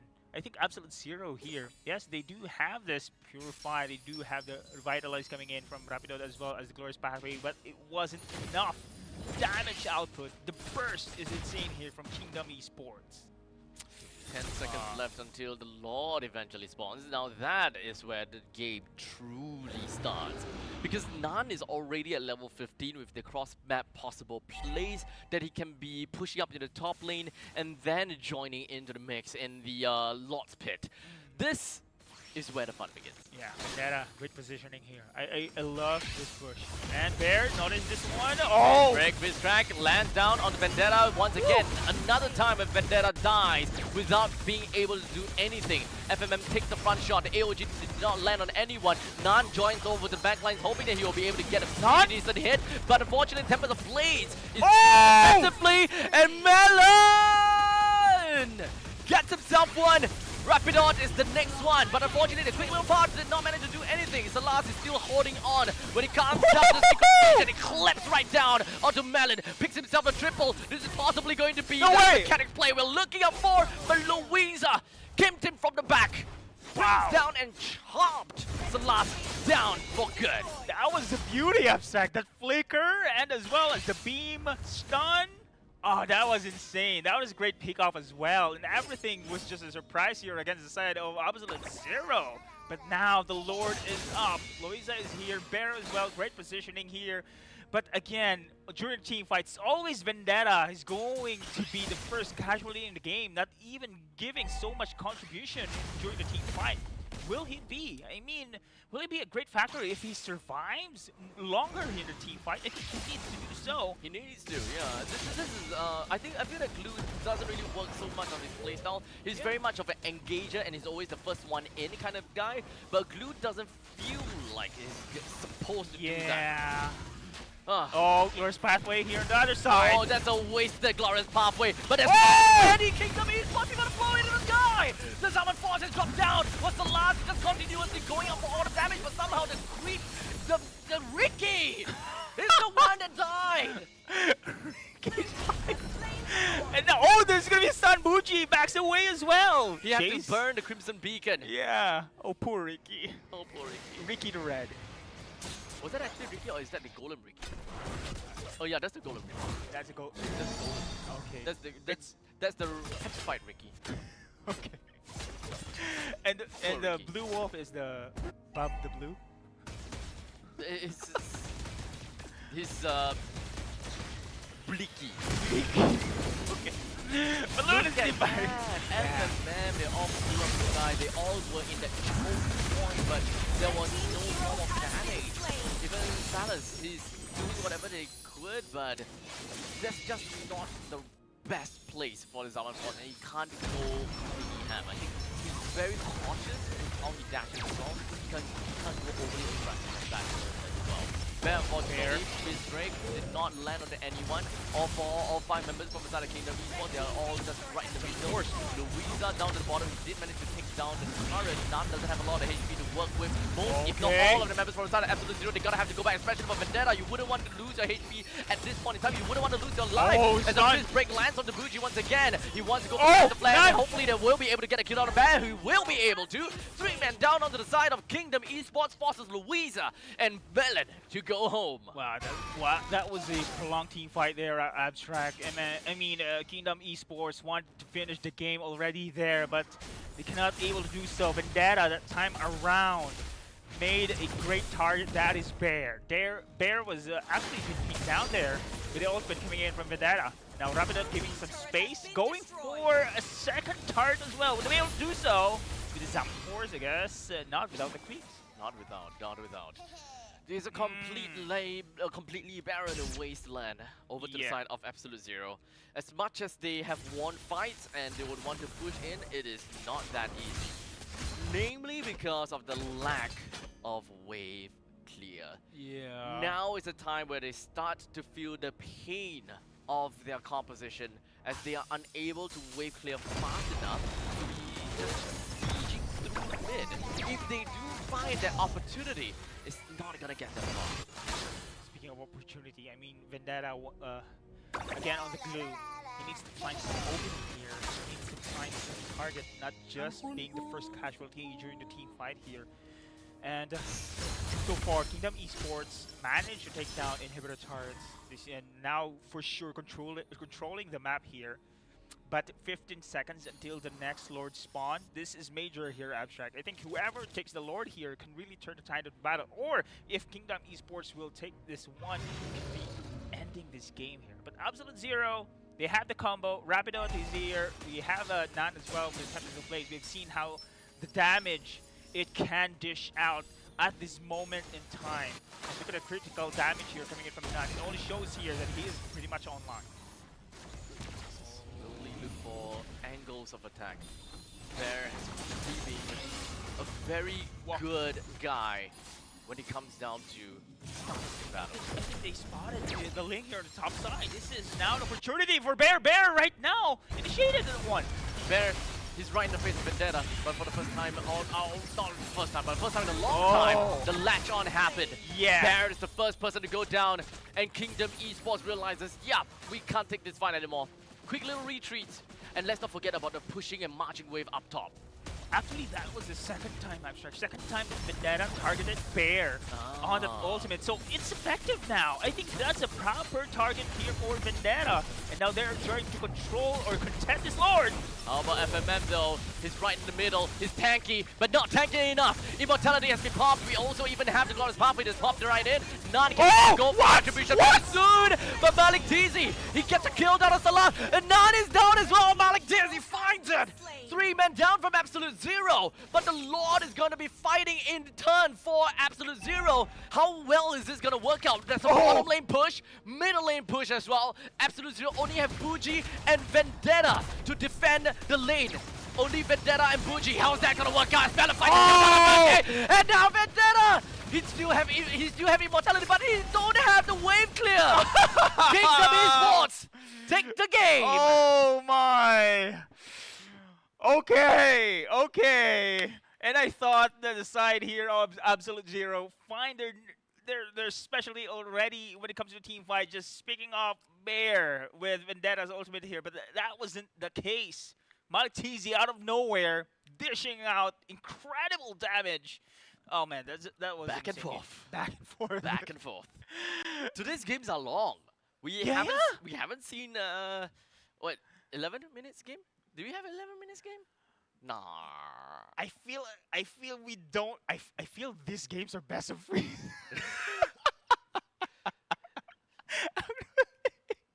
See you guys at 10 p.m. See, which is, I'm telling you, best of 1s are insane, Abstract. I mean, because teams wanted to win, they have no option but to win, and this never give up mentality is just showing we have incredible defense time, CISO battles, how this execution. It's just not.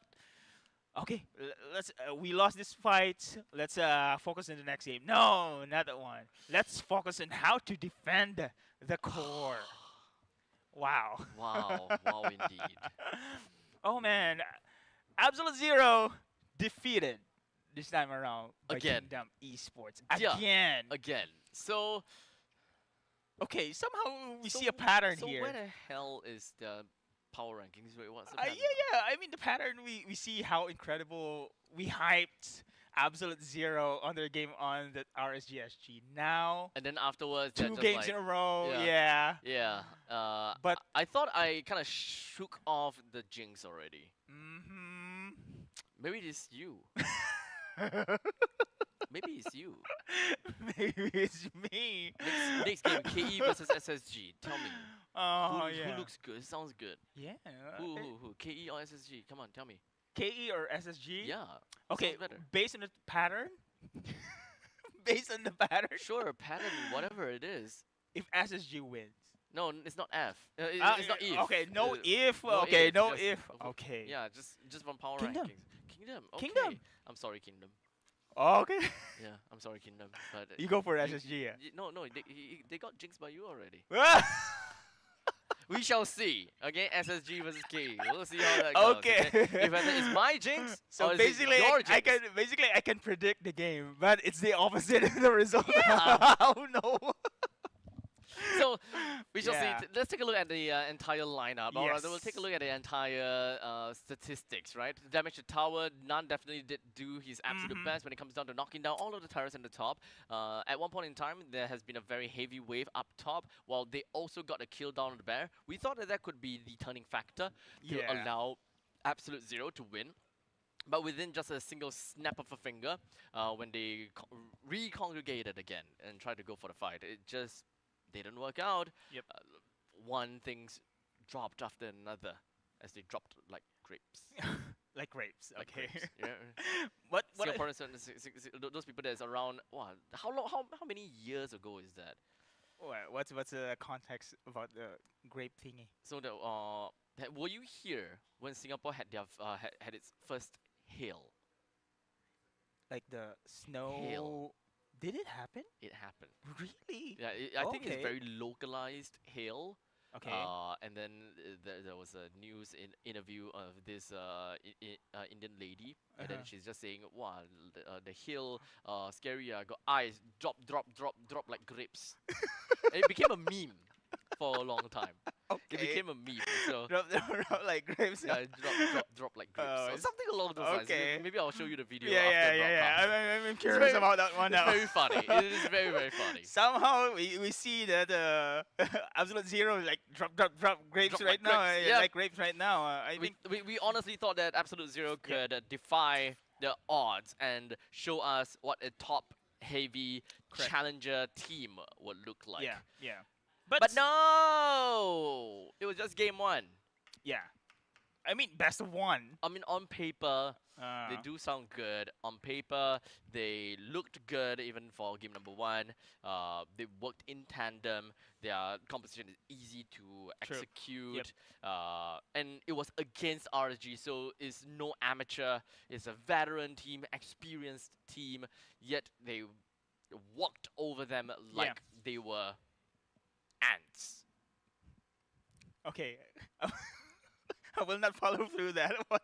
But you mentioned, of course, these games are pretty much very long, right? It's not Yes. one-sided game. I mean, Absolute Zero is still showing their capability on this fights against MPL SG team. So they're pretty much strong. And speaking of Sovereign SG, another challenger team here. This is now Bukit Panjang 1, 2, Panjang. 3. Yeah, characters here as well. And Rome Creo Meow on the mid, Night Shiki on the gold, and Kong on the EXP. Is Night Shiki familiar to you, Abstract?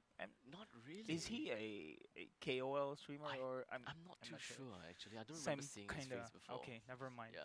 Some kind of KOL-ish IGN. But anyway, KOL IGN. So tell me, of all the names here, which one is the most non-KOL? There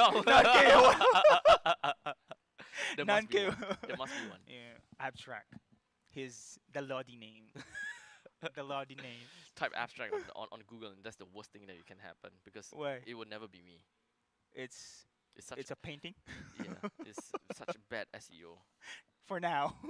Such bad SEO. I could have changed. I should have changed. Such Abstract. You know what? I'm gonna change. No way. I'm gonna change. the- From season 1 to season 9, you're gonna change it. From now on, I am now called Live Eyes. Lame. Lame. To be called lame by Wapo him. ako, 1, 2, 3. Pogi ako 3 to 1. 3 to 1. Ah. Pogi ako, 3 to 1. There you go. Yeah. Okay. Okay, Lower Kingdom, third. Kingdom Pogi ako Esports. 3 to 1. Ah, that's the thing. Oh, Po- okay. Now, I can say that's the Pinoyest, Noise. Challengerest, teamest IGM you could have. Oh my goodness.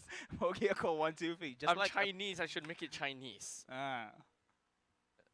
I think that sounds bad. Wait, What? how to say it in Chinese? Ni hao ma 1, 2, 3. Oh my god, I actually don't. It sounds so weird. It sounds so weird in Chinese. I'm not gonna try that. No. Something just shouldn't be replicated. Yeah. Abstract is weird. Pogi sounds easy to say. Abstract Pogi. Abstract Pogi 1, 2, 3. What was it yesterday?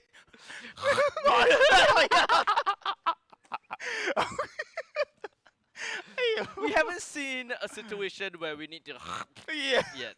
Yet. So far, No, the yesterday you just pulled it. I mean, yesterday, yes, Yeah. but today. But today, yeah, okay, okay, Do we okay, see okay. a badang roam yet? No, right? We did. Okay. He won. He won the game. He won? Yeah. Ah, But it got a gotcha. Ay, lucky no, only no, lah. no, no. Lucky But, only lah. Lucky only. I know it's not. No lucky. Oh, okay. Lucky. Okay, Lucky. okay, It's not lucky. badang. Oh. Lucky. It's lucky. How to Okay say lucky? then. How to say lucky in Tagalog? Suerte. It's actually a Spanish word.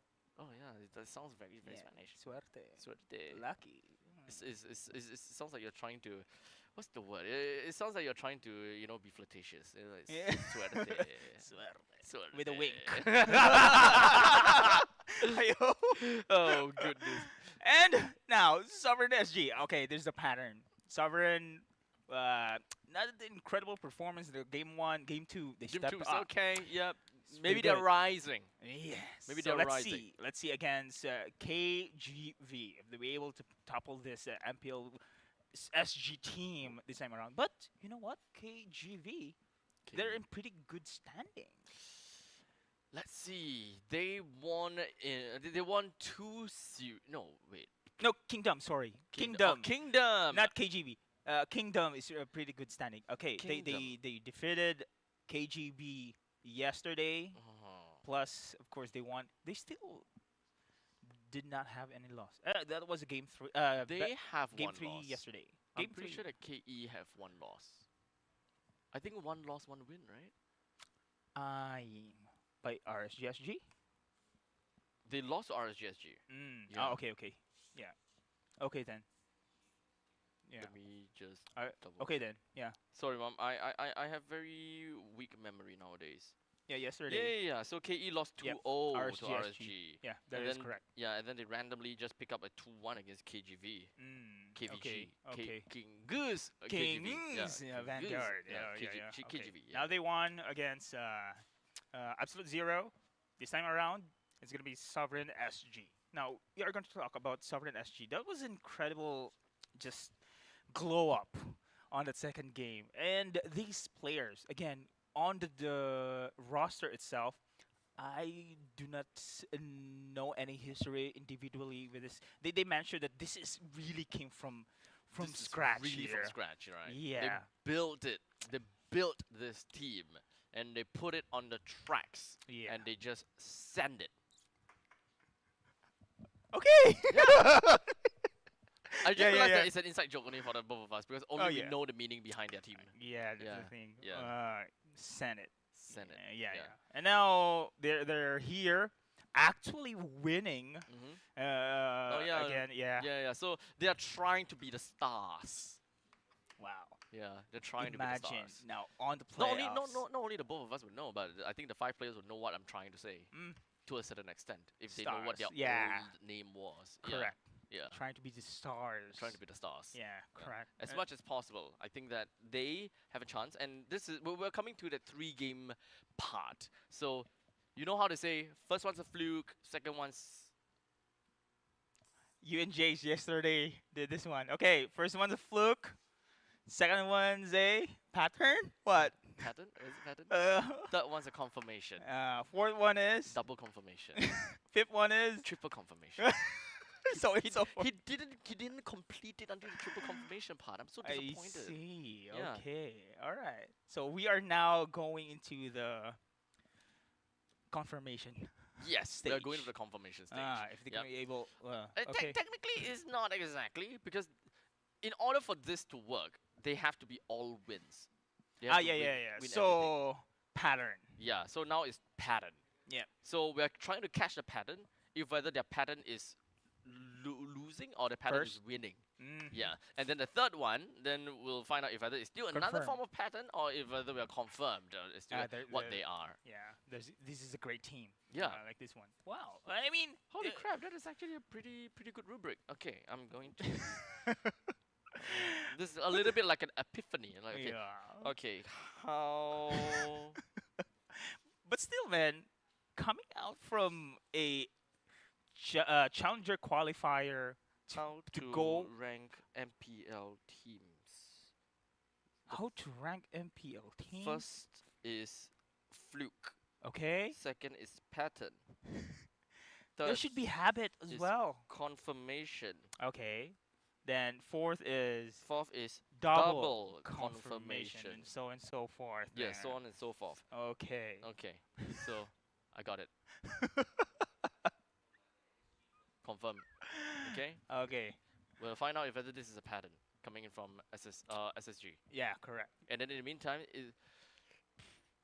oh crap! This is also a confirmation game for KE. Ah, yes. Ah, Well, you so see we could- storyline. Confirmed already. Yeah, we are using this game to find out the confirmation slash the pattern. So, okay, Absolute Zero lost already that game. So, it was a pattern first because they lost twice in a row. They won the first game. Okay, we hyped them up. Then they lost. Yes. So, So- it's a fluke. Yeah. So Then in the they end, lost that, again. that was a fluke, right? They lost again. Yes. Now, it's a pattern. So, crap, we're not following. There's 3 games, right? Absolute Zero has 3 games. Have they played 3 games already? Yeah. Oh, for Absolute Zero. Oh, yeah, they played 3 Yeah. games already. So Win, it's lost, lost. Win, lost. So win is a fluke. The second one is a second Your one is team like is okay. winning. Also. So that one's a fluke, Ah. right? So it's a fluke that they lost. Ah. Then the second one is a pattern. We're Pattern. starting to find a pattern. Ah, okay. We're getting the pattern of their losing games. But this one, it's Sovereign SG having the first priority pick against the side of Kingdom Esports. If Sovereign SG wins this game against Kingdom Esports, now we're seeing a pattern. Well, now we have a pattern. Okay. KE though. I Mhm. think KE also 1-1. Okay, Kimi. KE is 1-1-2. Okay, so this is a pattern Yeah, for them this is a too. pattern. This is a Okay, pattern it's game. pattern. Let's see. It's a game of patterns. It's a chessboard because it's a Your pattern on the team chessboard. is banning. Uh-huh. Black and white. Uh-huh. Checkmate. We've got the Kimi as well as the Fanny that has been thrown into the banning pool at this point in time. Still, Harif.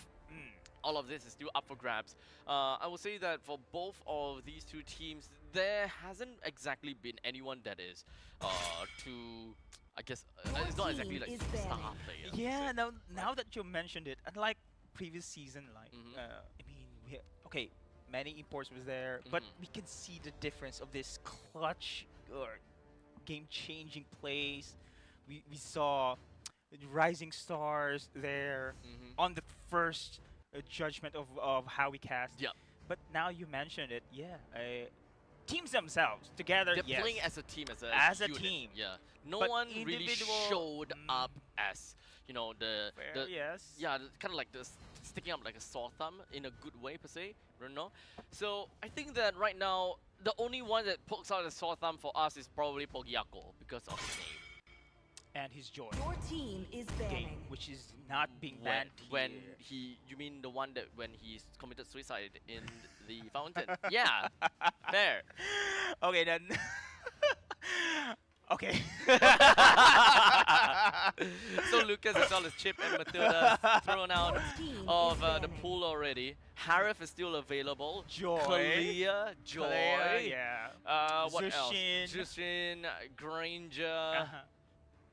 First pick. Okay, we gotta make sure that Kimi's banned. Yeah, Kimi's banned. Oh, yeah. Okay, yeah. Almost forgot that one. So, First pick yeah. materials. Kimi. Badang and okay, I'm still not really a Kimi Badang is first banned. pick. Okay, Yeah, Kimi is banned Kimi's already. Yeah. Yep. Yeah. So, Joy, you're not going to ban the Joy or Zushin or Hayabusa.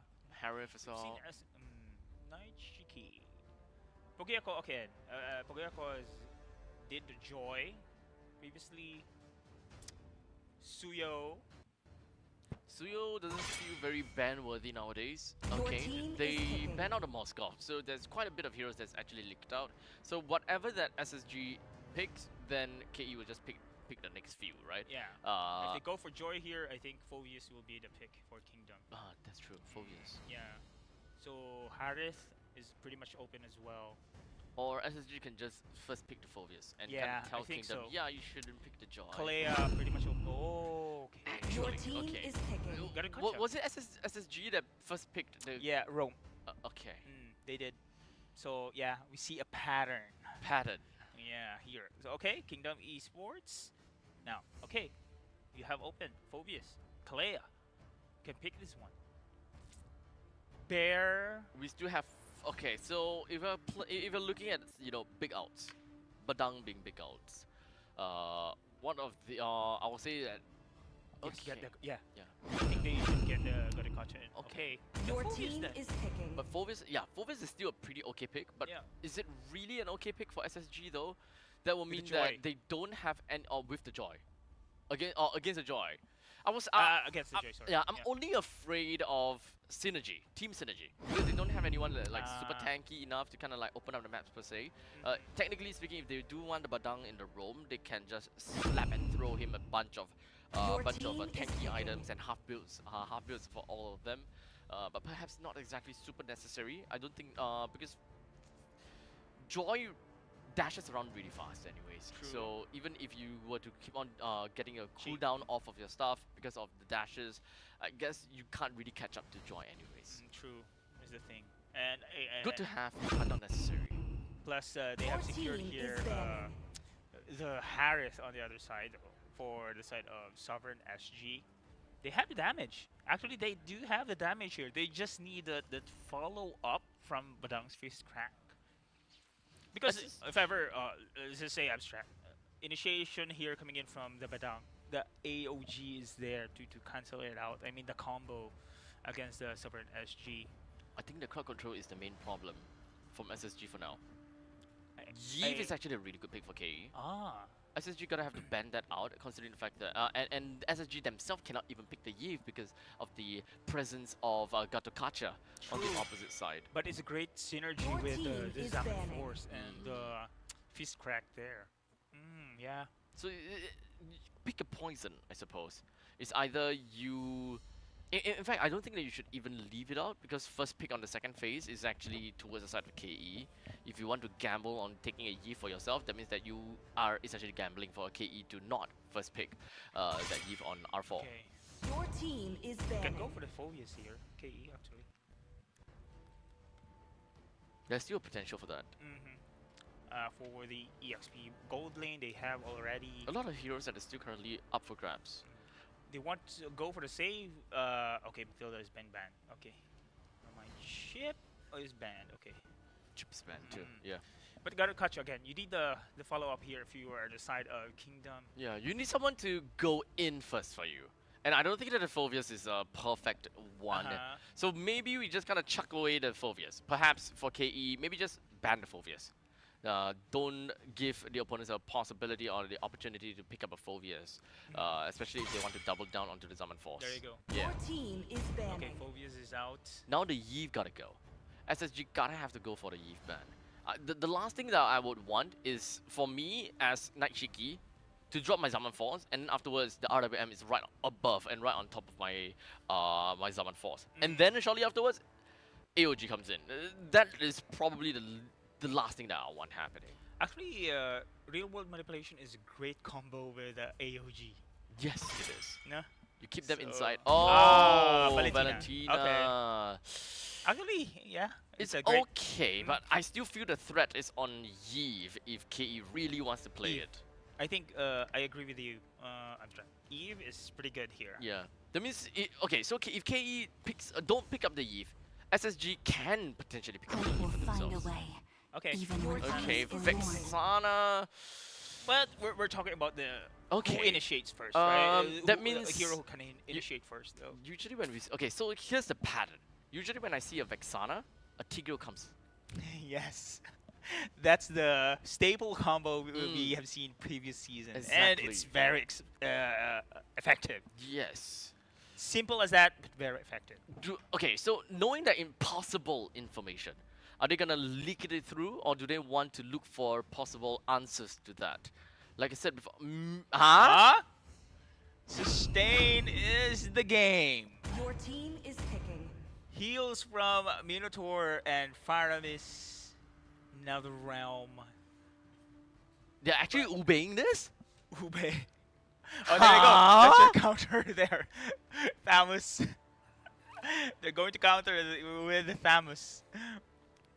Okay. Okay. Isolation for the Faramis. The reason for Thamus being meta is a completely different reason though. Like, that was the Claude era. Claude was such a good pick. So the reason why you that was why Thamus Vengeance as well as the Hylos Vengeance even came into play.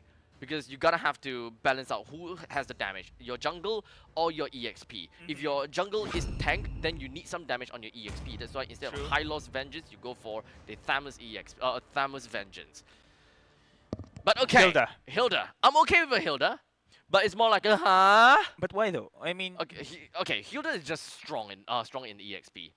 That's just the main gist of it. It Okay. really depends which one they want to go for. But personally, a Gato-Kacha onto the roam is possibly a better choice. They still have the question as to how they want to initiate. yes. Because they that's the don't thing. have a crowd control initiate. So their secondary initiate is actually just full send the Hilda, harass the crap out of the opponents, have the opponents congregate and deal with the Hilda, then the AOG pops on top of them. Just like what a Phobius will do. Just Technically like speaking, yes. a Hylos will do. Like okay, okay. Except that a Hilda has got one mission only: go in and burst. I don't care if whether you die, afterwards, and I don't care how long you stay alive in the fight. You let out your full combo, your job is done. Okay. Phobius, the longer you stay, the better it is, which is why they have very different roles.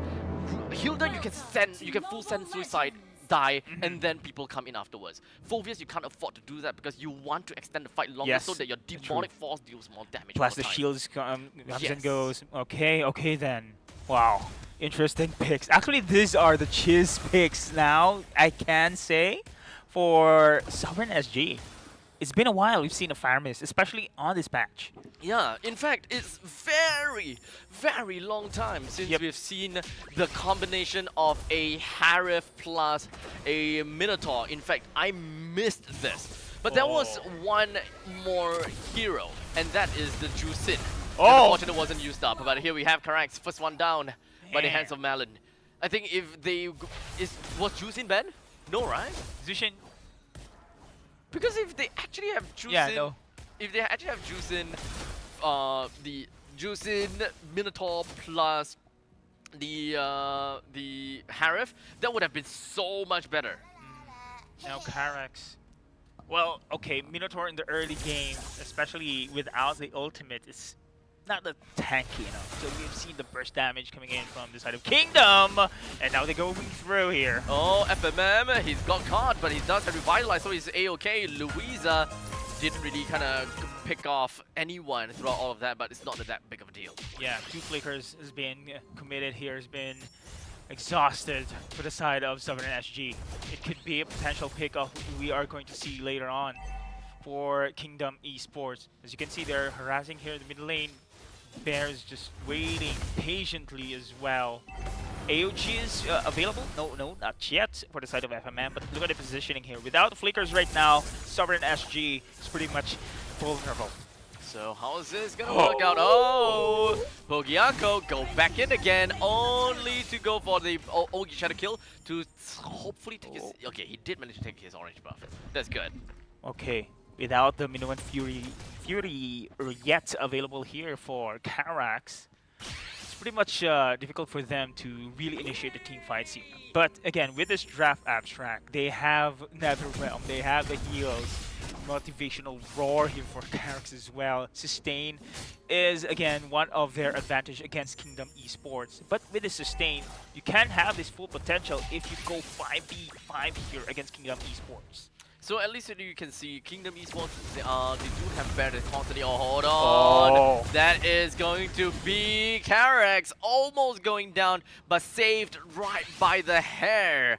Thanks to thanks to Creole Meow. But in the meantime, down in the bottom lane as well, Bear literally right in the face of Kong. He just went full ham over to the opponent's jungle.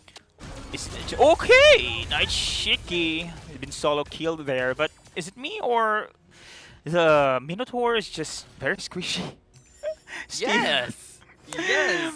That is also one of the reasons why he has fallen off. People are Yeah. realizing that he's great as an enchanter. He got very good crowd control, but he doesn't fulfill the role as the roamer all that well because he can't just face check bushes. Yeah. He can technically, but it's too common. Like if you know someone is in there, then okay, go ahead. Plus, you need to spam that heal skill, the motivational roar every time he has a low health there. But with the burst damage, you cannot really spam that skill. And Yeah. now Carax and the rest, yeah. Yeah, I think it also comes down to the point that it's kind of like a hybrid hero, right? Tank plus support. You got to heal. Do you want the photo or do you want to build tank? I think Carax will prioritize really being the tank here. Well, we can use the Minoan's Fury, but his sustainability is also the key here to trying to get the attention here with the side of Kingdom Esports. Oh, at FMM, I love the positioning here. They have the ultimates pretty much ready, and no one's initiating here. Yeah. Okay, surprisingly, both the teams here I'm- playing it yeah. safe. I mean, I'm okay with this. Sovereign SG knows that at least when it comes down to the Minotaur, you are more of a counter engage. You're not an engager. You want people to come onto you, and then you just go a full send onto your Minoan's Fury. But you don't want to jump onto 1% and Minoan's Fury that one guy, or else you'll be wasting a big ultimate just for one. You might as well just pick out like a Cho or a Jawhead for that very purpose itself. Okay. It's So like using a Atlas to Fatal Links one guy. Yeah, the cooldown is insane as well. I mean, if that's pick off as a gold laner, say why not? True, why not? Value. But as for now, we do have Bear that's being annoying. Yeah. It's just constantly just in the face of Sovereign SG. And Sovereign SG just don't even want to do that. Yeah. So Kingdom Esports, they are playing the same way. They are waiting for the opponents to engage onto them, and then everyone else collapses shortly after. So Bear is just in the face, waiting for someone to jump on him. Oh, Zeman Force. Oh, nice Shiki again. That's twice in a row. Twice in a row. That's gonna hurt here, Sovereign SG. And now, look at the stun coming in from the side of Bear. And I've seen that they give up the turtle there just to go for that split push coming in from Pogiako. Yes, but the turret and the kill from Naishiki on the top side, oh man, that's a different one. That's Kingdom Esports there having the value of the team fight. So now it does seem as though Bear is constantly on our screens, right? He's opening up the map so well. He's constantly giving the team information as to where the Minotaur is, or where potentially the Paramis is as well, and most importantly, jungle rotation. Where is gonna be the next spot that Pogiako is potentially gonna go? I think that will decide how Kingdom Esports eventually plays their macro game and where they send their players. Speaking of players or the teams here, Sovereign SG doesn't really have that scaling capability here against Kingdom Esports. Yes, they do have the sustain, but will they be able to do the damage though? But as you can see here, Kong trying to spot Bear in that sequence. No follow-up whatsoever. They are going to go for 5v5. I think we have mentioned this one. Sovereign SG are very strong when they are together here, but I'm still having a doubt when it comes to damage output. Sustain, yes. Damage output, let's see if they can be able to dish out or pick up anyone here. Oh, there you go. Bear is the target. Okay, he's still gonna be okay though. Doesn't seem Yeah. like he's faulted by any single one of these players at all. We haven't really seen an aggressive AOG as of yet from FMM. Oh. Don't have a reason to. This is not what I want to see from Carax as he went in for one-man Minoan's Fury, and that sparked into a big man. battle, only to turn the tides, or rather only for Kingdom Esports to get themselves the advantage. This is what I meant here. The damage is lacking. Yes, you do have the crowd control. Yes, you do have the initiations, but with the follow-up damage, you have none. Kingdom Esports here just going to go for the counterplay. Pick off here Kong as well. Plus, that objective takedown gives Kingdom Esports major advantage here. Carax backs away. Oh my goodness, Yeah, goodbye man. Carax. I think this draft just doesn't really quite work. Yeah. Yeah, unfortunately.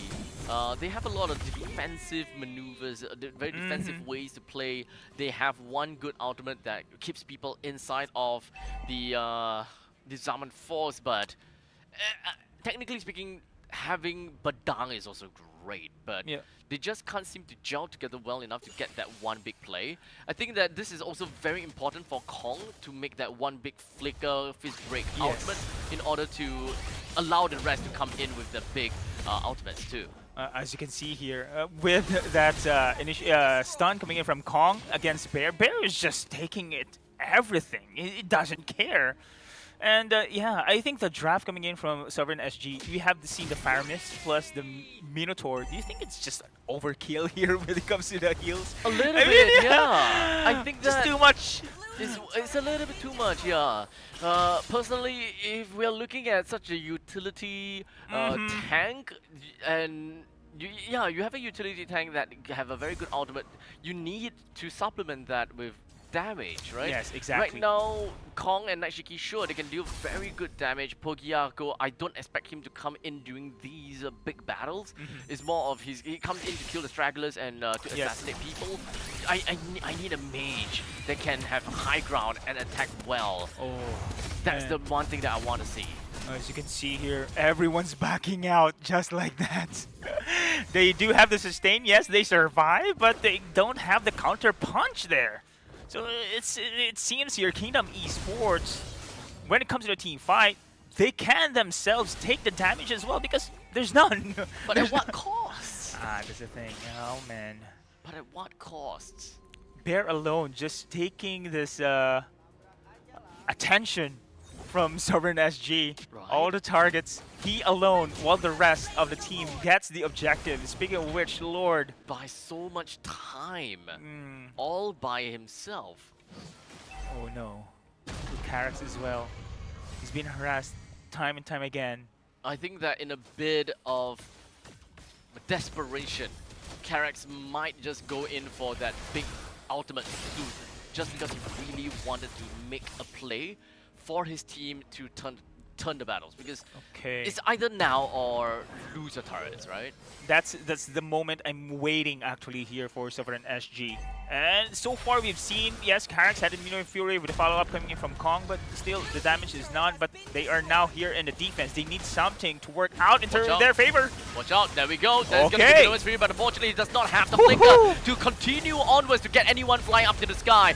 Pogiako gets himself right out of the dodge, while the rest of Kingdom Esports, they have managed to push the rest of Sovereign SG back home, with Carax being the only person down. The middle lane, and there we go! Finally! The fist break and fist crack did manage to land. That is Malik Tizi going down. FMM stayed alive for very long, and we have a Nightshiki that has flicker? I didn't realize that he has flicker. And now going to chase there. They want to finish this one, but no. But yeah, that was the team fight that we have been waiting for. But Yeah, but Nightshiki has flicker. yeah. Why? For me, I think it's for Louisa's chase. But yeah. there's Vexana and Gatukacha. But still is heavier than Fierce. Well, Oh. the unfortunate is he died twice on the Yes. lane with the flicker. Yes, so maybe if he has Purify, it would have been a different case. I don't Oh, know. But there we go. Oh, wait, what did he? Okay. Then that's not a wasted out, but Bogey! That's not a Poggy play there. That's not Bogey. That's not Poggy there. That's not Bogey. That is Pangit. Pangit. Yes. It's a dive into a 5-man team fight. Oh man, he wanted to harass the opponents a little bit, but in the meantime, AOG just gonna be popped coming in from Sun FMM, only for him to be taken down right under the ton of snow, while Louisa goes in, Creel Meow taken down, mid lane, inhibitor turret, taken down, 2-man plus, and perhaps even Carax, but no, never mind, Carax is not gonna be taken down just here, Creel Meow, he does have the passive, so he's gonna be right back in the action, but Kingdom Esports, all 4 of them knocking onto the car and say bye-bye to Sovereign SG. Yeah, that's the thing. Oh, Pangit play. Pangit play. Pangit Just play. end that game. End that game. Oh. But that's the thing, Abstract. We've seen the draft. I mean, too much sustains, too much... Kingdom Esports is the only one that won the Both. games Now against the that Challenger teams. Yes, against Challenger teams. They're the Challenger Slayers. Challenger Slayers. Yeah, but this is just the first half of our Challenger day. We have community teams 3 and 4 later on. But let's see. Hey, But look, I mm, I think that okay, I have a theory, right? I have a theory. The challenger teams, they're gassing out already.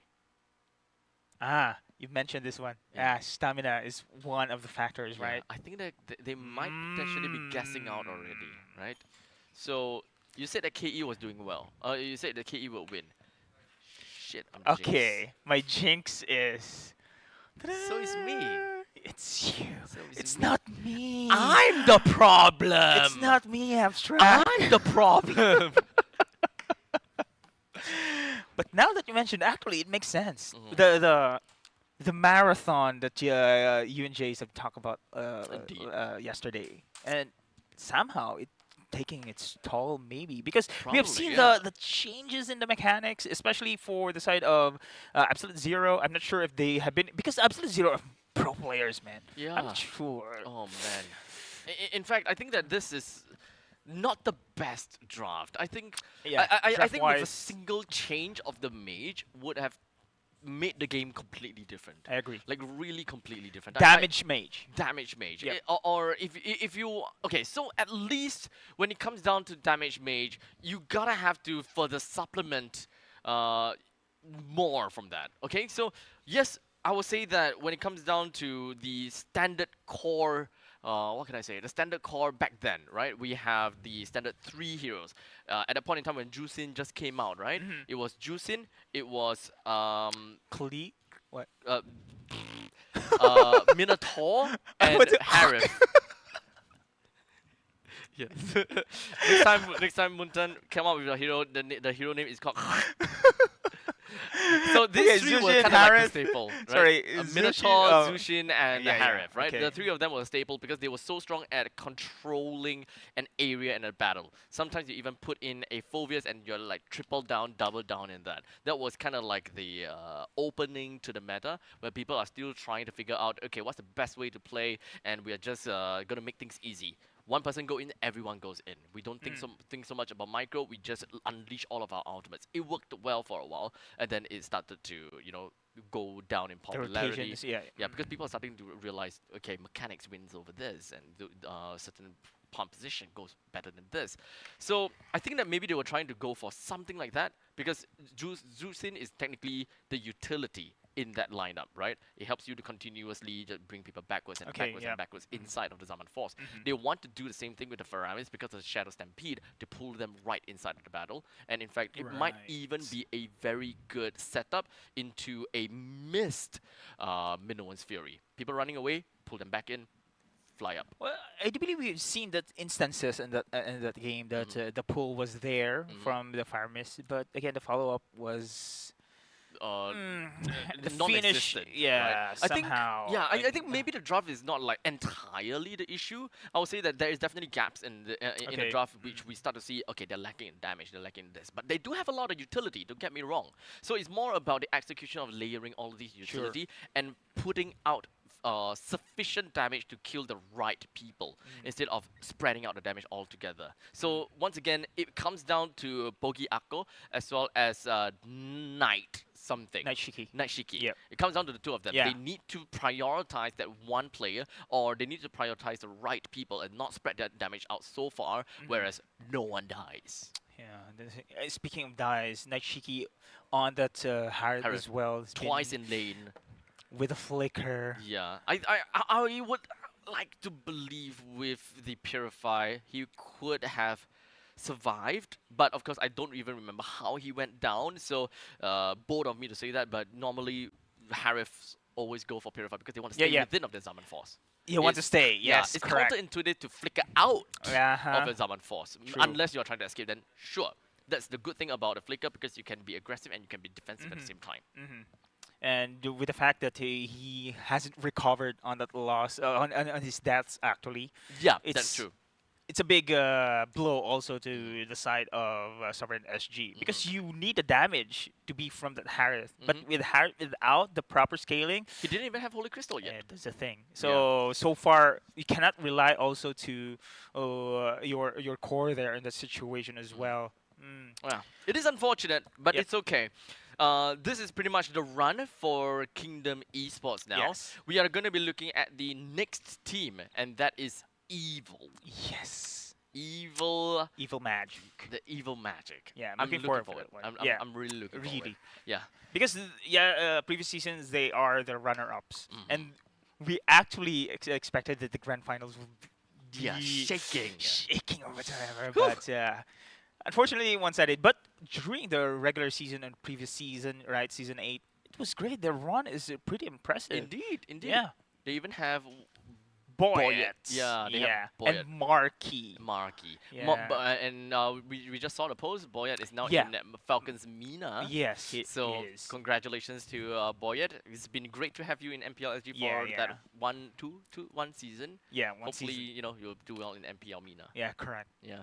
So okay, with that all said and done, ladies and gentlemen, we're gonna go off for a short little break, and once we are back, we will reintroduce the teams again. And of course, this time it is Evil SG that will take up the pedestal and show us and the challenges what is they are exactly made of. See you guys in a short bit.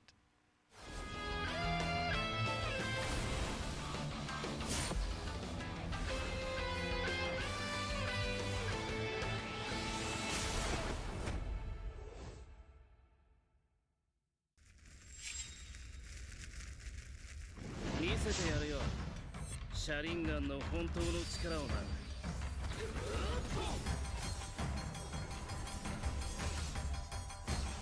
力が湧いてくる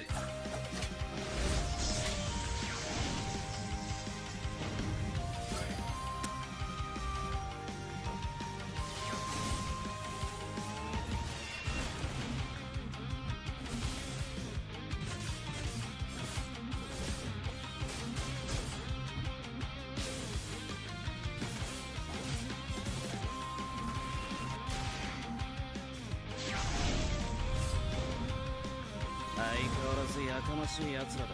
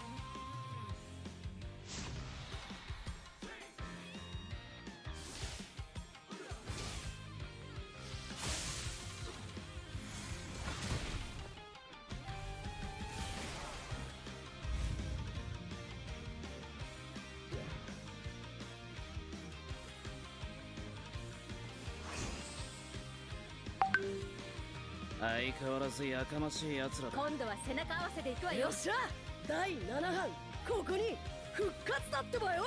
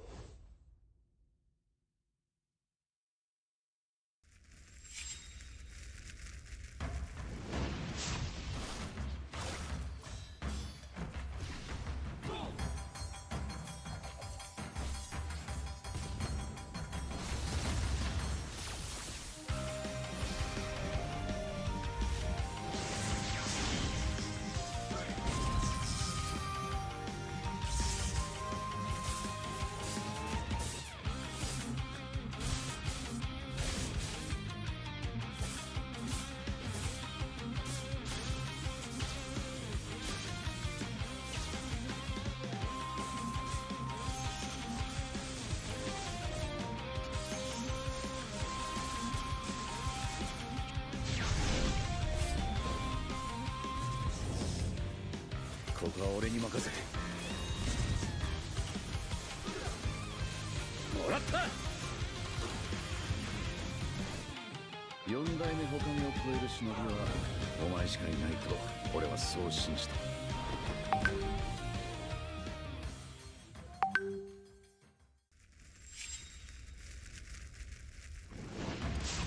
みんな渦巻きナルトが帰ってきたぞ。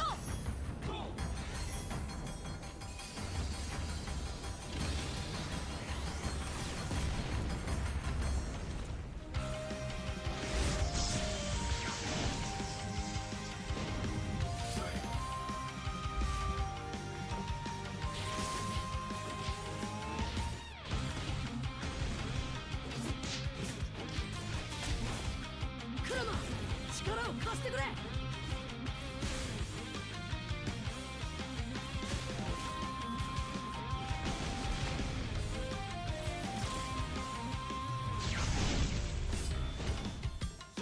っしゃ第7班ここに復活だってばよ。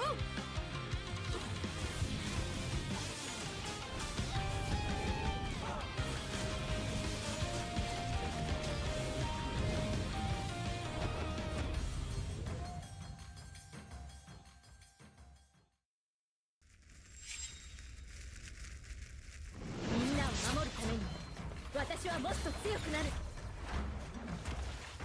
やっさよなら。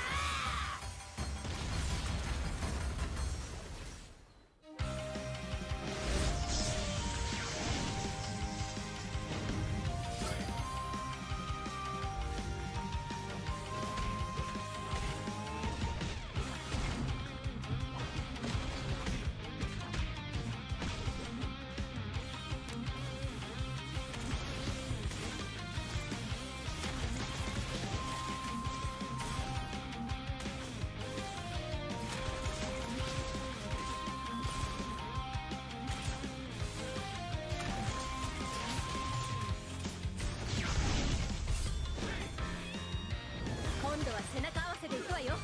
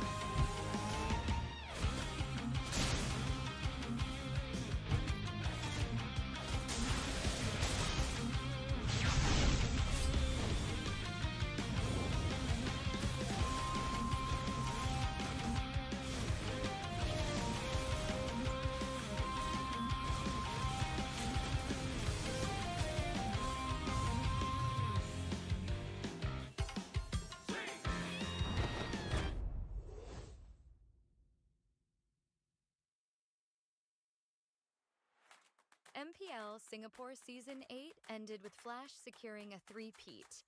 But this season, everything changes. With a brand new format, new challenges await. The regular season journey has 4 key stages: seeded stage, Challenger Qualifiers, Challenger Stage, and Last Chance Qualifiers, all leading up to the playoffs. In the seeded stage, 5 MPL Singapore teams from last season will compete in a best-of-3 round-robin format. Meanwhile, the Challenger Qualifiers give community teams a shot at the big stage. Over 2 weeks, the top 2 teams from each qualifier will advance to the Challenger stage. The Challenger stage will feature the 5 MPL Singapore teams from the seeded stage and the 4 community teams from the Challenger Qualifiers. In the first 2 weeks, MPL Singapore and community teams will compete in a best-of-1 intergroup round-robin format. In the final week, community teams will face off in a best-of-1 round-robin.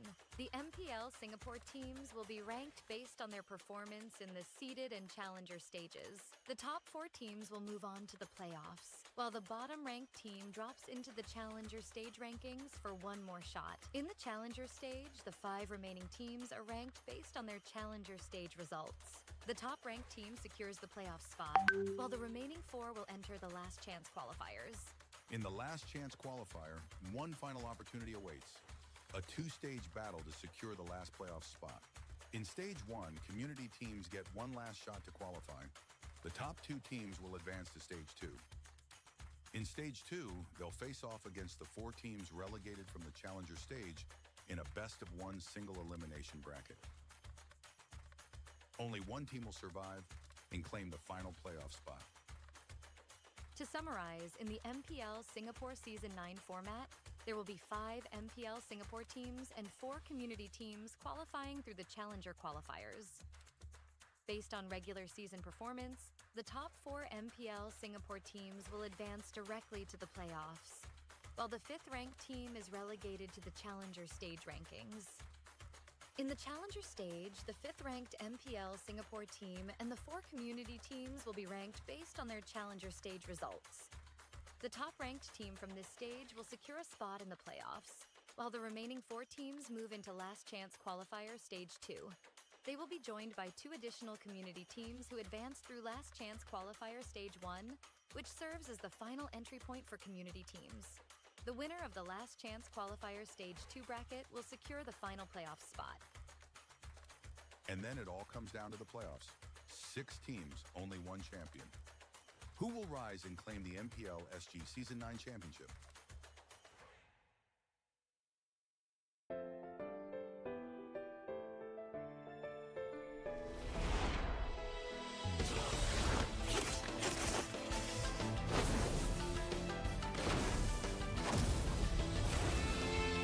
All right, ladies and gentlemen, welcome back to MPL SG Season 9, and we've got quite a crazy series. It's a lot of games. 6 games that we have casted so 6 far. games. 6 best of ones, all of which are their own series.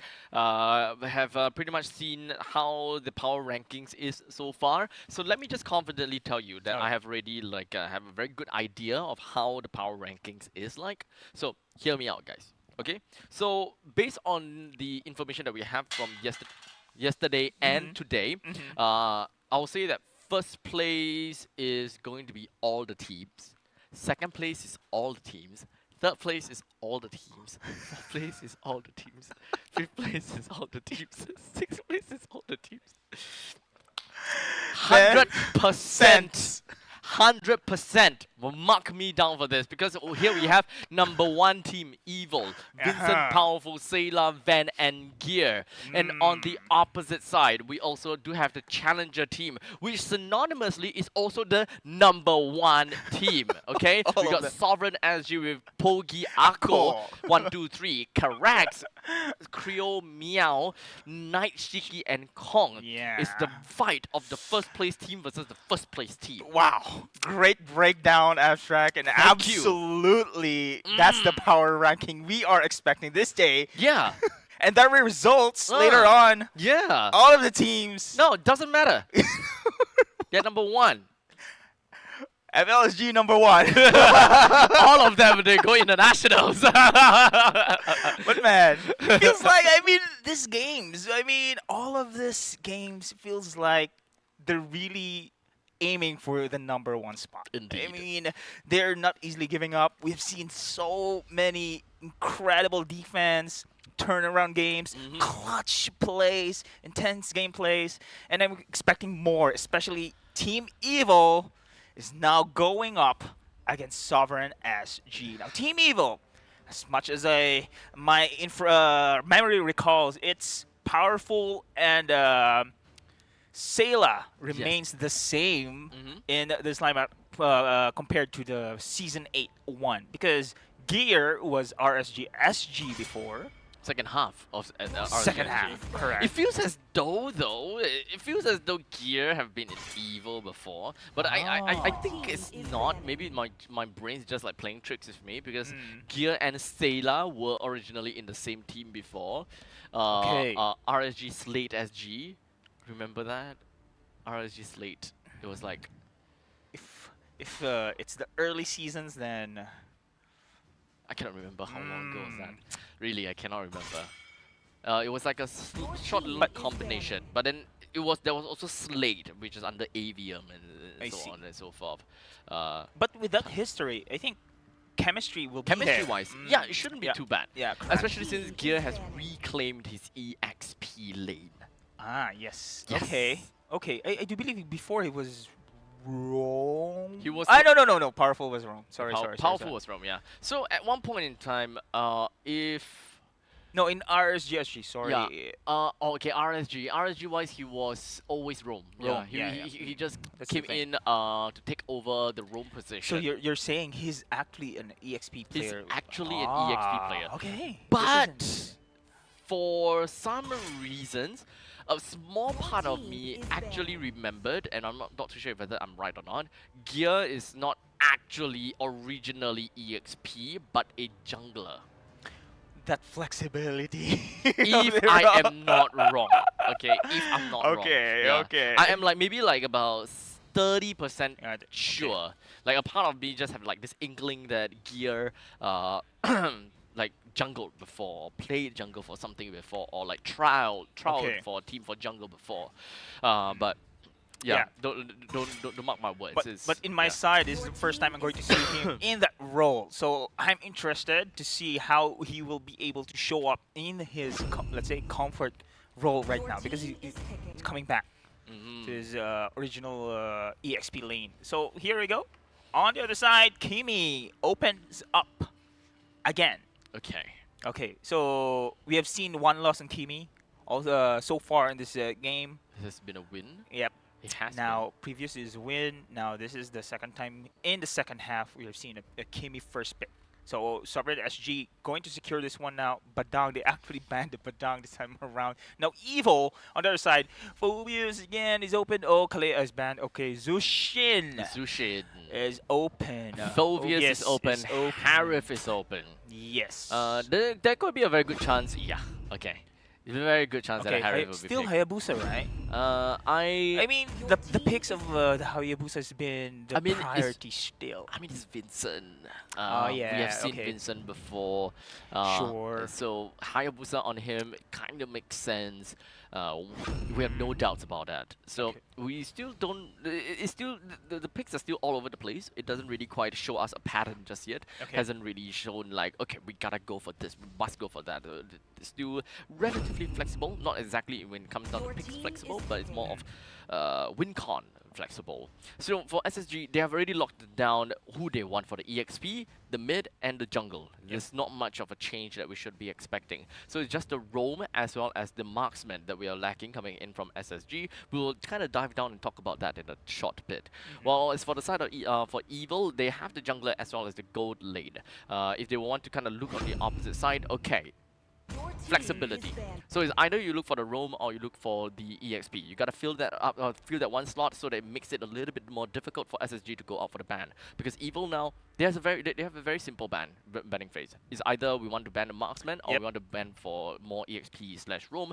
In this case, I think that marksman will be very good. Having a Moskov out of the picture, or and even the Granger out of the picture, Yep. will kind of force SSG in a very tough spot. Plus, of course, they want a Harriet has an advantage already in the gold, and Yep. they want to really double it down with this marksman bands coming in from Team Evil. Yep. Now, speaking of the rest of the roles here, Team Evil still doesn't have the mid lane as well as the EXP here. CC can be one. At least CC can also For dive SSG? into the Or for Evil. Okay, I think it can definitely be a good pick because you're going up against the Phobias. You Yes. want to win the lanes. There's another thing that you can do though, is that you purposely stack up the lineups so that you force SSG to pick up a carry. So in this case, you already have the high loss. Pick up yet another tanky hero such as a glue. You kind of make the opponents want to go for a carry because there's such a tanky front lines. So you put the carry in such a difficult spot against the Harif even more, like just going all ham. However though, not necessarily glue must be picked because right now we still have got the mage that is unpicked from SSG. Speaking, mage is. Oh wait, Kimi. Kimi! Yep. Yes. But yes, Garakacha, yes, for sure. This is the combo we have seen very effective previous season, the Phobius and the Garakacha, and you explained it very well a while ago that Phobius just getting the attention of the enemy team there and follow up with the AOG. It's pretty simple, very effective here. With this combo coming from SSG now that Kimi has been revamped as well, double down with that traction pulse. Very flexible lineup that they have got. They are very area denial style. Bennett's Rage and the Nibiru's Passion will completely shred anyone that gets caught in the AOG plus the traction pulse. I think this is pretty okay. My only problem is initiation. Same thing is more of a counter engage, leaving the AOG for later on. So because of that, actually having a revitalize onto the Phobias might actually be a pretty good idea so that you can double revitalize tech in and kind of play around it. But looks like Evil glue. actually want to go for the glue, so very tanky front lines. And can hold the Phobius in the lane. So That's we've right. seen how glue can really harass the lane there as well. So okay. So I think both teams pretty much have a great draft here. I don't have anything. Yeah. I don't have anything True. against the draft. It's just a little bit of a change of a battle spell, perhaps, that makes things a little bit easier and a little bit better. Phobius item builds maybe might want to go for a little bit of a change in order to be extra tankier when it opens out the brush, just so that he has some more raw defense and raw HP. That's probably the only thing. You mentioned double revitalize. Somehow I can agree because with Vincent on the Hayabusa, it's the backline is here of the side of SSG is very vulnerable with that battle spell being locked in. So I think Not they a problem can. anymore. Yeah, exactly. So here we go. Team Evil. First time I'm going to see gear on the EXP as well. Now they are going up against Sovereign SG. Now this is again a best of one series here. So far we've seen the challenger teams frequent loss. Loss after loss in this situation. So this is the time wherein they must need to have a win. But this is time around Team Evil, top 2 on the previous season. Oh, okay. So at this point in time, it seems like Kong has decided to still stick onto the Flicker. So it seems they want... okay, so the problem about Flicker here is that, yes, you have a very good defensive capability of just running away, but it also do allow you to be aggressive. However, the aggressive tool of the Flicker for a Phobius feels like a bait, because you don't want, technically, to be initiating unless you find a really good opportunity to do that. But in most cases, like 80% or 90% of the chances, you won't use it aggressively. So if you want to go for defensive cases, a Vengeance or in this case a Revitalize would have probably been better as you're playing for your team. Or they're very confident that they are going to win team fight and go for the chase. Let's see. I mean, you have a Joy. Joy, again... Pick up the chase, Yeah, so in order to be aligned in that aggressive play, then Flicker is going to be used. But let's see on how they be able to execute that one. But so far, usually with having a Kimi in your lineup, you do the aggressive plays around this time, but we haven't seen that one yet for the side of Sovereign SG. Unfortunately, I think that the more I think about it, I think that the use of a flicker for the Phobias is actually more or less became a deal breaker for me. It changes the entire way Yeah. that Sovereign SG will now have to play, because now Carax will be forced in the later situations to be the one that kind of opens up the map. Well, So maybe we'll see how, right? Maybe we'll see how they decide to play around this. So far, Evil is now into the pit. Great zone here for Gear as well. Chromia and the rest is going to take it, but there's too late. Yep, easy turtle for them, but in the meantime, a big skirmish, powerful, quickly puts up the pathway and gets himself running away. Gear is the only one that actually went down surprisingly, and Sovereign SG didn't even do much from that point in time. Kong actually aggressively takes up the aggro, and I don't think that Team Evil was expecting this. Yeah. Wait, Kong gets a kill! Oh, the powerful Vincent returns a kill down on the Kong. Beautiful return and fight back. Wow, the counterplay here for Vincent. Do you think you can outplay me? I'll outplay you also here. Team Evil and Sovereign SG, both teams showing aggressiveness here in the early stage of the game. Remember, that is going to be the turtle being secured by Team Evil. Sovereign SG trying to take their own aggressive way with that kill, but Vincent just did the outplay on that Hayabusa. That's the mechanics that we're talking about. The micro play. In fact, this is a team when it comes to Team Evil, it's a lot more micro than we expected. But in the meantime, down in the bottom lane, completely hammered this pony of hell. Well, I like that one. So you have gold lane having a kill. So you need that advantage as early as possible, especially against an Harith here on the bot side.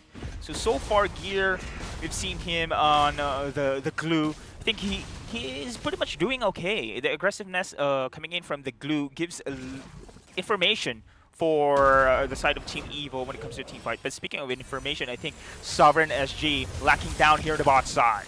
And just like that, it does seem like we do have a CC immunity coming from the side of Oh my. Purify. He's going to be A-okay for now, but he's still definitely under the turret, so he's pretty safe. But dealing damage on the Carax is definitely difficult because of the revitalized Trio Meow. He's safe for now. We do have the latch on coming in from Gear as he managed to help bring down Night Shiki, while Trio Meow finds himself taken down by Sayla. As now Team Evil hovers around Sovereign SG and collapses upon them, and it's not going to stop even underneath the turret's nose, claiming that triple for Sayla. Wow, what a dive from Team Evil. Very confident on that aggressive play here at the bot side. But so far now, Pogi Ako was picked off early in that situation. That made Team Evil decide to go full force to go for the pickoff. Boy, oh boy. This is the second turtle that is upcoming. Team Evil do have a small little advantage of 1,000 gold. It can definitely swing the other side, but we do have a high percent amount to come in very soon. The Traction Pulse is just going to be pulling everyone else into the center, while no death has been incurred just yet. With a quick little latch on right down onto Kong. It does seem that Phobias is not going to be bothered by this by a single bit. The turtle is going to go down, and it does seem like we have 1% that managed to get it, and that is Pogi Ako. They gotta have to move back because they have already won this initiation, or rather they have won this fight already. Yeah, great retreat there, almost. Carax has been, yeah.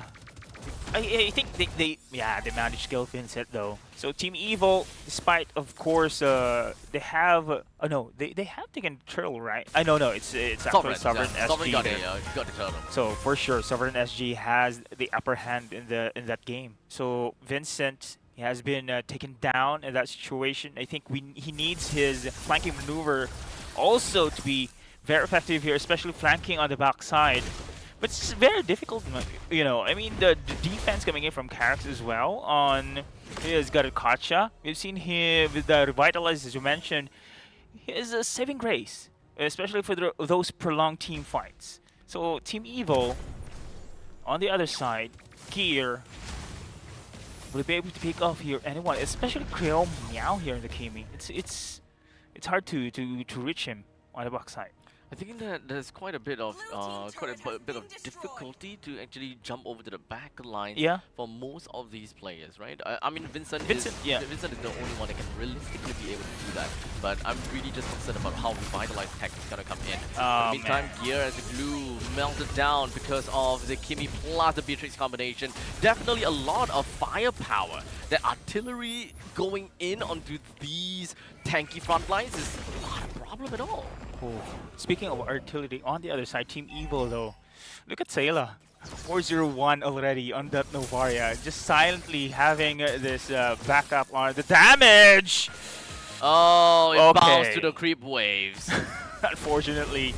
But look at this focus fire here by SSG on the top side. Great defense. I mean, Van still has the Zaman Force. I'm not sure if they're going to force this one for the side of SSG. I mean, there is a turtle after all, so I think that just waiting for the perfect time for the fight would ultimately be the best case scenario. They have information that SSG have at least 3 people around the turtle's pit until now. As now we do have Krumel to join into the fray. It does definitely deal a decent amount of damage, especially when it comes down to the traction pulse. Did not really pull anyone though, but on the backside we do have Gear that did manage to get a latch on onto Night Shiki. Brings him down immediately, as even under the turret, that's not going to be a problem. Kong stayed alive for an extended period of time, buying enough time as Team Evil were preoccupied with him. With the AOG from Karax just jumping right in front of the turret, not exactly within of the turret, would have been better if it's just right underneath it. And no one died here for the side of Team Evil. Look at the shadow kill once again. Creo, meow, there you go. I think this is one of Vincent's favorable target here. That's going to be Kermao on that Kimi, but he did have the flicker though. He could avoided that ultimate coming in from Vincent. But anyway, he was been taken down. That team fight was really in favor for the side of Team Evil. They had a turtle buff as well. Tower on the top side has been taken down as well. So Team Evil, they are on the right track here. They had the advantage of gold economy again. The team fight here, Karax. Oh, he's not down yet, but Pogiaco, he's going for the backlines, looking initially for Sayla. But a quick maneuver from Sayla as well as the flicker got him right out of dodge. But Kong now overly committed now. He have no choice but to go all the way in. None of the members from Sovereign can do anything here. Yeah, he's dead for sure. Kong's out. No, that's not necessary, unfortunately. I think that committal coming in from Sovereign SG, because Pogiaco already used the things. So it's not you mentioned not necessary. Yes, I agree. Not necessary to really prolong the team fight there. And unfortunately, Gear has latched onto him. So Pogiaco and the rest here of SSG trying to defend on the bottom side this time around. Powerful. Okay, easily gets out. Yep, even though he got hit with the traction pulse, yeah, not a problem. I think that this is one of those games where we see a Novaria that is doing very well. Right? Yes, all these snipes are working greatly. Kong, unfortunately, down on the bottom side, was not able to defend the T2 turret, but that's just a small little problem. This is one of the best Hayabusa gameplays we have seen so far, Abstract. The split push, now, the split push, flanking maneuvers, the pick-off, solo kills. It's there for the side of Vincent. Probably best Novaria too, actually. For now. I can't even remember who was the one that played Novaria the previous time. But maybe it was Sayla. Maybe he just outdid himself. I think it was Sayla. It was Sayla? I think so. I think think wait. so. No, it was Melon. Melon? Yeah, it was Melon. It was Melon. Okay. Yeah, I remember it's Melon now. He did. I think Sayla did the Vexana. Is one of his comfort picks. Sayla had Kagura as one of his signatures. Wow, but unfortunately that was a long time ago. Okay. Yeah, a long time ago is unrelated now. But Sayla has also played Loi to a pretty good extent. I will say that these 3 heroes, inclusive of Novaria, is one of the few heroes that we've seen him play a lot. At one point in time, Lilia too. Now they're going to force their way into the middle lane. Clear waves with that rage. But while the Lord is on the bot side, all ultimates are up here except for Cleo Meow. Will they be able to hold though with the Lord pushing through? And now we do have Carax. He's hoping that he'll be able to put himself in front of the enemies as much as possible to revitalize his pop, but it's all for himself, unfortunately. He even have to pop the AOG to get himself out. Although I gotta have to say it's a lot invested from Carax, but it's more than enough to make sure that the T3 at the bottom lane stays alive. But what's all that's worth for if the bottom lane is still gonna crash in again, now with no AOG and now with no revitalize? Oh, this is a big win for Team Evil, and they are not retreating as of the moment. They want some kills here, and Vincent almost, but stopped his combo for a moment. So Gear and the rest of the team, they have going to win! What was that? Flicker Gear as he went in, overly aggressive, but somehow not punished, completely unpunished. As now he do have a latch on. He pulls Trio Meow out of the fountain as he got killed by the fountain itself. So that is that one sacrifice, 1 for 2 actually. So now Powerful is taking the front lines. He's trying to do whatever he can, but Vincent! Wow! Just like that, Abstract. It's the Hayabusa! It's the Vincent! It's the Hayabusa. No, wait. It's a Vincent. No, it's a Hayabusa. No, it is a Vincent. What's up with this guy? It's not an aeroplane for sure. What? Yeah. Vincent! Vincent!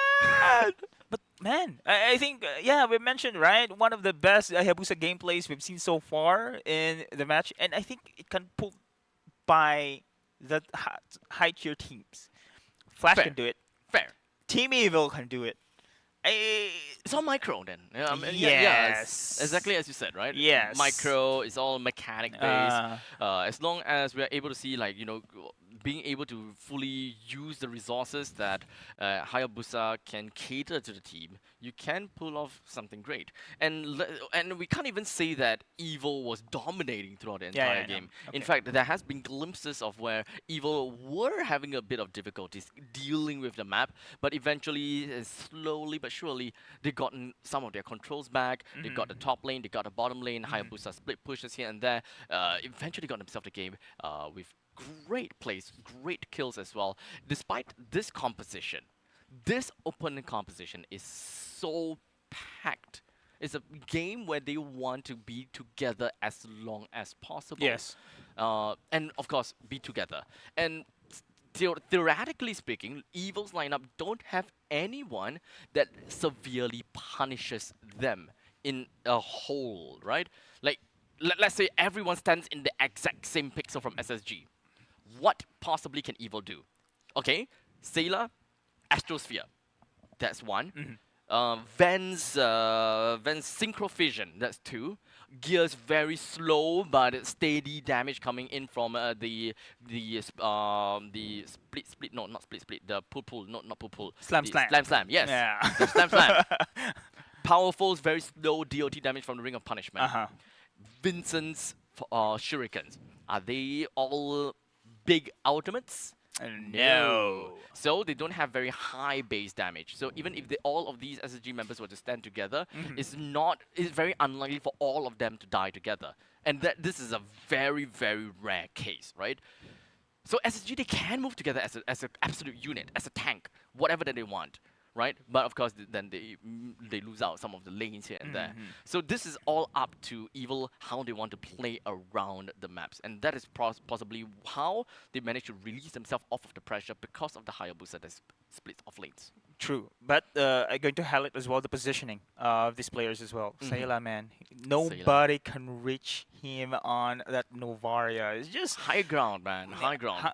As you said, now it's about mechanics and range. Yeah, I think so. This on the other side though, Sovereign SG, their lineup is chasey, to be honest. Yeah, they do have the range on the other side, but the chase is not somehow can compensate into a kill. So so at least for their lineup, what I can see. Okay, so whenever you look at a Beatrix is capable of many things, right? If you want to play catch, you have a Beatrix Nibiru to melt people down. In fact, even Wesker, even though it's kind of short range. If you want to play, if you want to defend your lane or you want to push the lane fast, you have Bennett. Yeah, no, the range. So good, right? And let's not forget when it comes down to Renner, you've got the poke. there's so much things that Beatrix can do that plays her into many situations. And this is the kind of game where I want to see more adaptability from SSG. They want to play Siege, they can, because they have Nibiru that can whittle down the damage of the health, or whittle down the health of the turrets so quickly. But technically speaking, the lineup doesn't allow them to do that. Why? Phoveus plus, who is that? Gato Kacha, is it? Phoveus Gato. Should be a Phoveus Gato, yeah. So Phoveus, once again, I still like to say that a Revitalize is still a way better way to go about it. Not the Flicker one. Yeah. For sure. Flicker was definitely very big and flashy, right? We managed to see him just going in, get the kill down, but at what cost, right? All of the rest, It's a big better spell to use, long cooldown, and minimal impact. Well, for Revitalize, I think it is like, what, 90 seconds? Maximum impact all around your team. Plus from the Gato Kacha as well. Double the impact. Saves your team from the Ogi Shadow kill. Saves you when you walk into the brush and open up the maps. Yeah, but that's a single player alone. How about the rest, right? So, I mean, they need also to step up in that situation. But you've mentioned, of course, the Beatrix has been picked, the flexibility of this hero. I'm a big fan of Beatrix. However, it needs the scaling. I do believe it needs the scaling. The Team Evil knows about this one. They ended the game less than 15 minutes. I mean, it was around Probably 11, one of the 12. fastest game, actually. Yeah, so far. I think taking advantage of that situation with a split push coming in from Hayabusa as well, they know how to finish the game. They know their victory conditions. Now, Sovereign SG on the other hand, right? So I think draft was not pretty bad. I think we mentioned it's not pretty bad. It's not bad. It's not bad. It's just not need bad. that one change of the battle spell to glue everything together. Right? Now it just feels like the bricks are on top of one another without the cement. Oh man. So Sovereign SG two losses straight right now. First game loss, second game they won that series now. 3 losses, I think. Yes. Now Yeah, they 3 are losses. 1-3. So 1-3. Next series it's gonna be now the Absolute Zero. So for this one, Absolute Zero actually, I'm looking forward for this team to really step up because I can see the potential. They're pro players, man. Yeah, and I think that they can do something against Evil because it feels as though they are also a team that plays very well into strong teams. You know how there's this saying, right? When like even for first-person shooters, right? When you play in high-level matchmaking, you do well or you are decent. You belong there. Yeah. But the moment that you go down to the bronze levels and you start to play with people of their level, you can't play that game at all. Why? Yes. They are, number one, unpredictable. Number two, they have no idea about their timings. Number three, they have no idea what they're doing. So whatever that you have learned and whatever that you know about the game, throw it out of the window. Yeah, exactly. It doesn't help you at all. Exactly. And the results on that game, it's a loss. So I think I'm pretty sure that in some situations, the pro players might feel this way. Like what is expected, an expected timing that you should be hitting. The opponents should be hitting if they want to min-max their gameplay. Okay, by this point in time, he should be done with the purple buff. As such, I will be ready for him at the purple buff. That's the thing. But yes. they're not. So that kind of stuff, you know, Yeah. small little things. Those small little things actually add up and Yep. makes a great effect on how to win the game here. And this is it. Team Evil once again going to face another challenger team. That is going to be Absolute Zero, but it is going to line up for Team Evil. Vincent here on the jungle, Yep. and the rest is there. But here, Absolute Zero, Nan on the jungle, Rapidot again on Roam Buji here in the mid, Salas on the gold, and was the EXP on Vendetta. Vendetta, yes, Vendetta is there. So Give Vendetta, him the Kalia. Give See? him the Kalia. So we have seen now somehow signature hero for Vendetta. That is gonna be the Kalia. So speaking of which, what other players that we have? Lucas Fernandez. That was. Well, that was yesterday. yesterday. I think at the point in time, once we saw that the double maniac, people are just like, yeah, maybe don't don't play against that. Yes. Just maybe. And speaking of Lucas, we haven't seen yet Lucas' game For today, yeah. for today. Almost 100% ban rate today. Yeah, so it's kind of crazy, that kind of statistic. Especially since it's a far cry from yesterday. There has been a couple of times that it has been leaked, and then today it's just like no, 9, none of that, Not anymore. not anymore. None. None does pick this hero. None does pick this hero anymore. So that's the thing. So yeah, I mean, okay, Vincent, we have to look out for this on the side of Sovereign SG. And again, I'm highlighting this one. I want them to step up. I can see the potential of this team, and those two losses in a row really somehow their momentum shifts Right. into a loss. Those previous games though, Abstract, it's not a one-sided game. It's close game. it's a a very close game. yeah, somehow, And then just gasses out at the end. which is very exhausting, to be Yes. honest. So technically, it's fair to say, in many Gen Alphas' tongue, Uh, they're cooked. they're cooked. Gen Alpha. Okay, I know that one. Yeah. That's probably the like Gen the, Z. that's The like Gen Z ones. I don't know. I can't Gen Z. Skibidi. Is that Gen Z or is that no? I think that's Gen Alpha. Skibidi is like Gen Oh, Alpha. I Yeah, see. yeah, yeah. Okay, cooked is not Gen Z. Cooked is Alpha. Cooked is Alpha, is it? Cooked is Alpha. But we've been using this since high school. Really? I've never used that before in my entire life. Cooked. Okay. No, we're more crude than that at a point in time.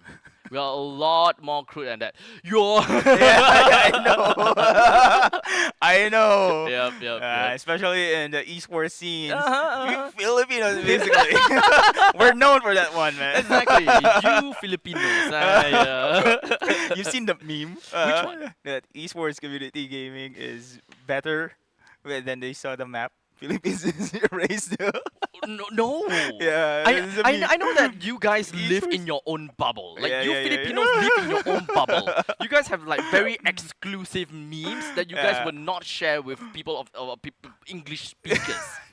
Like you guys are so exclusive. Exclusive to that another gamer tongue. Yeah, you- Exclusive for me. Like yeah, you guys are so exclusive. I would dedicate a planet for the Filipinos. Like, and there wouldn't be any difference. There would be no difference. That's why Pinas lang malakas. Pinos lang malakas. Oh, yeah. But man, speaking of Filipinos though, previous season, Uh-huh. I think there was more than 10 imports. That were Filipino. Filipino imports. I'm not season 8. surprised. Yeah. I'm not surprised. Now we are cut down to maybe 5. Yeah, let's say 2. Hades, Hertizi. Curtizi. Yeah, Flash. Uh, And then l- we've seen I can just kind of like pull out the information Yeah, real I think- quickly. who else? Malik Tizi. Let me Malik Tizi is 1. So 3. So we have few this season, which is actually great. Yeah, For normally, me. normally I just look at their names, whichever that looks Spanish. Spanish. is the one. Whatever Spanishy name. We got Hades, we got Curtizi, we got. Yeah, Malik Tizi. Yeah, with Malik Tizi is Let's nice. see. Yeah. D. What? What do you think DJ. about DJ? DJ? I don't think that's a very Filipino name. Yeah. Nah, that's not a Filipino name, right? Where there's a different game, there's an esports player named DJ. Okay, what else? Let's see. Luisa. Luisa is a Filipino. Oh, Yeah, okay, there you definitely, go. right? There you Definitely go. Filipino, right? You Okay. see? Spanish Okay, names. So 4. Yeah. Vincent is not. No. Yeah, no, Vincent's not. the Oh, I can Korean. tell. Yeah. See? Van is. Van. I think Van is. What do you think? Demon. Yes. Yes. Somehow. Right? Yeah, Okay. yeah, Okay. yeah, I'm getting yeah. good. I can identify you Filipinos already. Be careful, okay? Actually, yeah, correct. And finally, I see. So 5. King's Vanguard. How about? No. Nandes. Nandes is Indonesian. Damn it! One wrong. Walker Knuckle Walker Knuckle is definitely. Indonesian. No, How? What? Really? Indonesian. Damn it. So Okay. that just the thing. I mean, Indonesians now is having stepping up here in this current season. Like Oh, you mean their gameplay? their gameplay. Oh, okay. I thought you. No, here in MPL SG as well. MPLSG, Oh, yeah, the I thought imports. I thought you meant like they're stepping up their names. You know the rivalry between. Yeah, actually, it's kind of interesting, right? It's like how Yes. Singapore and Malaysia have like this mini small Uh, little rivalry. You guys have your own rivalry, like Yes. upscaled by like 5 times. And they created that meme. Esports community will be peaceful. Oh. Hey, look at us. Wait, technically Singapore and the Philippines is like the Singapore counterpart in some sense, and then Indonesia is like the Malaysia counterpart because you know the play style is like is like See? very similar kind of So style, where right? where bros at? Yeah, we're bros. And this is kind of why also, right? Yeah. When it comes down to Singapore, MPL SG, we have a lot more Filipino imports. While in the meantime, for MPL MY, they have a lot more Indonesian imports. That's because true. their playstyle are a lot more similar for Correct. them and a lot more similar for us. Yes. So there is definitely a difference in that, or rather, there is a lot more of that combination per se. BM and BI technically work together. Filipinos, most of them learns English, so you guys come in here, it helps us a lot as well. I do believe you discussed this one yesterday when it comes to language barriers and stuff Yeah, like this one. potential language barriers. Okay. So I having understand. Indonesians into Singapore for a Singapore team to play, I think that generally that might be an issue and might be a little bit tougher. But it would potentially and theoretically work for Evil, specifically Evil, because that's just the way they play. They Okay. have a lot more of that micro-intensive gameplays, whereby they just go into a fight and brawl and somehow win. And back then we were just like, how the heck do they even win all those? Yes. Right? Most of the other team is just like, okay, I'm gonna macro this. Okay, so you are now at a disadvantage. Mathematically, I win, so we take a fight now. But no, Evil, like Malaysians and Indonesians, we're just like, gas, What's gas? like go. Go, Yeah. gas. Like gas. Okay, Just yeah, go. yeah. I don't care. Just fight. Whatever happens, not my problem.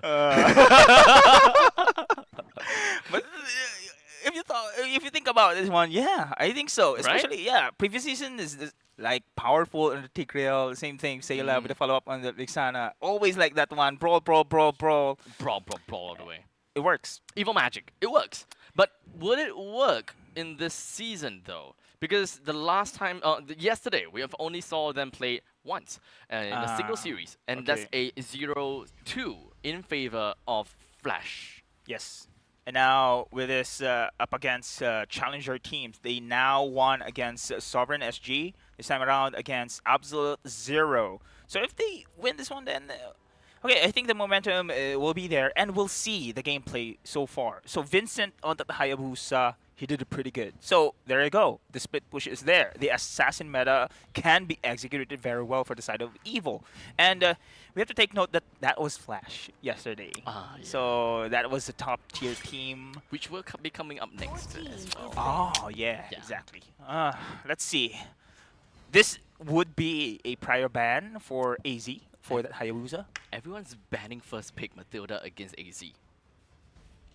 Rapidot's good. Everyone is just, they just do not want to mess with their Matilda. They don't want that kind of gameplay, that kind of composition to come back out. Like the easy to pull off compositions. Yeah. So maybe we can look at some other ways of easy to pull off composition that does not involve Matilda in this case. Okay, I can see that the ban on Matilda, because as you can see the lineups we are seeing so far, Abstract is more on combo. It's So, very like, combo style. Yeah, combo with that guiding wind is just shutting off that strategy. mechanism, Yes. So yeah, Matilda. I think any team, not only AZ, Matilda is a ban-worthy hero, especially in this current patch. Exactly. Chip also has been taken out, but I want to see the Louis though again. Loy It again. was the gameplay that AZ pulled off. yes, correct. But Uh, why not pick it again though? I mean, they put it through. It was great. I think there are two caveats. In order for you to really pull off a Loi, you need to have your opponent. It really also is to look at your opponents, because we are looking at the Roamer and the Mage. For me, I feel that if you want to pick up a Loi, it's either one of their Mage or their Roamer has to have weak clear. The moment that either one, if the both of them have strong clears, then Loi probably would not be a very good idea, because you will be lagging behind, Okay. and there's really not much that you can do in Ah. terms of the early game influence to the other lanes. Okay, you do have a surprise attack pickups here, but your lane is gonna be vulnerable.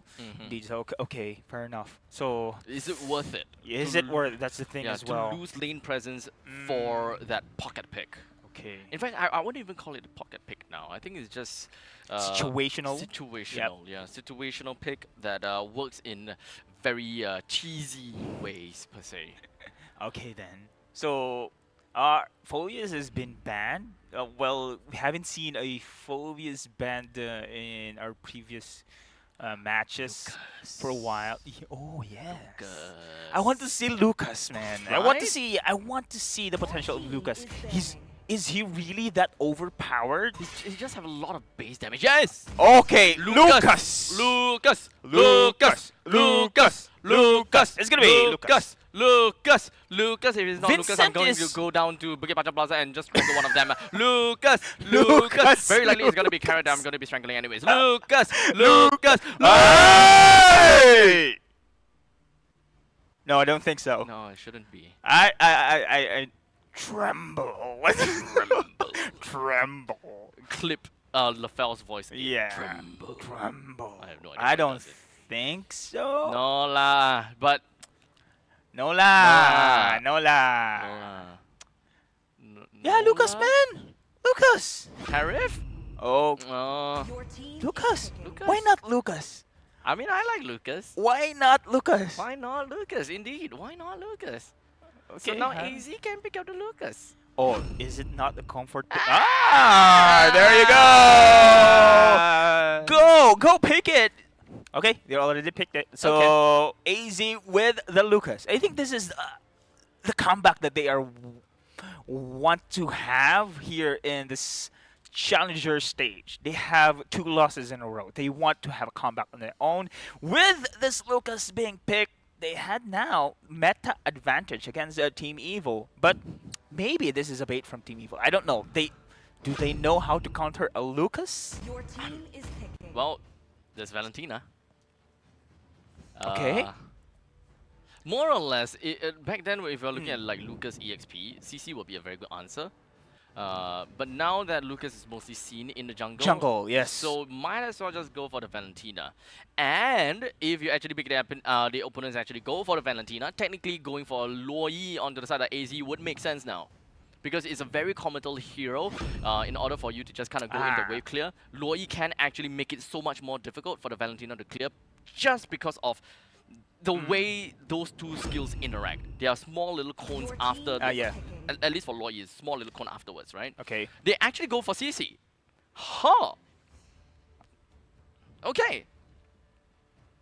Because there's high loss as well. Okay, so I'm fine with that. I'm actually fine with that. Okay. Yeah, I'm actually fine with that.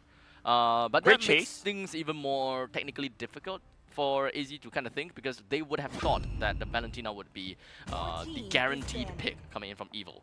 So now now the ball is on the court of AZ. Do we want to give the Valentina or nah? With the fact that they picked up the Gatokacha, I will say no. No, yep. They are just gonna ban out the Valentina. Since this is the last pick, might as well. You're not gonna pick up Valentina? Fine. I'll take the I'll take my Gatokacha. Goodbye to Valentina. Yeah. that So is now true. you have no counter for my both my heroes. Your team Plus, I is think there. Team Evil here really lacks the crowd control as well. Your team Yeah, is you do there. have the chase, you do have the damage, but to hold enemy teams in place, we need someone. I mean, I miss powerful Stay Grill.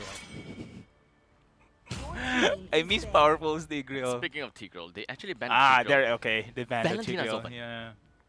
Yeah. Okay. Yeah. Gotta catch Hey, AOG. I actually think the Yeah, They but I think mix- Valentina is still okay because now one of the other thing that I'm afraid of is picking up a mage that is damage mage because now they already have like what 3 players that deals magical damage. So they're lacking in utility. They have right now 0 form of crowd control, 0 form of stuns.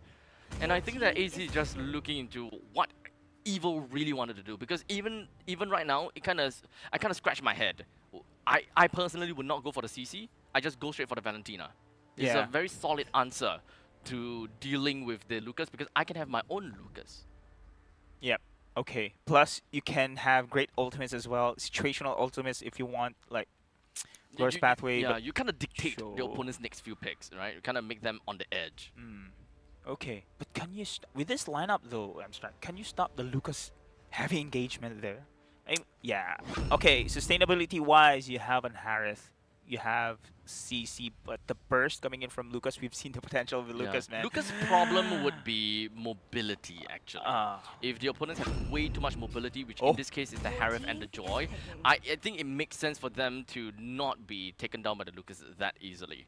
But Evil, they actually have another plan in mind. They picked up the Loi for themselves, One.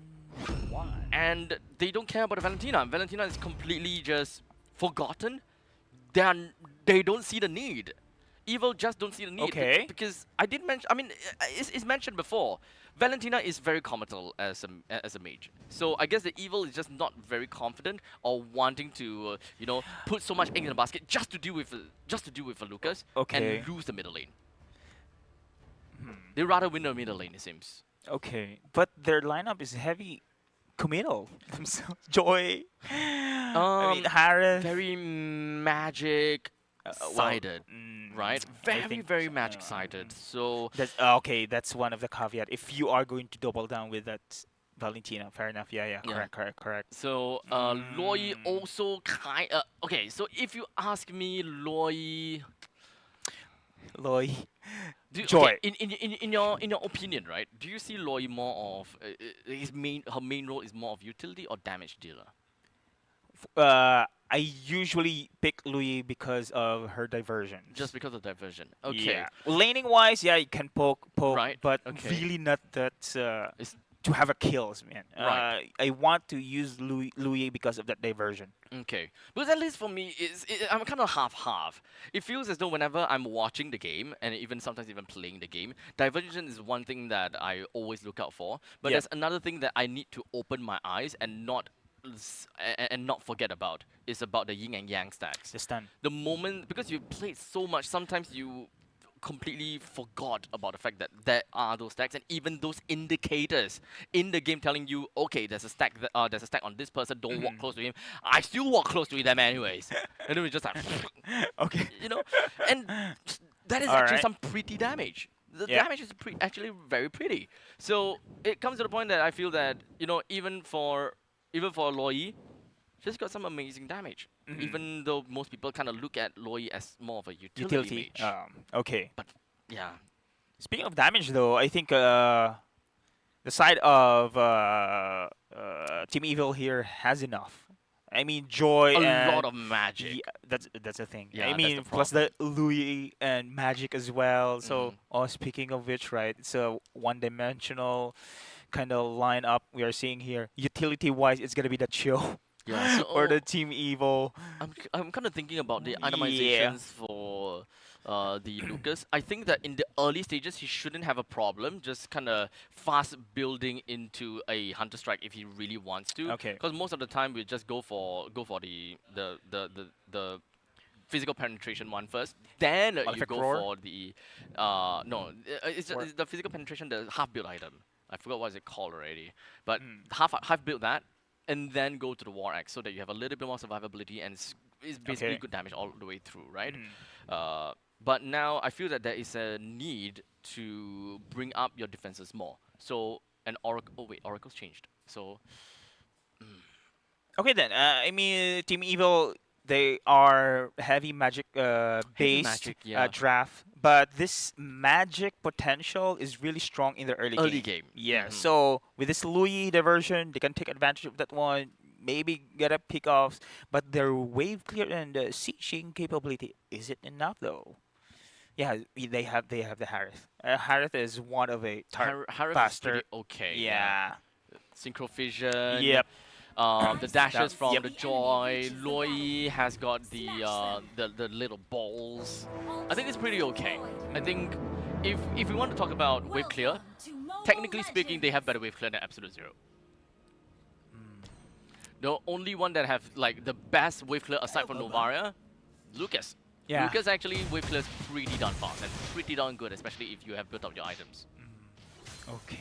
So I'm just happy that we can see Lucas right now in action here in the second not day. at all. Yeah, none on the jungle, which we specifically highlighted that it's great to have Lucas in this role compared to the EXP. So damage is insane. That is why until now it was been almost 100% being banned. Yeah, so I guess we can get an idea why everyone is just banning him out. Ben? Right?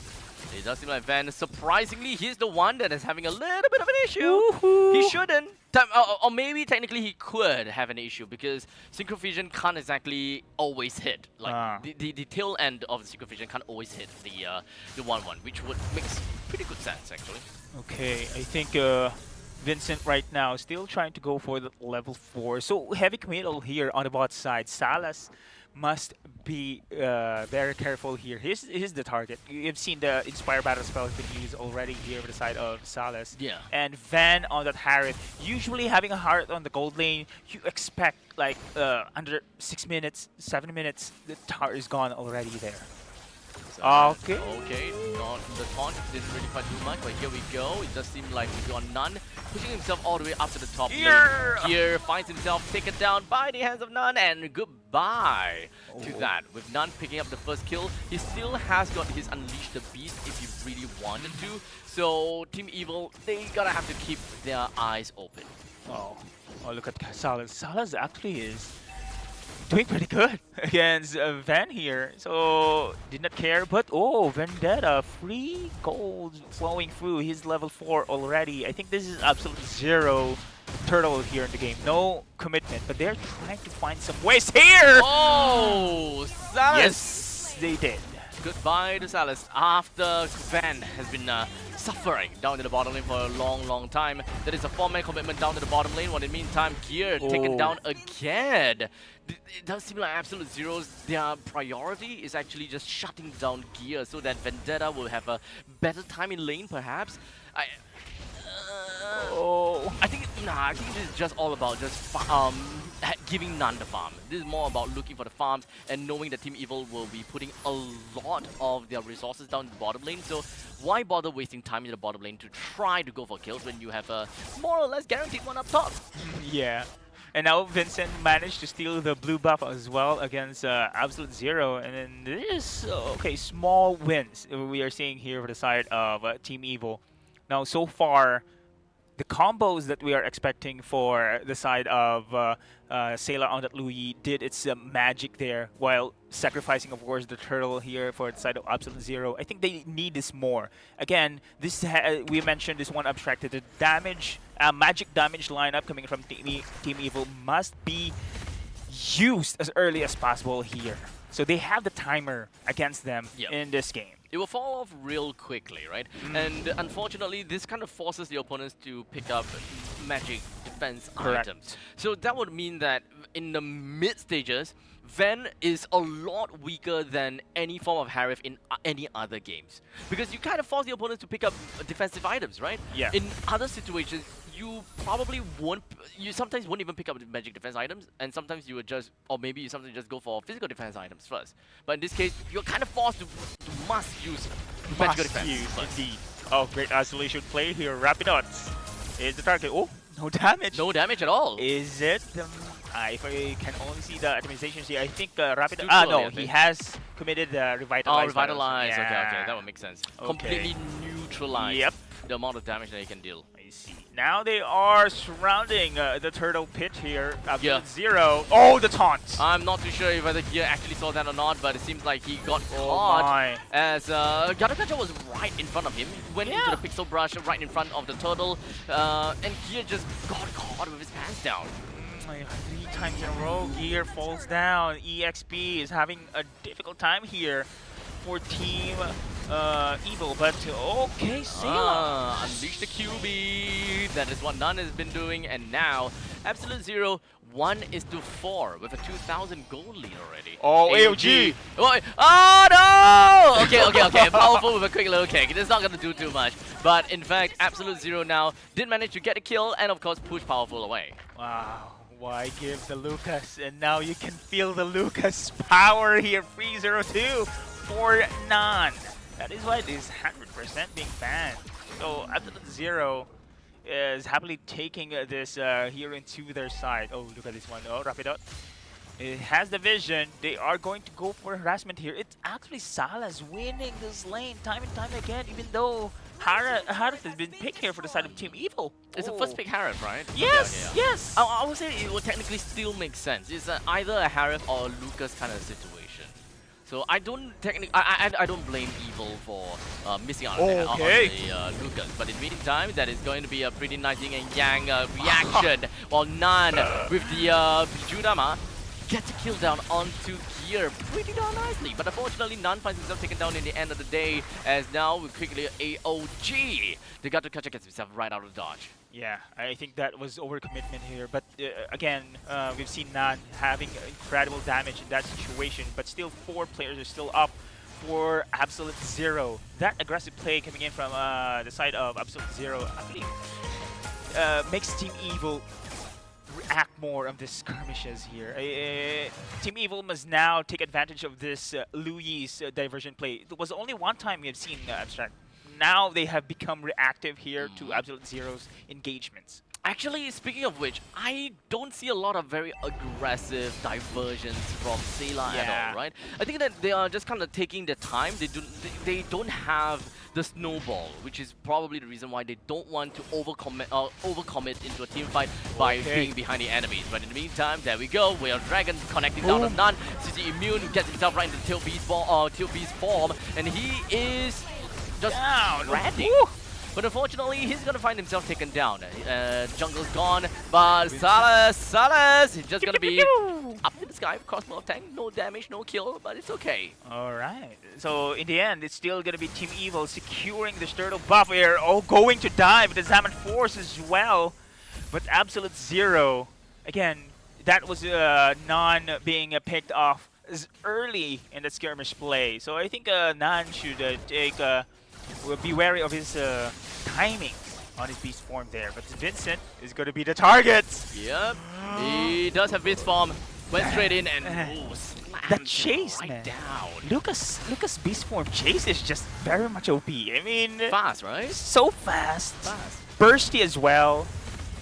And now the rest here of Team Evil going to go back, but AOG not gonna do anything. All right. Open up that small little pixel brush though, so it does give a little bit of information from that point on. It's still pretty okay. Yeah.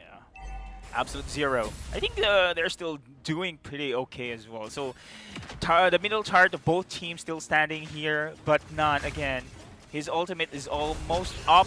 Oh, there you go. Heavy commitment. Oh, the stun. 2-man knockup. But it is Nun and Rapidot. They got caught, but they are still very healthy. The rest of the members from inside Team Evil, despite losing Powerful, they are still gonna be going in, and in fact, they hammered in onto Nun. 2 men down from Absolute Zero, and now that's going back to stalemate for both sides as they withdrew the troops. Oh. Okay. Oh, no way. No way. That is a very interesting choice. Oh, Vincent! Why? That is a very interesting choice. Yeah, why? They're going to go for the beats here. Going for the chase. Oh, man. Same thing as Nan there. I'm not sure if Absolute Zero decides really to invade this blue buff a while ago without Nan's ultimate yet available. Plus, again, the decision of Salas there staying on the lane. And they have the vision. Yeah, I think we're starting to see a little bit of I suppose gassing out coming in from both teams maybe. Team Evil, that previous play was definitely not necessarily losing Vincent, and because of that they lose the Lord. Oh man, this is really grave for Team Evil there, giving up the Lord plus.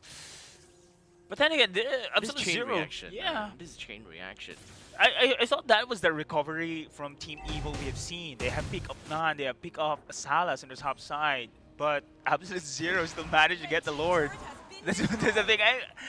I thought they could secure that major objective, but Technically they could have. They really could have. But that unnecessary diversion that Vincent took, and also clearing up that wave, that means that he lacked some movements already.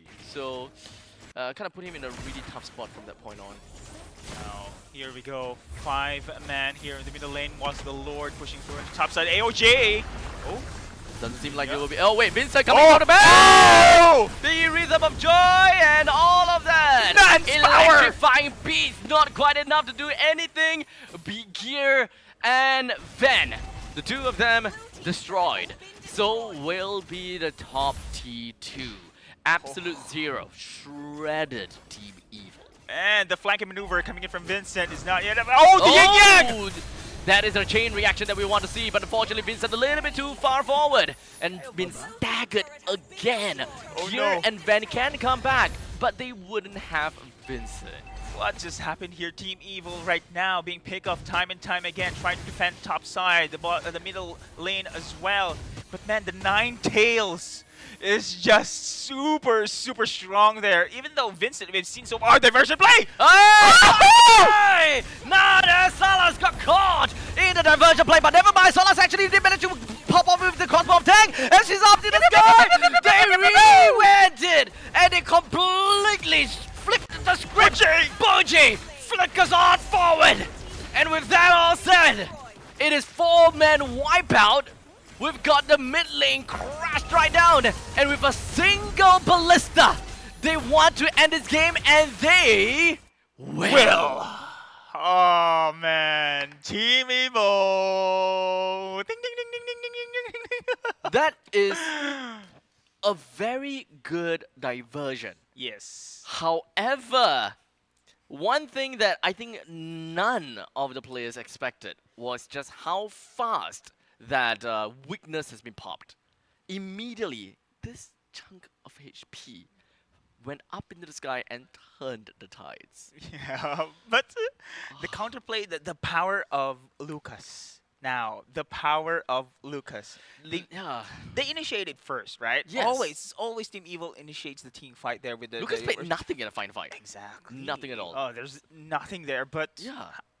how they managed to. Oh man, Salas I, with the 1-1 as well. honestly, I think we might be able to get a replay on that in a bit, but I think that it is a lot of things just combined as one. I think Salas played a big part unlocking the crossbow of tank to really turn the tides, especially since the front lines of Evil actually don't have a lot of things to work with. Yeah. Powerful is more of a setup tool. Gear would more or less be the one that tanks. But same thing as always, we talked about it before, in order for CC to be great, you really need to do enough damage. So you see, up into the sky, slowly, one after another. This is nothing. This is absolutely nothing for Salas. He just caught it. So, yes, Absolute Zero, the rest of the members came in on time and really helped them out. Yep. And or rather really helped Salas out by bruising the opponents down even more and more, just so that Salas can get that final hit. Because it's so important to get the final hit to refresh it and go to the next person. Yes, correct. Yeah, I thought that was Team Evil's team fight to win. They managed. Supposed to be. They managed to pick Micro. off Mechanics. I mean, okay, to be fair, some of the people will say like, just press ulti only one. No, Technically, man. Yeah. you know, yes but no, right? Yes but no, but you need to time the yin yang overturn. To be honest, I think not only that, you know, during the heat of that moment, when you got caught, you need to use the second skill to purify. dash away, or rather hop away, throw your first skill in the exact same spot, so that you are able to break those weaknesses in order to unlock. Any small little mistakes or any small little wrong thing, Yeah, such as can cut. accidentally tapping it, Can cut that. Yeah, I understand. that's game. Wow, Absolute Zero. Absolute They come Zero. back. So they came they back. didn't gas out. They didn't gas out. They came back, and that's Team Evil. That's Team the Evil. runner-up of MPL SG Season 8. And they managed to take that game away from them I here at guess- the Challenger stage. Yeah, the term challenger is very apt. They Yeah. are really, these two teams are really challengers. Yes. He came in here to challenge MPL SG Season 9 against seeded teams. Some wins, some loss. Yeah. It's like as though they have been here all the time. Yes. Yeah. Technically speaking. Yes, technically Absolute speaking, zero. yes. They have Absolute Zero. They have experience, Technically MPL speaking, experience. yeah. Yeah. So, But- but not too far. Yeah, but then again, Team Evil, I did not expect that Team Evil will be taken down in that kind of fashion, right? Yeah. I mean, the initiations coming from Sela was good. I mean, that was okay. Again, they've initiated first, but the counter plays and how they managed to do so on the side of Absolute Zero is pretty much better when it comes to that execution. Yeah. So, wow. The only thing that they can blame in that team fight is possibly just not enough damage.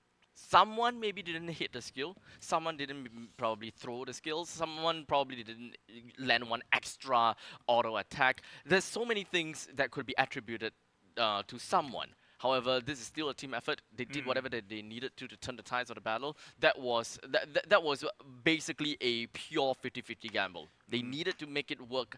It didn't work. Oh well, sucks to be them. I think, well, I think the damage was there, but you mentioned, right, one-dimensional damage, so magic damage. So we've seen Radiant Armors has been picked up there by the side of Absolute Zero, so that's the thing. And giving away that Lucas did have some incredible plays, especially Yes. with that The Lord. pacing, actually. Yes. I think the pacing really dictated the match for Absolute Zero. Yeah. With the fact that he's just anywhere and everywhere. Gear didn't have a good time at all. The CC is just choked Oh, out. yeah. Absolutely choked out. Yeah, correct. 3 deaths in a row in the early stage of the game. Yeah. Two lane death, if I remember correctly, and then 1 death right before the turtle. Yeah, he was been picked off. Yeah, that is correct. And Wow. yes, I think that Evil need to probably go back to the drawing board again. The Evil think so. magic is kind of like, you know, kind of disappearing. Small little mistakes, which eventually led to a big one, such as that diversion. Yes. The diversion upwards, clear wave, joy nowhere to go, completely staggered, and because of that, they lost a lot, thus losing the game. It can always be rooted from it can always be started off from somewhere. So they gotta have to learn, come back again, and you know, try it again. This is a Yeah. challenger stage after I all. think this is also a sign or an opening to the seeded teams that we have for MPL SG this season, because these are challenger teams. So I mean, we really right, we judge right on it from the beginning, maybe one-sided games, cheesy picks, but nah, I mean, we haven't seen the exotic picks. It's pretty standard. Pretty standard. The meta is there, counterplays are there, execution is also there. I'm thoroughly entertained. Let's just put it Yeah, that way. I I'm think very, yes. very entertained. Even though best of ones, right? But Best it's of still, ones. it's still Wow. great. Yeah. So many highlights is seen here in this game. Now the question is, next seeded team will be the reigning champions, Team Flash. Team Flash versus So what Absolute if? Zero. What if? So yesterday that was seeded team who defeated them. Okay. Let's say surprising. What if challenger team? What if? Then Yes. then the both of us just put the headphones down. So if you guys want to watch that upcoming fight where the stakes is relatively high when it comes down to the identity of Flash SG, the next game is the game that you gotta have to come and watch it. Flash versus Absolute Zero is a series that will be coming up next after this very short break. Make sure you guys don't go anywhere too far. We'll be right back with you.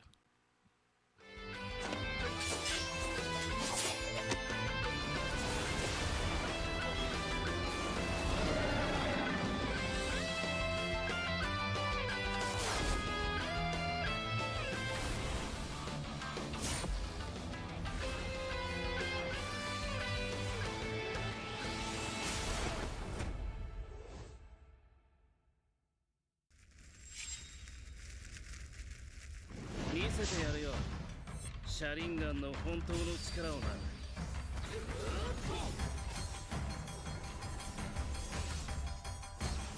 力が湧いてくる。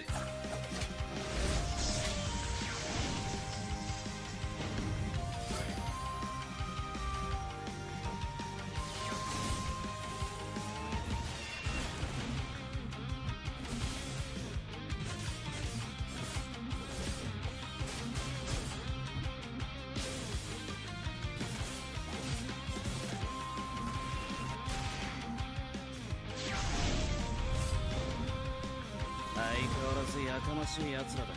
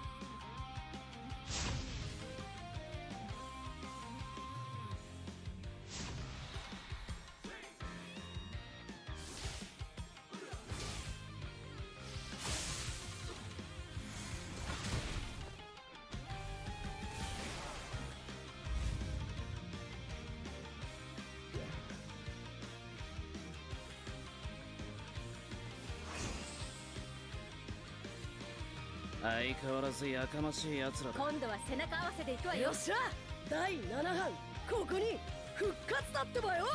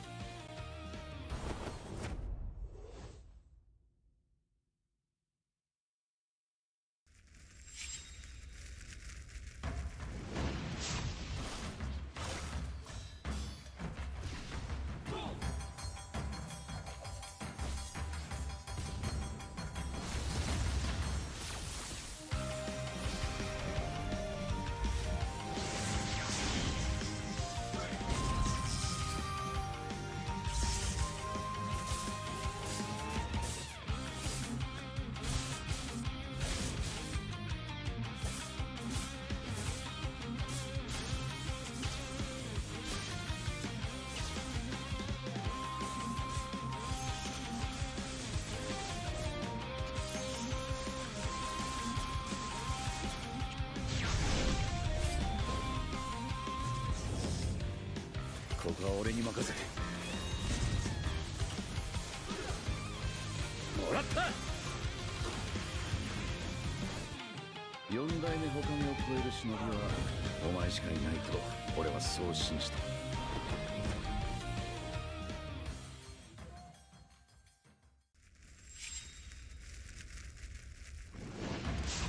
みんな渦巻きナルトが帰ってきたぞ。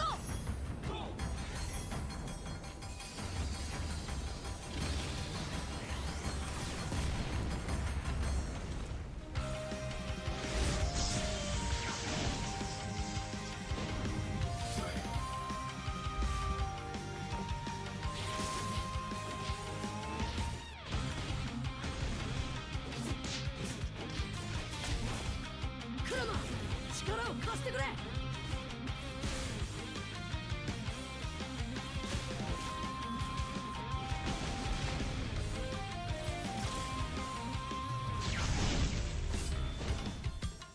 っしゃ第7班ここに復活だってばよ。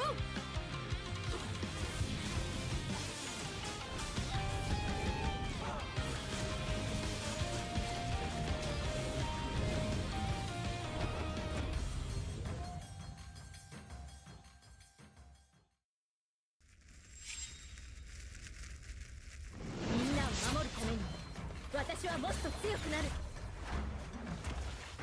やっしゃなら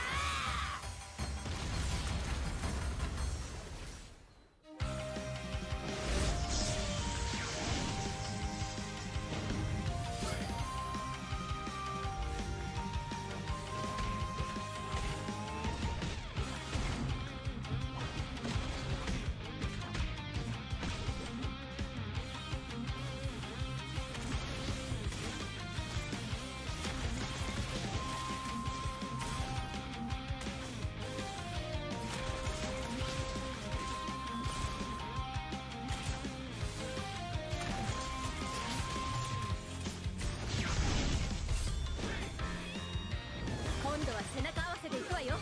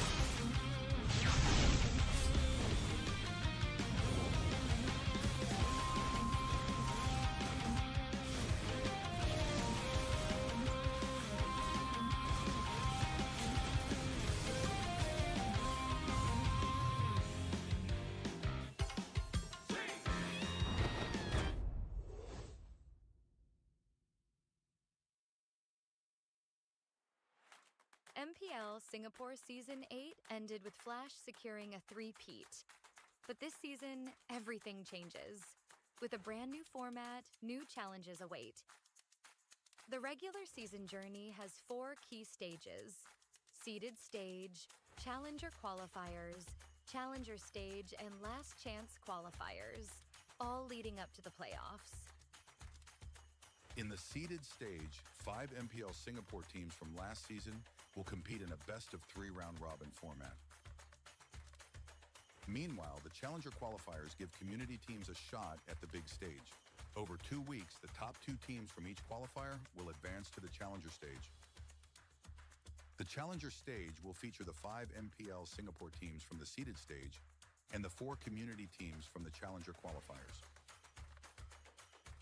In the first 2 weeks, MPL Singapore and community teams will compete in a best-of-1 intergroup round-robin format. In the final week, community teams will face off in a best-of-1 round-robin. The MPL Singapore teams will be ranked based on their performance in the seeded and challenger stages. The top 4 teams will move on to the playoffs, while the bottom-ranked team drops into the challenger stage rankings for one more shot. In the challenger stage, the 5 remaining teams are ranked based on their challenger stage results. The top-ranked team secures the playoff spot, while the remaining 4 will enter the last chance qualifiers. In the last chance qualifier, one final opportunity awaits: a 2-stage battle to secure the last playoff spot. In stage 1, community teams get one last shot to qualify. The top 2 teams will advance to stage 2. In stage 2, they'll face off against the 4 teams relegated from the challenger stage in a best-of-1 single elimination bracket. Only one team will survive and claim the final playoff spot. To summarize, in the MPL Singapore Season 9 format, there will be 5 MPL Singapore teams and 4 community teams qualifying through the Challenger Qualifiers. Based on regular season performance, the top 4 MPL Singapore teams will advance directly to the playoffs, while the 5th-ranked team is relegated to the Challenger stage rankings. In the Challenger stage, the 5th-ranked MPL Singapore team and the 4 community teams will be ranked based on their Challenger stage results. The top-ranked team from this stage will secure a spot in the playoffs, while the remaining 4 teams move into Last Chance Qualifier Stage 2. They will be joined by 2 additional community teams who advance through Last Chance Qualifier Stage 1, which serves as the final entry point for community teams. The winner of the Last Chance Qualifier Stage 2 bracket will secure the final playoff spot. And then it all comes down to the playoffs. 6 teams, only one champion. Who will rise and claim the MPL SG Season 9 championship?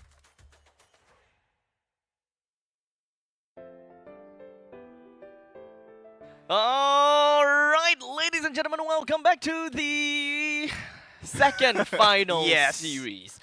Well, it feels like it's the final series because we are seeing the same team, True. same seeded team coming in. So, for the sake of convenience, it's the last series. It's the last It's the last series. series BO2. And actually, it's the most awaited series. Yes, actually. It is Flash that is going Yep. up against Absolute Zero, the one that we have been raving about, hyping Yes. about. Even come to the point where we boldly exclaim that they are one of the tops. True. And even say that at least after game number 1, we're like, this is the kind of coordination that even Flash would have problem with. True. And now Team Evil had a problem with it. Yes. Yeah. They are the team with the evil magic. Yeah, exactly. And now Absolute Zero. Now this is going to be a statement. If they be able to topple down the reigning champions from MPL Singapore, Team Flash. But this is the ceiling right now. This is the biggest challenge that any challenger team or aspiring team there is to face. Oh man, Team Flash. Still, their roster is the same. Pretty solid ones. Hades on the jungle, JPL here on the roam, Curtisi on the mid, Vanix on the gold, and Diablo on the EXP. There is no change. Yep. This is still the superstar team. Yes. But yet they are having difficulties here in MPL SG. The rising state of competition is dawning upon us. Yes. Because, okay, number one, I don't want to say that, hey, look, Team Flash, they are not that good anymore. That's why they lose. I cannot say that, right? Me as well. We don't have a right metric to say that, okay, Yes. this player is not doing that well, this player not doing that well, this player not doing that well. Because in a losing game, everyone's not doing well. Exactly. So it's only come down to the point whereby we need to look at their highs and we need to look at their lows, and then we'll look at how they kind of change the game or how they play the game. On the other hand, though, Absolute Zero is also one of the teams that we talk about highs and lows, right? Nan, Rapidude, Buji, Salas, as well as Vendetta. Within this entirety of today, we've seen them play 4 times already, and coming up to their 5th time. We have more than enough information to find out like how they play in general. Yes. And in fact, it's 2 wins and 2 losses so far. Yes. By the end of today, which is this fight against Flash, even up until now, normally when it comes down to other challenges going up against Flash, I'm just like, just give them 11 minutes. Just give them 11 minutes. Flash will take it. But I can't even confidently say that here anymore. This is like even for Sovereign SG. I know that for sure I'll put Sovereign SG below of Absolute Zero in terms of power rankings. But even for Sovereign SG, I would think that they will give Flash a really good fight. And with that one big play, one big difference, one big play, it could have just turned the tides for both teams. I can double down on that one, Abstract. I do absolutely believe that this is not going to be one-sided in this match. So Absolute Zero, we've seen how they play against top teams right now here at MPL SG. But with this lineup coming in from, the loss rather from Team Flash yesterday, I think it's also a reawakening, I can say, for the side of Team Flash. You won multiple titles. I mean, locally you have experience international as well. With that loss against KGV, right? King's Vanguard. Yes, With that one, I think that was really surprising, to be honest. It is, yes. So their gameplay is there. I mean, the clutch coming in from Vanix is still there. Yep. The individual skill can definitely still I can be. see. We can see that for sure. But it's just so that I guess it's kind of like a wrong place, wrong time kind of situation. No one can see the future. You gotta have to make a gamble. You gotta have to make certain calls. Some calls would work. Some calls wouldn't work. Okay. But one of the most important things that I would like to remind everyone that is out there watching, right, is that every team will have their ups and downs. Even for Team Flash, they had their downs yesterday. But that doesn't mean that they have fallen into the abyss and being cut out and all, right? We gotta have to admire whatever that whatever good things that they have done, whatever all the other teams, whatever good plays that they have done, and not just focus and solely look and condemn the bad things that they have done. You can do 99 things correct, but with that one mistake, you make people look at you. Correct. Right? Technically, I can understand to a certain extent, okay? Because this is another analogy. Although, technically, I don't know how applicable it is, right? I have a cup, okay? Let me hold the cup. Okay? Okay. Take a piss in it, Okay. okay? There's piss in there, okay? Yeah. What are your favorite drinks? Okay.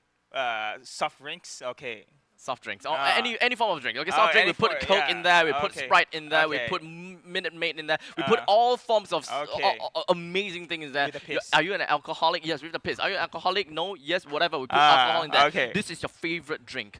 Everything, a concoction of a favorite drink. You would drink it with in a heartbeat, would you? No. Why? There's a piss. Yeah, that's the one.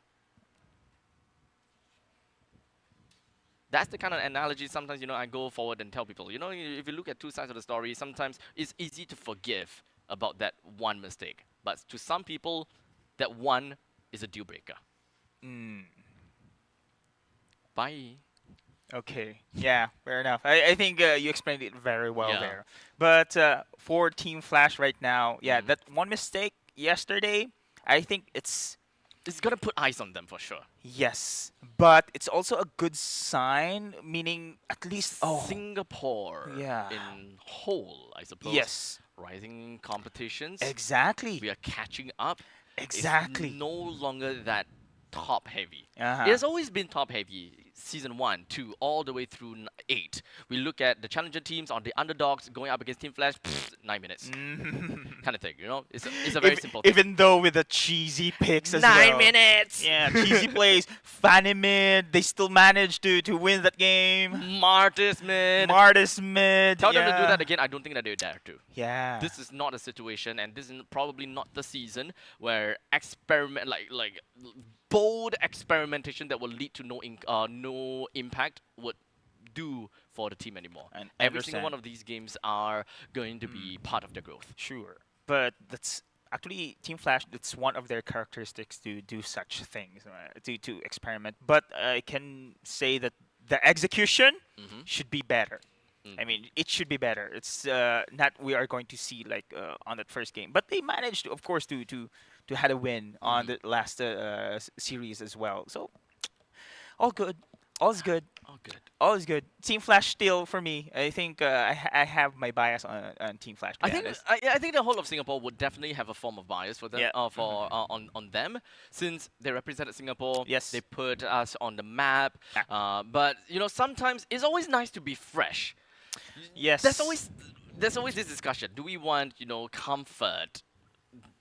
Team Flash is already so experienced. They know how to play internationally. They have they have a great lineup, and they also have a great never admin team. changed. Yep, Z's joined in, KZP, Zarate on the back lines. We also have Lolzy. Everyone just kind of come in together to form this absolute unit, and we are all very comfortable with them just going overseas, smash the competition. Yeah, You know, sure. sometimes we look at them going up against very strong teams, Philippines, Indonesia. Yeah. We even have that thinking that, you know what, they can actually do it. You know, they can actually do it. Sometimes they can, sometimes they won't. It's okay. It's all about the experience. They learn something and come back. Yeah. Come back with that, Yeah. right? But if it's a new team, you know, they lost we lost that comfort. They have never competed internationally. You know, the jitters can happen. Those are all the things that can definitely happen due to the lack of Yeah. experience. But this just means fresh new faces. Yes. Look at international. Philippines, Indonesia represents, they are always different and changing. Yes. At one point in time, Singapore, I want to see something like that. It's no longer top heavy, one team represents. It's multiple teams that can very potentially represent, that make the local scenes super good. Yeah, and now I'm looking forward for Absolute Zero to do such maybe miracles later on. But this is, again, I've been highlighting time and time again, this is the ceiling of their challenge here, team against Team Flash. Now, Absolute Zero, we have seen the rise of Kalea on their pick, Kalea, like especially Vendetta. Vendetta. Yes. Vendetta on that Kalea rather. So we've seen the priority bans of Rapidot's Matilda as well. So we've seen the pattern there is. Without these comfort picks, will they be able to execute still? So they managed to do so. They had a win against Team Evil there. So execution-wise, this team has the chemistry, has the mechanics, has the IQ gameplay as well. So what else can we expect for Absolute Zero here? So, yeah. So we have seen the comfort picks right now for this team. Strategy-wise, they love to brawl, actually. They do. Constantly going for skirmishes after skirmishes. Yes. As long as they are able to take control of the river, they see anyone, they make a very, I guess, a very strategic move to either take it or don't. It also plays depending on what is the composition that they have, right? If whether they can realistically take that fight. Because the opponent's not going to take it like a sitting duck. Yeah, we knew Vendetta way back, right? In Front Yard Guns. Yeah, Front Yard Guns. Yeah. Did he use a jaw hit? He wasn't even that big of a star. I would say that he didn't, you know, Stand out? He didn't really I stand mean, out. yeah. Front Yardigans, he didn't really stand out. But here, he definitely stood out as the Kalea. The setups were just plain amazing, and most of the time we're just really keeping an eye out for specifically his Kalea. And I think in the past 2 games, he didn't play the Kalea. Yeah, because actually. banned. Yeah, so I think that, like you said, there is a pattern. Kalea and Matilda, we are not exactly seeing that from them anymore due to the respect bans coming in. Yes. So, Flash though, will they respect Bandit? Matilda, Kalea. There's so many other heroes that is just available to be banned. True. But one thing's for sure is that Rapidut, we look at the Matilda, we look at the Kalea onto Vendetta, that could most potentially give them a very big edge going up against Team Flash. Team Flash. Yeah, the last season, of course, before MPL SG season 9, they have been in SBS as well, right? Team Flash, if I'm not Yes, mistaken. they Yeah, have yeah, been. yeah, yeah. But unfortunately, I think that for those games, Diablo didn't play. Oh, okay. I Yes. see. So there was definitely a little bit of it wasn't. It wasn't difference. the It wasn't the original Raw. OG. Okay, It wasn't it the wasn't the OG OG. team. Okay, Yeah. okay, Ken okay. definitely had a lot more difficulties trying to fill up the gap Mm. that Diablo left Okay. for him. And especially, internationally, everyone just looks out for Diablo. When they think of Flash, they think about Diablo. Yes, Or actually- potentially onto JPL even. Yes, right? yes, Being one yes. of the main veterans. Yeah, of the team. they really respect JPL as well. Mhm. So his sets are incredible. I told you, right? I miss JPL's Tigreal. It's the game changer implosions there. You But know, yeah, I actually see him with other heroes. Cho. Whenever, yes, Yeah. especially Cho. Yeah. Like whenever, I like to go around and like people when people ask me, so you think Flash is gonna win this? I look at JPL. Is he playing Grok, Cho, or Jawhead? No. Okay, they're probably gonna have a tough time all day.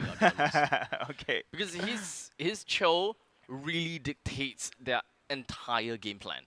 Like the moment that they have the information of where the enemies is, and if JPL is able to tag the Yeah, opponents, constantly giving sides, moving in tandem with the opponents, those movements and even the small little changes in timing, it's gonna make such a big difference. Yeah, the vision maker. Mm. JPL is one of the experts in the card Yes. field here. But I haven't Very seen slippery. very slippery. Speaking of slippery, the Kalea, I haven't seen him play. This- Yeah, you're right. the Not roam- exactly. yeah. I haven't seen him play the Kalia as well. SPS, JPL played. I in the didn't really quite have But that no, but honor if to you haven't, pass their you games. have if you haven't that memory, so maybe Probably not, yeah. But probably I don't. They're mostly played on the other streams, which I'm not in. Ah, okay, yeah, Yeah. yeah, that was a split stream. Yeah, it's kind of a split stream. So Yeah. I would confidently say that he probably plays the Kalia, but maybe not to the professional level that he's very confident to pilot it yet. Maybe at the end of MPL or close to the end of MPL, maybe Yeah. he'll surprise us, right? Sure. Because it's very similar to Cho, being able to kind of Exactly. take people out. Yes. And I think that Kalia is also one of the heroes that have very good escape tool. Yes. Being able to scale through walls. So that will enable him to do those tagging business if he really wanted to. But it's kind of like a one-off thing. The moment you use the skill, you cannot tag them anymore. Cho Yeah. is different. You have 3 chances. Ex- Dash, 4 chances actually. Dash, stick around. Oh, you're coming? Dash. And then move forward again. You want to come to me? Oh, dash again. Plus the shields are there. I mean, Yes. you can prolong your CC immunity, let's not forget about that too. Yes. Wow. Team Flash and Absolute Zero, best of 1.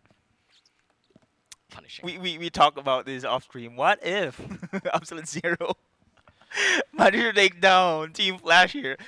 Just imagine the impact it could give at early as this regular season. It's a big statement. If ever, it's a big scary statement. thing. Yeah, Like, it is somehow. I think it will shake the community somehow. For sure, man. For sure. Yeah, and unfortunately, I think that it's not to a good way, in a good way, right? People will be questioning a lot, what is exactly going on. And with the entrance of Z's as well, I've always respected Z's. I loved his work all the way in MPL ID, all his EVOS times as well. When he posted like meta heroes that he have I like see. this chart, I always look at it because I respect and I really think that whatever his words are like wisdom, God's wisdom to me, right? So to see him going into Flash, I'm super excited. Yeah. But with that performance from Flash and the outcome from Flash, it starts to give me that anxiousness Okay. that if this is the path that Flash is gonna take, is definitely gonna draw some flack over to Z's because he joined Yeah. and this happened kind of Exactly. thing. Very synonymous to Youngin's time, right? He joined, they lose. Kind of thing. Okay. Yes, same roster when it comes to the players, but the coaching staff here is a different thing. Yes. And okay, now we can see somehow a a factor here. A factor, Yeah, small, of a small how- potential Yeah, yeah, factor. yeah. We only Okay. have what, single sample size from Flash after True. all, so it's still very early for us. This is all just debates and just Yeah, kind of yeah. like a little podcast coming from Dead Eye Abstracts. Yes. Dead Eye Abstracts. Abstract Eye. Abstracts. Abstracts. Think of it. But I think this is a great topic. No, we always highlighted lineups. We always yeah. highlighted the players, Yeah, the yeah. roster, but the coaching staff, Mhm. man, it's a hot commodity as well Yes. in other regions that the coaches been transferred here and there, Mhm. affects the gameplay of the teams. It's one thing here we're Yeah. seeing Zay's right now on the team Flash in the coaching staff. So okay, I can say okay, they lost this game. Okay, okay la, let's do it. Okay, la.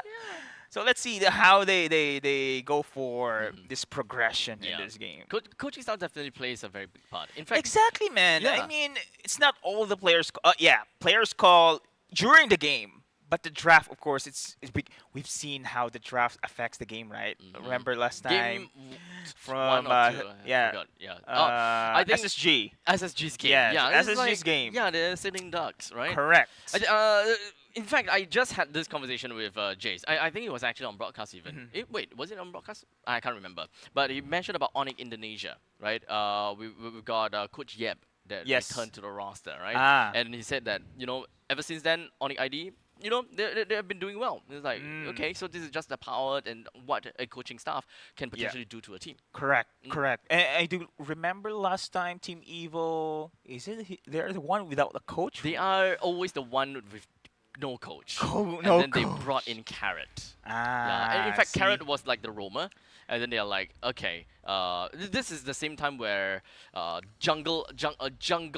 tank jungles have been The meta. changed. Ah, okay. Right as tank jungle has been changed, so we are starting to see a lot more jungle assassins. Because Powerful was always the tank jungler, he's the shot caller. So now it's changed. He became the roam, and there needs to be someone to fill up the assassin seat. Okay. And Carrot, because he was the roam, He Powerful took the roam, and Carrot now becomes the coaching staff. Wow, man! And I do believe that the transfer of that roam of Powerful from the Tank Jungle to the roam is I think also it's the very effect seamless. of. Yeah. I think it's very, very seamless. Nice. He's already shot calling for the team. Damn. In fact, it's probably a lot more difficult because he was a jungler. So much things to do Exactly. in terms of mechanics and micro, while you still need to coordinate your team. Technically, being in the roam position is much more suitable for him to look at the entire map and the entire team in a macro view, telling people what to do and True. play to the heart's content. And I do believe the coaching staff is a factor of that change as well. And this is how the effect of a coaching staff is. So, man, again, let's welcome Coach Zays here. Yeah, On the welcome side back of- to Singapore. Welcome back to Singapore. Is now coaching the Team Flash here, and we are now going to start here, Abstract, the battle between Team Flash and Absolute Zero. Okay, Matilda has been taken down here, as we have mentioned, but the clay is pretty much open. But first pick, though, is in the hands of Team Flash. Yes, so Lucas is going to be Okay. taken out. So I would say that it is very good respect bans as well as very standard bans, in fact, coming from Team Flash. But one thing that is leaked out is actually going to be the Kalia, which in this case, we have talked about it before, that Yep. we don't really expect Team Flash to play Kalia onto the roam by JPL. But if you do, not too surprised as well, just that we don't expect it.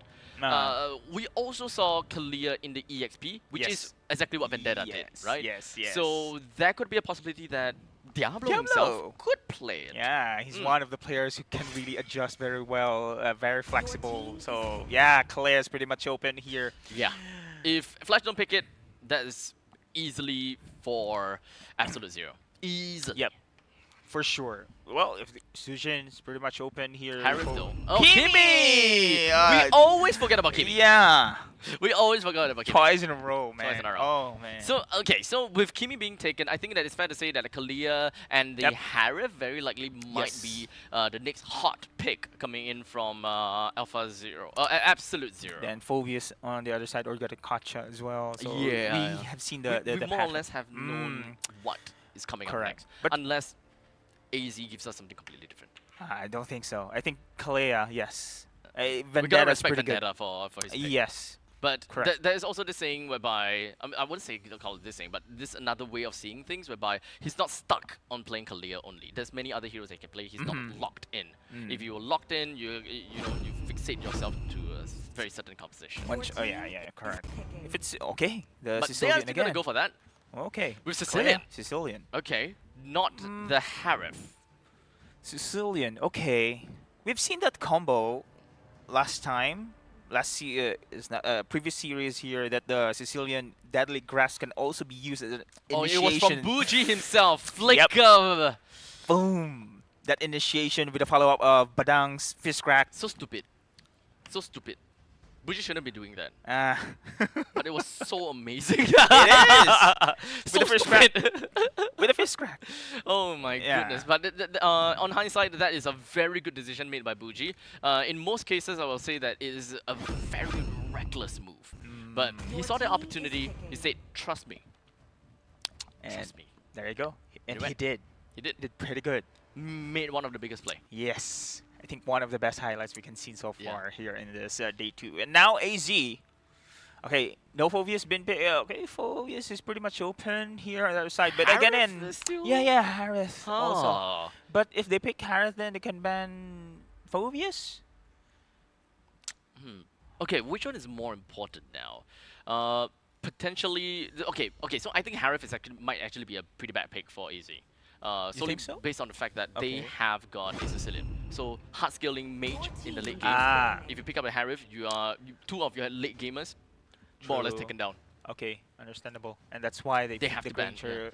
I think they have to instead. ban the Harith. They wouldn't want to give the Harith over to Flash. Yeah, Vanix will surely own that game. Yeah. But of course, I think respect Vanix. Moskov, Harith. Moskov. Both should be banned out. This is going to be the power bans here over the side of AZ for sure. Yeah. Okay. Yeah. Okay. Moskov, Harith will be taken out of the picture.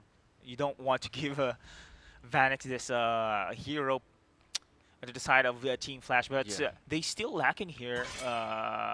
Ooh. Your team But is down. banning. Okay, they banned the Badang Okay. instead. They're respecting Diablo instead. So, okay then. So because of course on the other side, Team Flash also lacks the crowd control. Yeah, think they that's do have fair. a chase. That's fair. But again, we mentioned, of course, that traction pulse coming in from Kimi is not really the ideal initiation skill that you can have. It can be, but it also really depends on what team composition that you have on your Okay. side, really. But I am very inclined to want to have Got a a gotcha. vitality user on the side of AZ solely because of the Hayabusa. This is a composition I feel that for AZ, if they're able, if they won't be punished by big team fights kind of thing, then I think it will make very good sense, right? So Badang as well as Harith both I think fits the bill right. Technically Moskov can Moskov. still be a problem, but I think that you kind of take what you get. Yeah, I think this is pretty standard for Team Flash. They're going to take the Moskov here because They will take Moskov. the double split push always we've seen here. Well, with the Hades on the Hayabusa Hades, going on the other side, Moskov also Vanix on the other side of the map as well. Though, so we are expecting a trio here that's very aggressive for the side of Team Flash. You have already the Kimi, you have already the Hylos. Then you need to double down that trio. So EXP who can rotate pretty much very well. Blue is pretty much open, but I'm not sure Blue because they lack again. Yeah. They lack I think the crowd mobility. control. Crowd Mobility, control, crowd mobility, control. yeah. Yeah. Crowd control and mobility. So Gato Kat. Oi! Ah, Team is picking. they locked it in. Baksha. They Baksha Baxia jungle. Rome? Baksha jungle. Eh? No, I think this is a Baxia Rome. Can also Baksha jungle. But This is a very interesting. Okay, so Baxia is generally used in tandem or rather to use Tank against heroes that have very good healing. So this is kind of like an anti-healing thing. Okay, but At this point in time, is also wanting to go for mobility. So so problem is he doesn't have very good wave clear. So even if you have very good Yeah. mobility, this mobility is used for skirmishes and team fights. It's not exactly to catch on to split pushing lanes, which is something that team is this picking. Claude and the Hayabusa is capable of doing. Bro, jungle Baksha. Jungle Baksha with an Estes. Now this is the blue cheese.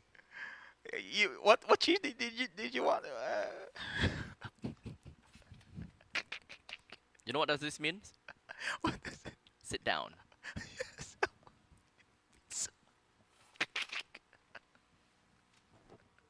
And we thought that lineup should be Team Flash's picks, right? I mean, Dude, Ube. When was the last time? it is. Estes. Baxia. Yeah. Yeah. It's been a while. Where's the damage output? After plucking the people. It's been a while. After plucking with the tsunami slam, Could you finish? Granger, The enemy reaches the battlefield. Granger and Sicilian. Smash them. Wow, Could you finish? All troops deployed. cannot lah. Yeah, I'm expecting a well. To mobile Suyo hasn't been banned. Yeah. Are they trying something different? think- Wow. Against Flash, a lineup Wow. like this. Okay, you know what? I am ready. I really just want to be amazed and surprised. But how the hell are they supposed to wave clear? I believe they want to go for the team fight here. It's the Ubi strat. So Ubi strat, you need to clump up together, make most of that skill set, and the Rapido is the target. Oh my god, Rapido, goodbye to him almost immediately. This is Nar. Okay, so remember, so this Ube is great if your opponent doesn't have a way to punish you, right? Previously, many times before, we have seen a couple of times whereby heroes such as a Granger, a Hayabusa, all the single targets are just out there, even the Kimi on the opponent's side. So you are pretty happy and you're not too afraid of being dealt with if you are all together. The ultimate bonding experience. Yeah. But this one, you should jolly well be afraid. You have a Claude, for Pete's sake, on the opponent side. Yeah, You have a Claude, and you have a Gatokacha. Oh man, the immobilized taunt, Rapido that for the second time. Buji, next one on the chopping block. Katizi picks up a double, and that is Flash SG with a total of 3 kills to their name. Under 2 minutes with this momentum we are seeing here for Flash SG.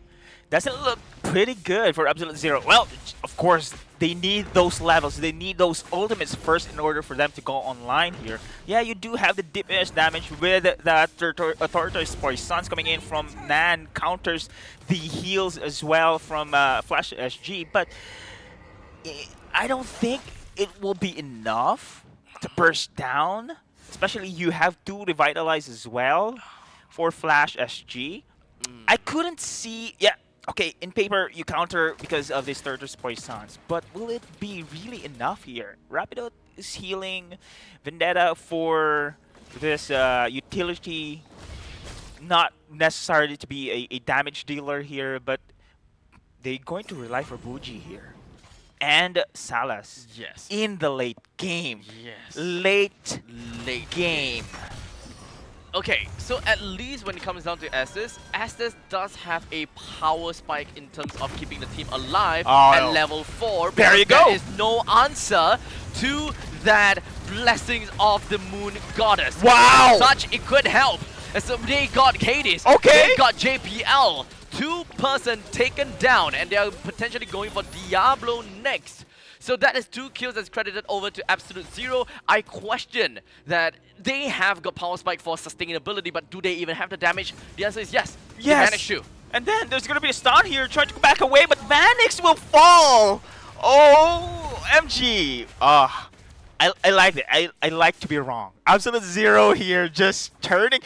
The moment we just mentioned that one abstract, they actually pull it off. This team fight, this skirmishes. But okay, so early game, we can expect great survival. Oh, But hold on a second, Hades is Oh, gonna be no! the first one to go down in this upcoming fight. Take a look at the backlines. Got this in! No way! The next one! We got the two main damage dealers has taken down Diablo!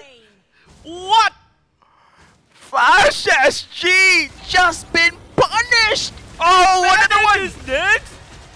Rapidude, okay, he's still Okay. went down. He still went down. Okay. Okay. Wow. But look at this one. None. Still not done. Okay, as surprising as this is, we want this to happen for Absolute Zero. Yeah. This is the best case scenario for them. Wow. They need to make full use of this amount of healing that they can get. Because the moment that we have reached mid-game, early mid-game, that is the point in time we start to see the pickup of Dominance Eyes. Correct. And once the Dom Eyes appears, you do not expect too much out of the Blessing of Moonlight Goddess. It's great. You can still heal a lot. Don't get me wrong. Yeah. But it is understandably a counter right now. The main counter that Absolute Zero have also is a Tortoise Sans onto both Diablo and JPL Yes. Revitalize. So the double Revitalize tech is countered by a single player. So early game, while there is no answer, Absolute Zero can do it. Oh man. And yes, Buji and Salas is enough for the damage. We questioned this one, and okay, they This one I'm answered back. surprised. Yeah. This one I'm surprised. Damn. But mid-game they die. Mm. Mid-game they die. If Absolute Zero don't extend the lead to 10 minutes, 10k. Okay. 10 Flash minutes, SG. 10k. They can win. 10 minutes, 10k, they can win. But anything Oh. under that, they can't. As now, we are just going to be looking at a beautiful slam down right on top of JPL. He Another. can't do anything. None connects down to the next person. Once he got a kill on the Curtizi, he's very tanky, very, very tanky. And Flash SG, they have no way to be wheeling down this big shield tortoise. Yeah, man. Black tortoise. Oh my goodness. Okay, this is really an Ubi strat we're seeing here. 5-man. Diablo is left alone. Been picked. So what can you do there? Abstract is, of course, to go split push. This is what Hades is doing right now. Yep. This is the way to counter against Ube. Wow. Split push. Constantly apply pressure. And I really commend the fact that Absolute Zero is doing this, whatever that they're doing right now, to Flash SG. But unfortunately, Flash SG is one of the most splittiest teams that Yes. we have in MPL SG. So this would not even exactly thwart them Yeah. or surprise them to any bit at all. They take this with a stride. They play this slowly, go to the mid stages of the game, and find their opportunity there. Yes. Dying so many times for Diablo twice, Hades twice, JPL It's okay. twice, it's okay. Yeah. It's all part and parcel of the game. The thing is, they just need to evade or avoid any unnecessary team fight here, especially when they see Absolute Zero clumped together in this situation. This is the sacrifice they are going to make. Give away those turtle takedowns to Absolute Zero. Just make some space. Make some pressure on the other lanes here. Trying to, of course, take opportunity little at a time. While Absolute Zero, on their end, they need to put pressure much. So they won't give any breathing space here for Flash SG. And look at this one. Overextending for Nan, but he doesn't care. Yep, he's got that mobility. He's got ways to traverse around the map like crazy. But look out for 12 to 13 minutes later. 5 minutes until we enter the mid stages of the game, where Team Flash SG will slowly bring themselves back up. Yeah. And Absolute Zero was unfortunately very gradually start to lose out and pale themselves in comparison to Flash SG until we hit like what 18 minutes. Yeah. That is probably when the power spike will return back to Absolute Zero. Wow. Actually, that's gonna take a long time there, but yeah. The timings is really crucial as well. Oh, there you go! There we go, the traction pulse did manage to connect down Bam! to the last. Not quite enough to bring him down just yet. JPL joined in with the AOG, but it was not coming, did not manage to come in time to save anyone. Yeah, that's a great kill for the side of Absolute Zero, but we're seeing a two-side split push that we are expecting for Flash SG to execute, and they did. Look at this one on the top side, going to clear as early as fast as possible. Same thing coming in from Vanix on the bot side.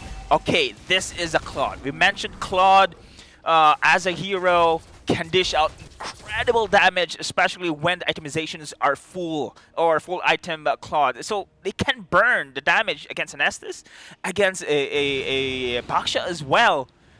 But will they be able to reach at that point though? So because Absolute Zero, we are now in the Lord stage, they can control this team fight. Now, the question is, will Flash SG commit? Okay, Flash definitely don't have the capability to take this yet. They don't have the bandwidth. For Hades, it's at level 12. Nan is at level 12. Technically, they can try to contest for this, but they shouldn't expect too much out of this. As such, we do have the Glorious Pathway coming from Diablo. Creates a path right into the back of the line. 3-man AOG! Vanix, even with the Blazing Duet, he's just going to be shredding all of everyone in the back lines. Force Bougie with a quick little flicker as well. We do have the Sanguine Claws that connect down on the Vanix. Vanix, he's going to go down. Oh, man! Only bring one person down with him first. JPL quickly evades from that. And now he will go down, allowing Vendetta to pick up a triple kill. Hades is still around the vicinity. And I don't think that there is too much that he can do unless he tries to go for some form of steal. I think he can. He has the advantage when it comes to level here. 13 Hades, 12 Nan. Retribution is up. Oh! Ogi Shadow Kill? Does he have it yet? Oh! He does have the Ogi Shadow Kill if he really wants to go for, but he wants to save the Ogi Shadow Kill for later. Oh no! Wait! Bougie! He brought him down! Lord get the kill down onto Nan, but Salas takes the final hit onto the Lord. Oh no, what just happened? I think Hades went in early, and that's a game. I think, yes, he went in early. Yeah. But I think that he's also looking for the Opportunity, yes. to get a kill on the Nun because they don't have the so vision. low. I think they don't have the vision really on the tight spot.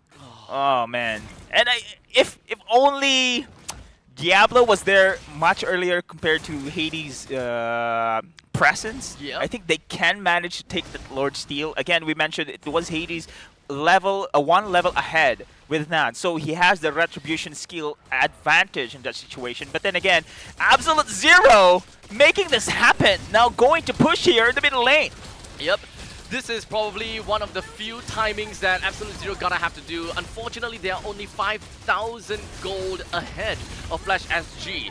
Not quite enough. They can definitely drag this on for another 2 to 3 minutes, but but I think the best that we can give is 4 to 5 minutes until Flash SG starts to get equal in terms of economy. And the moment that the equalizer comes in, Flash SG should be able to take the game until Bougie goes on. Oh! Not again! You can't just do that multiple times in the freaking series, man! So now he's gonna go down. Unfortunately for Absolute Zero, but this is also going to be how we are going to be expecting to see Absolute Zero come together as a unit and stay alive because of the Blessing of the Moonlight Goddess. Oh man, that was really an insane exchange of skills there, but Nan has been picked here. Oh no, Nan, he needs to go back away. Oh man, that's a pick. That's a kill. That's a pick. I don't think it's necessary for the side of Absolute Zero there. They can manage to retreat, but I do love, though, that exchange of a team fight, the brawl between Flash SG and Absolute Zero. It was first Vendetta trying to initiate on the bottom, trying to dive heavy, but the counterplay coming in from JPL, just cutting off that follow-up combo from Absolute Zero. Oh, well, what's going on down the bottom lane? Kalia was hoping they would be able to catch out on Hades, only for him to be caught out instead. Wow. This, remember 12 minutes? Yeah. So they're timing. slowly trying to get themselves back on to equalize the economy. The moment that the economy is equalized, Absolute Zero will be on the rear end already. Wow. They've got their back against the wall. Until then, they need to wait for Bougie. Wow, as predicted by Ice Tract. Okay, that was lame. Okay, as predicted, of course, this is the timing right now that Flash SG managed to bounce back here in this game. Wow, again, not a one-sided game. Not one-sided? Yeah, Abstract. Not one-sided. Not a one-sided game. Oh, speaking of which, there's going to be a team fight. On their timing, Salas. They managed to force the Blessing of the Moonlight. Bam! Hades! Oh! Hades Goodbye! Katizi! Not a lot of HP to work with. AOG! And now AOG to get JPL out of there. Oh. Absolute Zero can still hold on and they can still fight for this. Lord! OMG for AC with Salas. That's Sonata on point here. Hades been picked off. But then again, Vanix trying to go for the split push. It's easy going for Absolute Zero as well to defend. Now Lord, advantage. AZ's in now up having the upper hand against Flash SG. To revitalize, purify battle spell as well. But this picks, man, last 2 picks from Absolute Zero, we kind of doubted that this Ube wouldn't work, but it did. With non-Tortoise Poissons just giving so much HP degen here, debuff rather, for the side of Flash SG, and it works. Yeah. It works. Man, Hylos is in such a tough point, a tough spot. In order for you to really get all that big HP back, you need those regeneration. But Immobilize is going on. Hades up to the top lane is going for a split push as well. This AOG! is what's gonna be the absolute nightmare for Absolute Zero. As now we coming from the side of Vanix, we're gonna be whittling down the amount of HP coming from the side of Absolute Zero. Vendetta went back home and will be pushing Hades right back home. Oh, Bucci is down against Diablo and JPL. Oh, it is a great win there for Absolute Zero. So this is great also for Absolute Zero to have this map awareness that actually Hades is split pushing the top side. So yeah, let us see this replay here. As you can see, it was a recall coming in from Vendetta. They know, but the AOG unfortunately didn't catch Vendetta. Imagine the AOG coming in from JPL managed to catch Vendetta. Oh, it's gonna be a game there for the split push to the top side. Oh man. Vanix spent so much in trying to bring down Bougie. His items though is more or less maxed out. So the last thing that he needs is probably just selling away his boots if he really want to, and go for one final item. Yeah, so yeah, I agree. Corrosion Scythe, DHS, Golden Staff, the Wind of Nature, as well as the Malefic Gun. Yeah, I think. Okay. Will going for the sea. I mean, they have the Sea Halberd also. If we want for the side for Vanix. But Yeah, damage is Sea more. Halberd is okay. Yeah. Or BOD if you want damage more. I suppose so. Yeah. At this point in time, I think literally any items will be okay. I Yeah. think Sea Halberd might be better because of the attack speed. True. So, I mean, Claude really does love attack speed. And at one point in time, Claude just becomes an auto-attack nightmare. And your main damage dealer is not exactly going to be the Blazing Duet anymore. Oh, okay. Glorious Pathway is being No used. way. Oh! AOG, no catch! No catch! He's even trying to go for it, but unfortunately, Sanguine Claws connect. As such, Katizi is going to be the one that goes down. Hades, he doesn't have HP left as well. He doesn't even have the ultimate as well. Immortality, popped. Sanguine Claws, he's going to be okay. Went back home. Wait, he went back home! And he does have his Ogi Shadow Kill again! Vendetta lost his immortality. He's now currently going to be under track by, tracked down by Diablo. Flash now. They killed the Vendetta. What? Leaving none all alone. What just happened there? What? Okay, I thought that was Flash SG team fight to actually gave away. Absolute Zero, remember, okay, this is the replay. No catch on the Glorious Pathway, no catch on the AOG, but they managed still to pin them down. Oh, this is just incredible here. And Vanix just free hitting on the side lane. No one's targeting Vanix. This is insane. Bucci as well, but then again, look at Vanix. He knows who to pick off right there and then. No damage dealer for Absolute Zero, while Vanix still alive. Yeah, I'd like to see something. It was just a very spread out battle. It is. For Absolute Zero. They tried to full send themselves back home, but Katizi went on a sacrificial play. Yeah. Went super deep in, and they realized that okay, this is probably the best timing that we can go, and this is the best timing that we can do since everyone is so close to one another. Yes, they can heal back up with the Blessed Moonlight Goddess, but we gotta try. Which they did. They did, and they accomplished this. That was insane. It's just mind-blowing to me to see that two ultimates not really hitting its smart, but then again, Flash SG managed to turn the battles around, and now Nan's been caught! The traction pulls! It pulls Nan, but he's okay still. He's gonna be alive, but unfortunately not the middle lane T3. The Lord is pushing in, top lane T3 is down. Absolute Zero defends this with all their might, and Flash SG slowly moves back and possibly looking for another angle of attack. Okay, Hades is still in the vicinity here, trying to go for a cheeky play. Glorious Pathway cut off the reinforcements here, trying to target, of course, the inhibitor target as well in the bot. Mission accomplished there. Oh man, so wow. We're 19 minutes in. Flash SG found themselves that opportunity to break clear of Absolute Zero's base. At this point in time, I think it's relatively fair to say that Buji should be stacked up already, right? Yep. 19 minutes by now. Yes. It's just start to hurt. Yes, I agree, but Vanix is now somehow the threat for Buji. He knows he's the target. And now, as a support Rapidot, who will you prioritize to heal there? Because, of course, Buji, you want some distance. And Nan wants to move forward. You cannot heal everyone at this moment in time. Wow. Wow. Wow. It's a tricky at this moment in time here. It's very tricky at this moment in time. Like you lose the front lines, your back lines eventually die. Exactly. You lose the back lines, the front line has got no damage. That's why we had some skirmish there before the split skirmish per se. I think the hidden. I feel that the hidden weapon is actually gonna be Salus. Flash SG will be looking at Buji so much because of his never-ending skilling mechanic that they might just focus on Buji and just be like, Salus is okay. So Salus needs to play out of this world. He needs to be so well positioned and possibly just look at the right target. Even at this point in time, I am unclear what would be the best target for Salus. I can always suggest and say that, okay, you know what, Vanix is great, Curtis is great, but there is always going to be some other forms of damage that will come up from Flash SG. Wow. Intense game. Very intense game. Now the Lord is up.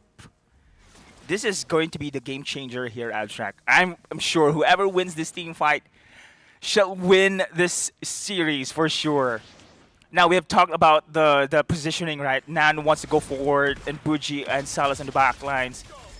Will this be the time that Nan shouldn't overshoot his positioning here? Just defend the back lines here, trying to hold or to be together as much as possible because they want to take advantage of the blessing of the Moon Goddess here. In this situation, the problem as well is there's JPL.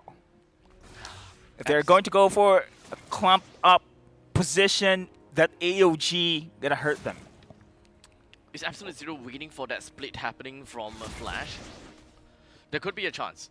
They're waiting to see where Hades would eventually appear. Because the bottom lane can always happen. Speaking of which, Hades is trying to split push now on the bottom side. I don't think the Absolute Zero still have the vision. Yes, they do have now. And they are targeting here Hades on the bots. Oh no, and now we do have... Yeah! Maddox! Maddox! Oh! Almost! Oh, this is gonna be the chase! What is going on here? As now Absolute Zero with all 5 men combined. We got no Hades. Vanix had returned home. Absolute Zero in. Oh! We claws and connect down on the Bam! The bad impacts connects down on the contingency. JPL forced to return. And Diablo, he can't do anything without his team. Okay. This is gonna be defense coming in from Vendetta. Now great advantage here for Absolute Zero. No Hades in the vicinity. They do have the retribution coming in from Nan. Diablo holding his ground. And will be able to solve. He goes down. JBL is probably gonna be the next one on the chopping block. The amount of damage from so close. So close. And now Lord Evolve. Absolute Zero taking this objective once again. Oh, crazy game. Oh, but would it be enough for them to end this game, though? Would it be enough? There is still a single inhibitor turret in the middle and the top lane.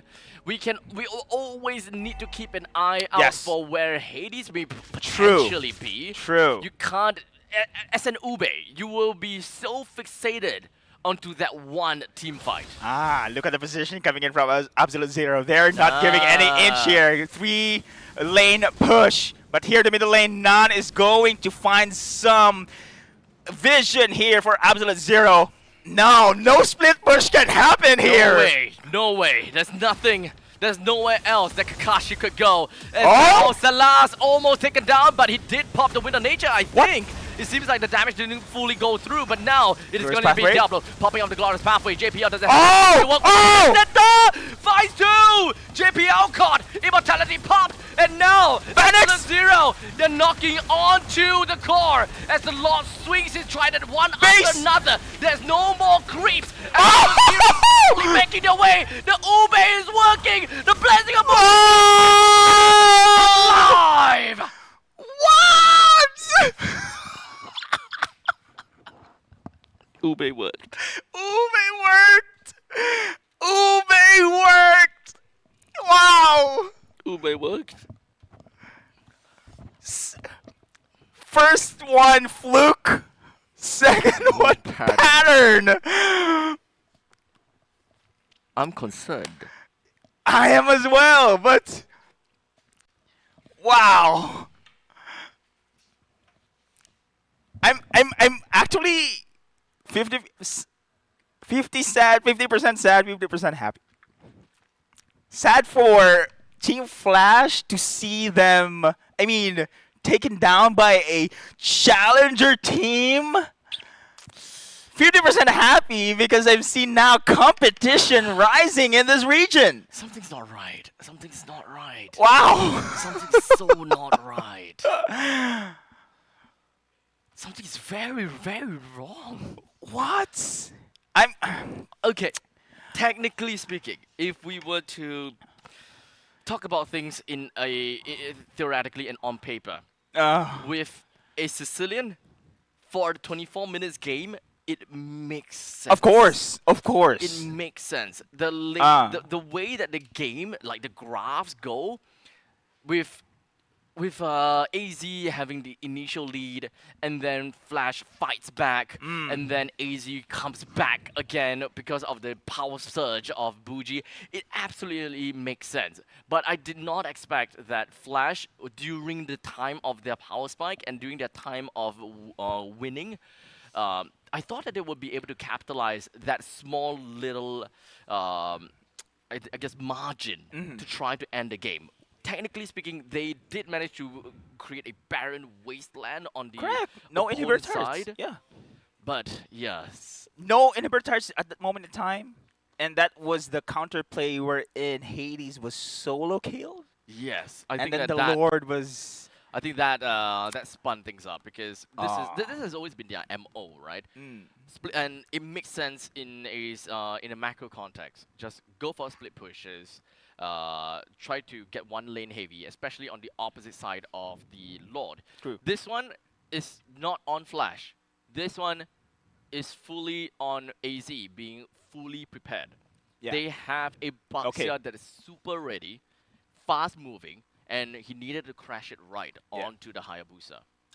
He made it, solo killed him, and the rest is history. Yeah, I really like that statement there. So basically, AZ just executed properly. Their decision making is on point there.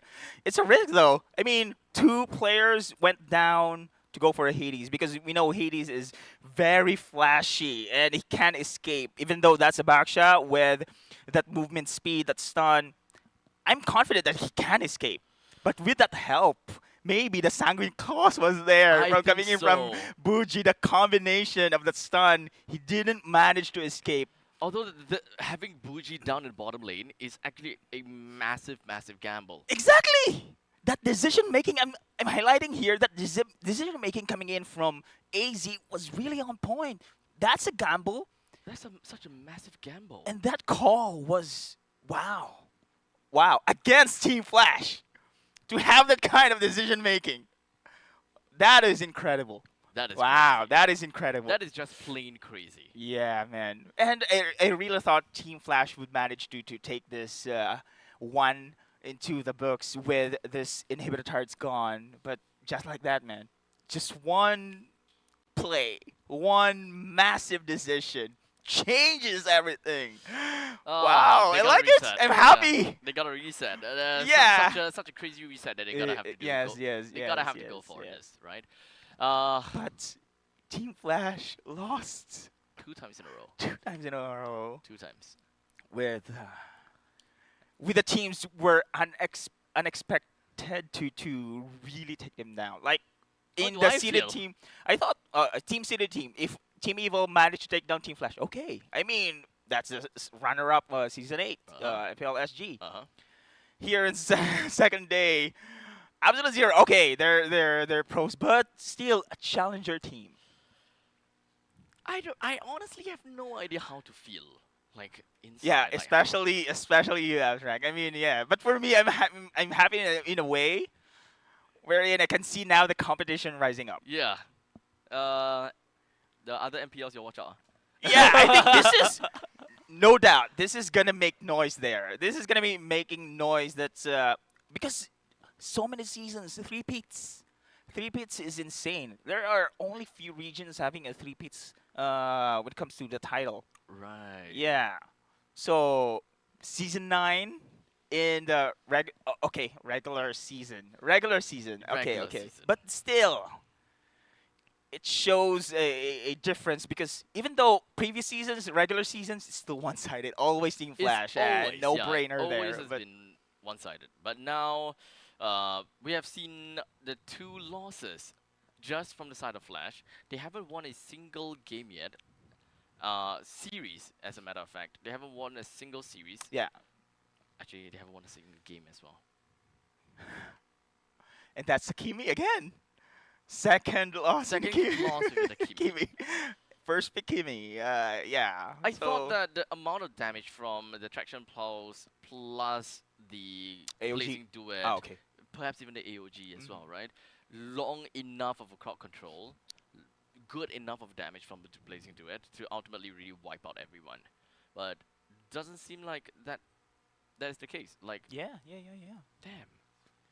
Sorry, I haven't checked if anyone did manage to pick up C. Halbir there. Dom Ice, I've seen one, but no, I didn't think that was the priority item. I think because the heals are really a nuisance there for from the side of Absolute Zero. Yeah, technically speaking, if you do have glowing wand onto Kibi, Yeah. it's Okay. fair enough, right? Yes. Glowing wand, but Yes. if the Cloud really wants to go solo and try to go and kill that one person, especially Then at the okay. back lines, right? Mm. Because we're talking about what was that again? Buji, right? Mm. Buji back lines. Technically speaking, you gotta get yourself a sea helmet because. Technically speaking, okay, Yeah. it doesn't even have to be Buji. It can also just be Rapido. Anyway, yeah, wrap it up as well. Ah, man.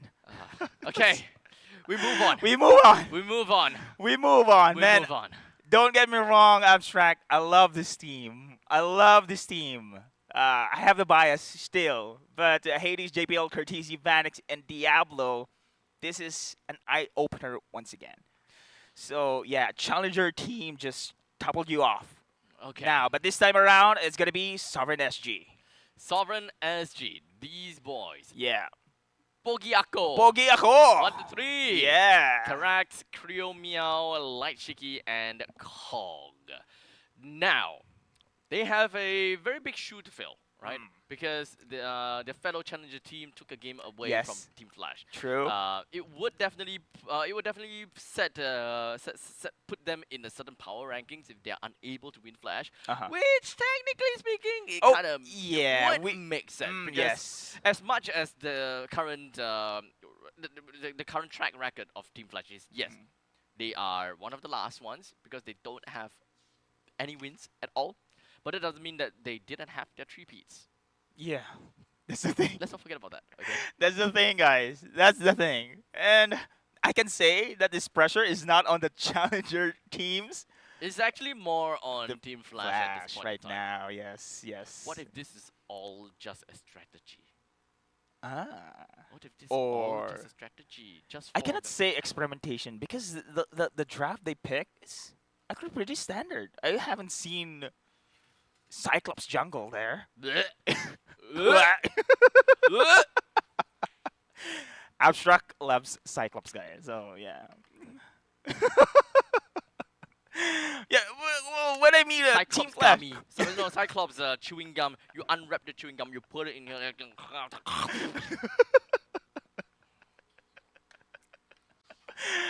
I have a lot of people actually tagging me on like Cyclops content on. Oh, really? TikTok for some reason. more content, No. guys. More content, guys. Cyclops main. People are doing their hardest. To Oh, really? convince me to say that Cyclops is is good. viable here. Yeah, viable and good. I did attempt it once before. I told you, it's just if there's a Fanny in the enemy team, you can go with Cyclops. And your reaction is just like that. But anyway, yeah, Sovereign SG, ladies and I am broken. wow. Yeah, I can say Team Flash did not experiment in a way when it comes to their drafts. Yeah, it's not exactly those. How can I say that? It's not exactly those very big experiments. Exactly. whereby It we- was we look at- actually. It was actually open aside that it is Yeah. experimented. Ube is back? No, I don't think so. No, I don't no, think so. no, I don't no, think no. so. This I don't is- think so as well. This I is mean, just like a one-time fluke. thing. This Okay. Is no, this one is actually cheese. is that this is cheese? actually yeah, yeah. cheese, Okay, okay, right? Okay. Yeah, yeah. It's out of meta. True. No one would have expected it. But technically speaking, It worked. it yeah, worked. it really, really worked. Damage. Disgustingly so. Yeah. Wow. You mentioned, of course, the power spike, right? 14 minutes with Vanix pretty much online there, Mhm. but wow, I just can't fathom how they couldn't even seal the game. I know we're moving on, guys, on the next series, but sorry for this one, but we cannot really get over on the I can't. loss. I can't. I On the can't. loss of Team Flash, because it's just really rare to see Team Flash having a loss, especially during the early regular season stages. It's always one-sided here. And what's interesting about this one is it's a challenger team. Yeah. Like if we are talking about evil, like Yeah, oh, yeah, that's the thing. Yeah. okay, Wow. evil is Yes. strong. Evil. Yes, Yeah. There you go. Congratulations. Challenger team with a cheese pick of Estes and Baksha. Me myself, I didn't expect that pick. Who the hell is King's Vanguard? Kings. Kings. Yeah. Who the hell are they? Yeah, exactly. They toppled off as well. Yeah. Team Flash now Absolute Zero. Who the hell is Absolute Zero? Yeah, now they're absolutely kings. I still have one more question though. Yeah. Who's Is Ricky? Ricky Red? Who's Ricky? Do you actually know about the Ricky thing? No. No? It's actually just Churros just Yeah. brought it all but up. do you know about that Ricky thing before Churros said that? No. No, right? No. No. No. Who's Ricky? Who's Ricky? Who's Ricky? Yeah, he's just mentioning that red bear creep, right? Yeah, he mentioned that is his name, Ricky. Ricky. And here I am thinking like, out of all names, why Ricky? Why Pogi ako 1, 2, 3? Of all the names, right? You're a pro player, aspiring pro player. Okay, our MVP for the week 1, Pogi ako 1, 2, 3. Wow, this is community-est, Pinoy-est IGN you can make up. Yeah. If you want to go pro, think of get a good name. Yeah, I suggest that one as well. Highly advised that kind of Yeah. Actually, yeah. now that we're on this topic, you know where this is going to, huh? No, not yet. Why did I? Oh, okay. Literally, guys, my eyes are dead. I mean, this without my glasses, I cannot see. So I did I also lah. Ah, But this is worse. Mine is 700 over 700, man. Usually I win people, but this time I lose him. See? That means my sister's eye even more dead. Her side is like 1k and 1.2 or something. OMG, Yeah, much higher than me. Yeah, I am actually not kidding. Like the last thing I remember, I know that it breached like 1,000. Ay. At first I thought, I'm like, wait, is that even possible? Aren't you like legally blind? Yeah. But I'm, like- I'm actually legally blind. I could register for a PWD. Yeah, no kidding. Wait, for real? For real. FR. Yeah. I'm actually 700 gets you the PWD Yeah, I cannot card. see hero. See, without I mean, glasses, I'm gonna. Yeah, from there I cannot see. I mean, it's blurry as Blurry, hell. yeah, it's blurry. It's blurry. Yeah. Can you look at the camera like that? Yeah. No. Like, are you able to see the I camera? cannot. No, I can see there's a black Yeah. something, but no. That was actually the perfect time for people to clip because it looks like two old men looking at the camera.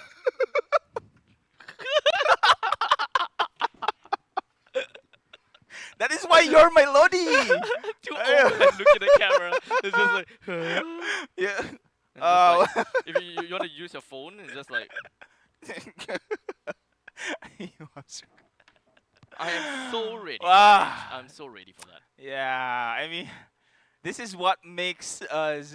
I mean, that game makes us like this crazy. You know, I mean, I cannot. Jokes on you. I've been crazy since game one. No, since yesterday actually. Yeah. Since yesterday, I've been crazy. Yeah. Since There was yesterday. the kind of stupid things that I say. Wow. I sincerely apologize Yeah. to all the viewers out there. You guys might be wondering what the hell happened to Abstract. That happened.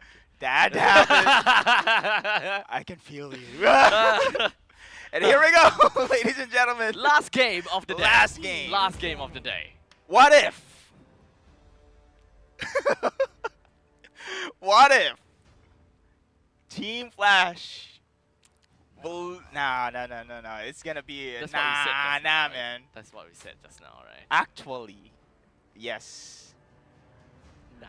Oh, Nah. let's see. Your I- team is but banning. I can feel now the Team Flash will win this game. I mean, there's the How about you shut fervor up? there. Well, No. Don't, okay. Yeah. Jinx. Yeah. Yes. Yeah. Okay. Your Okay. team is banning. Have you ever had a cast where both the commentators don't talk? Are there cold commentators then? Cold mentators. Commentators. I'm so sorry.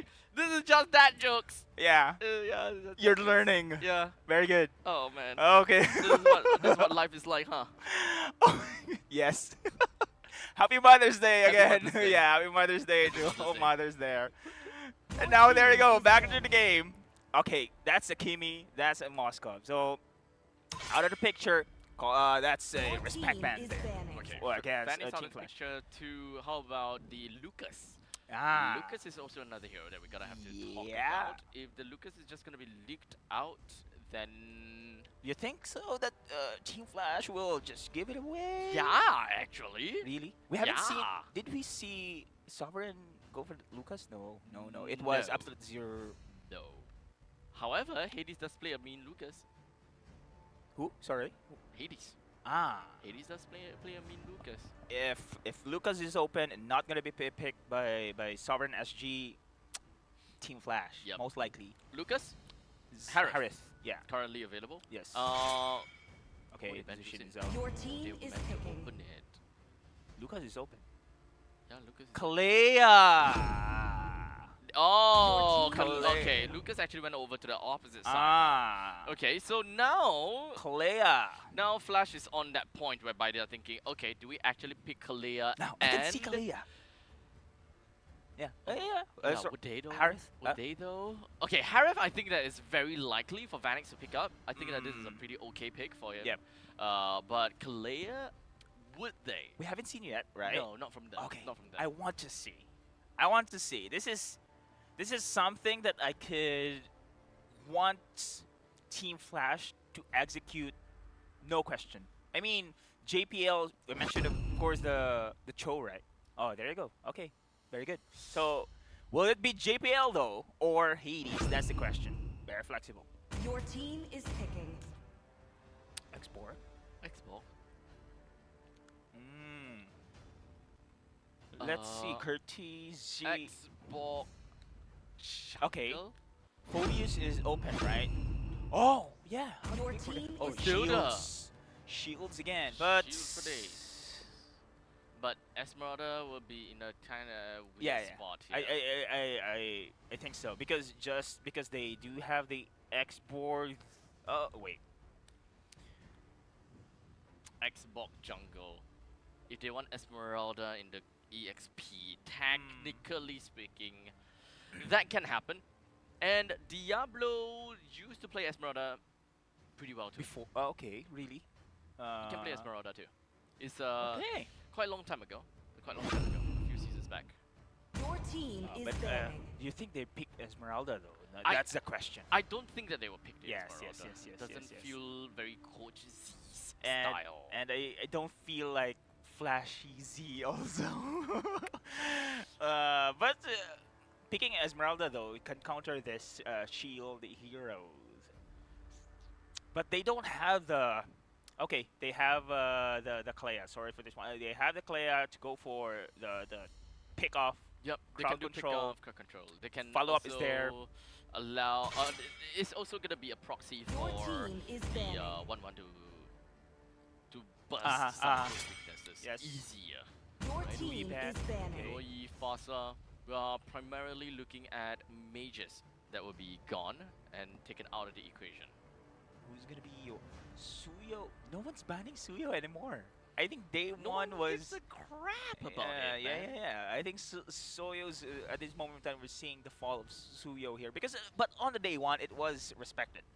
It was respected ban. Suyo's Mhm. also been picked. Yes. But here the day two, Not much at all. not much at all. Yeah, You know why? People don't like Sasuke. So your Naruto, really Naruto fan. Of course, Lucas. I mean, Yeah. talk no jutsu is Your team is banning. the talk technique Talk technique. Oh, wins every fight. Okay then. So ban. Okay, they banning the All the Novaria, mages. Farsa. Yeah. All the mages. Well, actually, this Oh my is going to be God. the priority. Your team is Oh yeah, banning. Palatina. Oh, yeah, yeah. yeah. Correct. Well, Great. One of the important I love it. picks against the Lucas. I love it. Garukacha is open also, right? But But they have the problem is that the amount of mages are actually dwindling down to an all-time low. That will be a little bit of a question. Your team is picking. Ube is back. But okay, prolonged team fights. Prolonged team fight. Just because Lucas loves long engagements, same as a Harith. Okay, Faramis will be the saving grace. Yes. Actually, could also be Estes if. But Faramis has been picked. I think okay. Okay. Okay. Sicilian again. Oh man, why do people like to play Sicilians against Flash? Oh, Oh. no. Oh, okay, I was concerned with the Selena though. Oh, if that guy picks Selena, then Your Yeah. team is picking. Yeah. Either he must be very good in the Selena, or he will topple this drop. This draft from Sovereign SG. But anyway, okay, Sicilian again. Okay, so the final pick, Jungle. I think that this is definitely going to be a Xbox EXP because of the fact that the highlights are going to go EXP. So EXP for EXP, Xbox would be way better in that lineup. So now it's all up to Hades how they want to play the jungle. Technically speaking, the studio last pick is still very viable. They can still go for that. I don't think that they will go for anything too tanky per se. Jungle X-Borg. Jungle X-Borg. Xbox, EXP Yeah. Benedetta. Oh. Diablo Benedetta. The return of the comeback. has been a while. It's been a while. It has been a while, and Oh, this would is it work? remember when we discussed about how we discovered Diablo of his hero pools, right? Benedetta was one. Yes. Benedetta revitalized. He managed to make that meta. That's so weird. It's Exactly. Still weird. It It's is so weird. still Way back, right? But it didn't work. And now we see a Benedetta. But will this be a damaged Benedetta though? I haven't seen the battle spell being locked in. Did you know that this Diablo used to be a one-trick Paquito player? No, no It's way. Like one trick. One trick. Always. One trick. The moment Ah. people ban his Paquito, he suck. This is like season 1 or 2 or something. And Yeah. look at how this player grown. 5 Has seconds grown till the enemy throughout reaches Yeah, the it was kind of a battlefield. meme. To a Smash certain them. extent. Yeah, just one player can All actually ban troops him. deployed. Wow. Welcome to Mobile Legends. Wow, that was an interesting fun fact. Yeah. And here we go. The last series here in our Challenger stage, day 2 of MPL SG Season 9. Team Flash against Sovereign SG this time around again. The Sovereign SG Challenger Team 2 against the reigning champions, Flash SG. I'm just very. I just want to know whether Diablo is gonna be playing tank. No, I or don't think so. damage. That's a damage. With a Petrify battle spell, you know he wants to lock down and goes for the kill. Technically speaking, he can play utility as well, even with the lockdown, right? With with the Petrify. It's still possible. It's just you won't be able to make full use of your damage during the Electro Final Blow. But you will be tanky. Yeah. But looking at his amount of HP, I think he's going for damage. Yeah, He should be going for damage. should be. I think this is also a great follow through with Hades on the X-Borg. X-Borg has been known to be an early aggressor as well, especially with this level 4 right now. Pretty much online, this is the time where Hades and the rest of Hero Flash SG could make some plays. Look at the rotations coming in from Diablo. Man, I miss these rotations coming in from this EXP laner. Yep, as you can see, a quick little Petrify plus JPL just jumping right in. There you go. Idle Strike takes one death, or rather takes one kill away from Karax. And that is one good kill. And look at this transition here from Flash SG. They are not stopping. They want some blood on the bot side as well. As it does seem like Sakura Okay. is not gonna stay around for long with half HP already taken away. Rio Meow for some reason is gonna be down in the bottom lane as well. It's not for some reason, but to get himself at level 4 as well. So just kind of sharing EXP, sharing this carrying kind of thing going on. Hades picks up the turtle. That's level 5. Well, plus Vanix has just got a solo kill rather against Night Shiki. So everything's going into the favor of Flash SG here in our last series. Oh, top side. It doesn't seem like Night Shiki is gonna be be comfortable up in here, but he does have the Zaman Force though. He continues on the Bijudama lands, and that is going down for now as Pokiako continues on forward. Unfortunately, wasn't able to get a kill down on Katizi. Wow, the power of Pogiako on his Lucas. Early game aggression gets the double, and now on the bot side though, Diablo actually his rotations is really pretty good. It makes Kong stuck into the lane because of this heavy rotations coming in from Diablo, clearing the waves easily there on the bot side, leaving Kong alone there in the lane. So you need Kong also during the team fight, but without this glorious pathway, they are cut off. One utility here for Sovereign SG. A lot of mobility, definitely for sure. Flash SG, this way they can find out a lot about where Sovereign SG is. And so now Night Shiki forced to use the Zaman Force to play it defensively. In the event that he's gonna have to go and attack or dash a little bit more underneath the turrets even.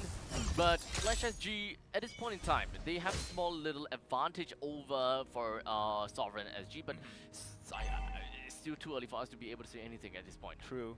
We haven't really seen the combo potential, but for the thought. So now the slam right down to the Kong, melted down almost instantaneously. The player that have to see has been bought by Diablo, and that is the damage Benedetta indeed. Yeah, 2 lanes win top side, bot side for Flash SG, plus the turtle is up right now, but they want to go for the pick first before this turtle objective, I guess. But no, I think Hades is going to go for the turtle here, trying to go for the support instead here at the top side. They know the rotation is coming in from Sovereign SG here, but will they be able to pick up though? 4-man commitment there for Sovereign SG. No contest on the turtle. Yep, there's a lot of money that's credited over to Diablo as well, as he managed to take down the entire energy shield out of the turret in the bottom lane. So Flash SG definitely happy, and because of all of that, they have managed to amass a total of about 2.2 thousand gold lead. So the 2200 is definitely happy. They will work with this. And unfortunately, we also gotta have to remember that Creo Meow is playing as a Sicilian. So the pop-off is definitely gonna take some time, and this high ground would not do anything for them. True, but the timers also is there for Flash SG to end this game as early as possible. They cannot wait for that scaling potential coming in from Creo Meow.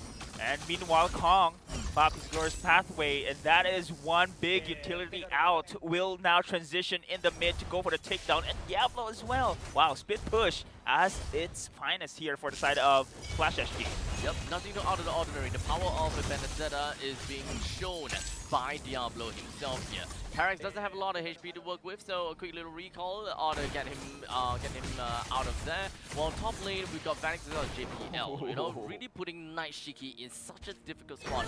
This guy have got nowhere else to go and nowhere else to call goal. Oh man, no turret takedowns yet for Sovereign SG. Meanwhile, Flash SG is everywhere across the map. Oh, 1-on-1! Hey! Unfortunately, that is the winner. Goes over to the side of the Lucas. We do have the Netherrealm that's also going to be popped from the side of Cartesian. I think that's one of the first few Netherrealm that we caught it on camera as well. So we haven't really quite seen the full extent of what this entire party from Flash SG could potentially do to Sovereign SG here.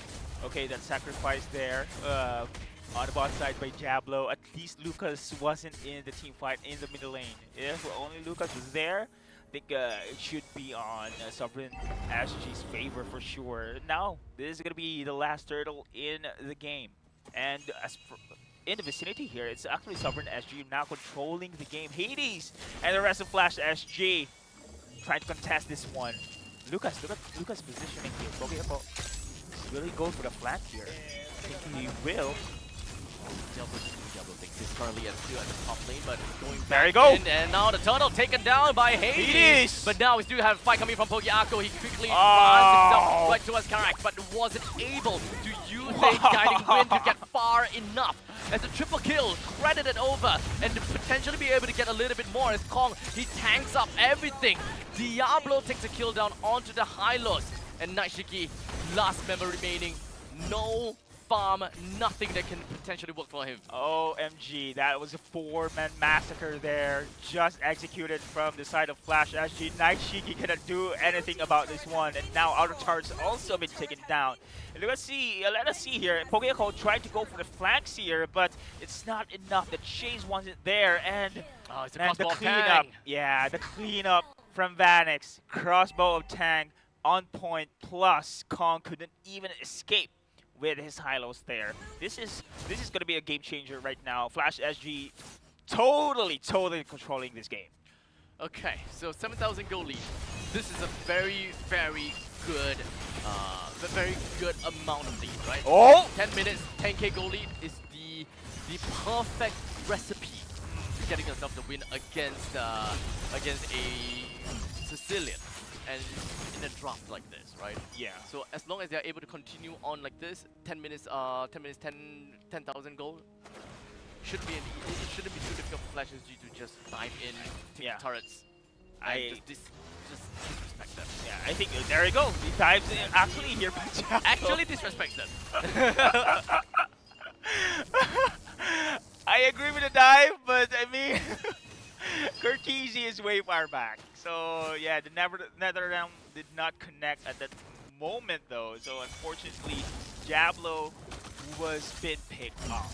But still, Flash SG controlling this game here. Split pushes we've seen coming in from Vanix on the top side as well.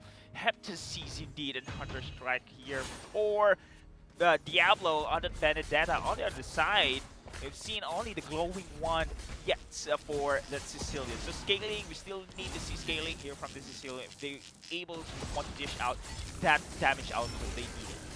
Oh. But that, yeah, no one's around the place.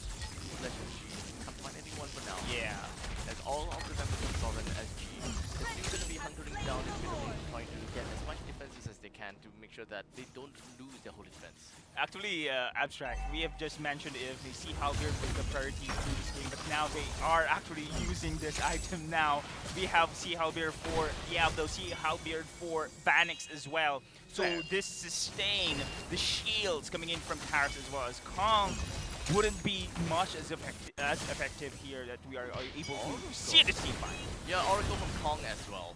So unfortunately, that is the holy defense that has actually been popped. This is actually the most important holy defense that they needed because the Lord is actually marching in the top lane with his own specific tweaks as well. Kong opens up the glorious pathway and just going to be making himself comfy in front of the opponent, but unfortunately wasn't able to do too much. It's a 1-for-1 trade right now, Diablo as well as Creo Meow. Top lane, tier turret destroyed. And now Lord lands with the Trident all the way in the backline. JPL brings Kong down. And now Vanix gets himself mega kill. Naishiki down. And unfortunately, Poki Upgo can't do anything here. We have got Team Flash that won their one game in this Challenger series. And if I'm not mistaken, that was the first loss of Lucas. First loss? For today. Probably. For today, I think so. Yeah. Wow. Okay, that's the Flash SG. Actually, we are actually expecting. I mean, that kind of games. Yes. Against the Challenger. Yeah. It kind of feels like Flash is like the master of non-meta heroes, non-meta compositions. Whatever that is meta, they might not do well. And I think evidently so for the past few games. There is this one series though that they managed to do too well. It feels as though Z's is just like, you know what guys, just play whatever you guys want. Comfort picks? Comfort picks, yeah. And they're just like, oh, okay. They picked whatever that they want. Yeah, I think Diablo here with his Benedetta is doing pretty much good, especially during the early game, that cutting of the waves and then transitioning there for that aggressive rotations in the mid made possible for this early picks coming in from Flash SG against SSG at this moment. And now the Sicilian, the pick coming in from SSG did not manage to really scale up, especially during the later stages of the game. So it is one of the insufficient time. And the Lucas, don't get me wrong, the Lucas damage was there. But unfortunately, the rotations overall coming in from Flash SG, it's just difficult for SSG to respond on or to react on this kind of situations. We've seen Kong staying on that lane for almost 2 minutes, 3 minutes because of this lane cutoffs here. So yeah, when it comes to the team fights though, this team Flash SG, they had the capability just scaling from the early to mid and then ending the game. Okay, so it's unfortunate SSG can't take that win against Team Flash, but this is indeed what Team Flash is. I guess this is kind of their game. Yes. Okay, no doubt. Maybe it's just the Benedetta. You know, maybe it's just the Benedetta. We're so used to seeing the Benedetta coming from Diablo that we know that this is his comfort. That whenever we see a Benedetta on the Diablo, expect him to be all over the map. Very high amount of team participation, except for the fact that his team participation is actually the lowest. Well, wow, didn't expect that one. Didn't expect that one. I guess it's also because he's mostly on the split push duty. Right? So amount of damage to turret is 13%. Never mind. I guess we're just biased to Diablo, okay? Yeah. Right? There's a lot more that's going on behind the scenes that we failed to observe, I suppose. But I gotta have to say though, Naishiki had got no game up top. Yeah, actually he's been picked off time and time again. Actually, Vanix under 1-1 managed to control the lane there, having a solo kill as well. And look at this one. The rotations from the side of Flash SG is just on point. The pickup as well. So Kong having a hard time. Also on the bot, not only Naishiki. So lane wins here for Flash SG. Oh man. Yeah. Oh man. Okay, This all, is the all- attempt. Yeah, all these what was this called? Instant replay really gives us a very good understanding as to how the game felt like within a short few moments. He has been very heavy in the front line. Flash SG is just pretty much just jumping at almost any opportunity and just raw dogging it. Yeah. Right? They just want to go for it. I think Curtisi also with the Nether Realm, they doesn't care for the dives there. It's actually a great synergy with Hades with Last Insanity. If ever they go to go for the dive or for this initiation here, there's a saving grace always ready to have that backup. And yeah, I think Pogiako, he did manage to have a double in the early game, but it did not manage to carry freely all throughout this game because of this 5-man team fight coming in from Flash SG every time. So this would kind of mean that throughout all of the MPL teams, correct me if I'm wrong, throughout all of the MPL teams, there is only two teams? Which? That is there only two teams that won both of their games? Or is it one? I won both of the. Kingdom Esports. Kingdom Esports. Correct. Is Kingdom Esports Yes. the only one Yes. that won both their Yes. games? Yes. Shit. Yeah. Crap. Kingdom Esports. Nice. Yeah. Actually, yes. Nice. So So the yeah- competition is there. I mean, also in the day one, we've seen how the games transpired as well.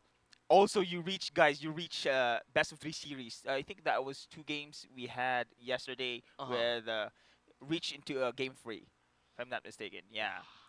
So that's how the competition now shakes up in the early regular season. But let's see on the second half, if it's gonna be changing, or if the change we'll see is gonna be massive, or still gonna be the same competition we are expecting here on the first half. Okay, Wow. okay.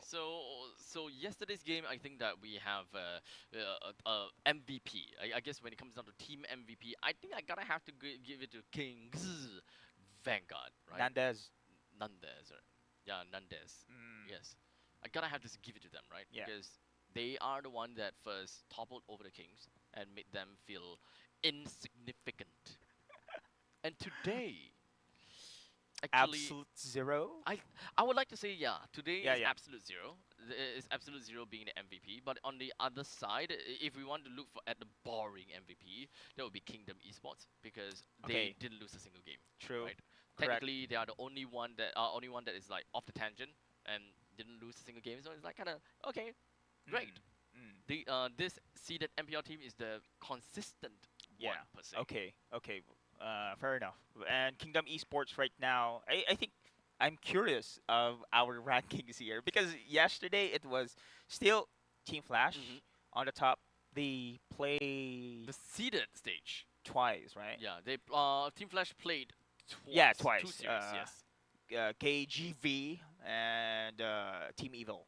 And However, though, the seeded stage leaderboards and the brackets, or rather, the seeded stage leaderboards is actually different from correct. today's leaderboards. Okay, this is So separate. yeah, so we will be showing you guys how that leaderboard is gonna look like. So we will have the 2 challenger teams, which is Absolute Zero, as well. We also will be looking at what's the Seeded. Challenger Absolute Zero and Sovereign SG, right? Okay, so okay. we will tally out and look at the amount of points. How much points do they have? And then we will also kind of like bring in the seeded team that is 5th place. And then we'll see how they fared against everyone else, even from the seeded stage point, right? So technically, they are combinable.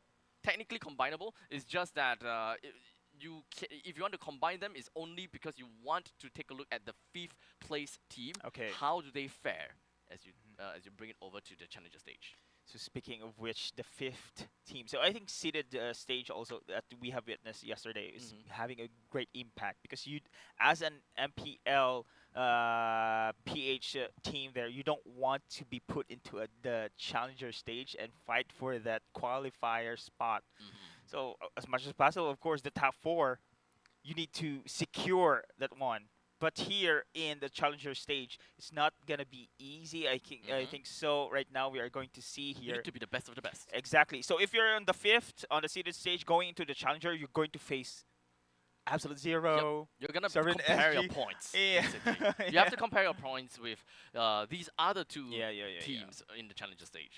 So hoping that you'll having this points way ahead against them. So if not, you're going to face again the challenger teams once again. So imagine the grueling journey you have to go through to get that qualifier spot in the playoffs. Let's not forget about the last chance qualifier.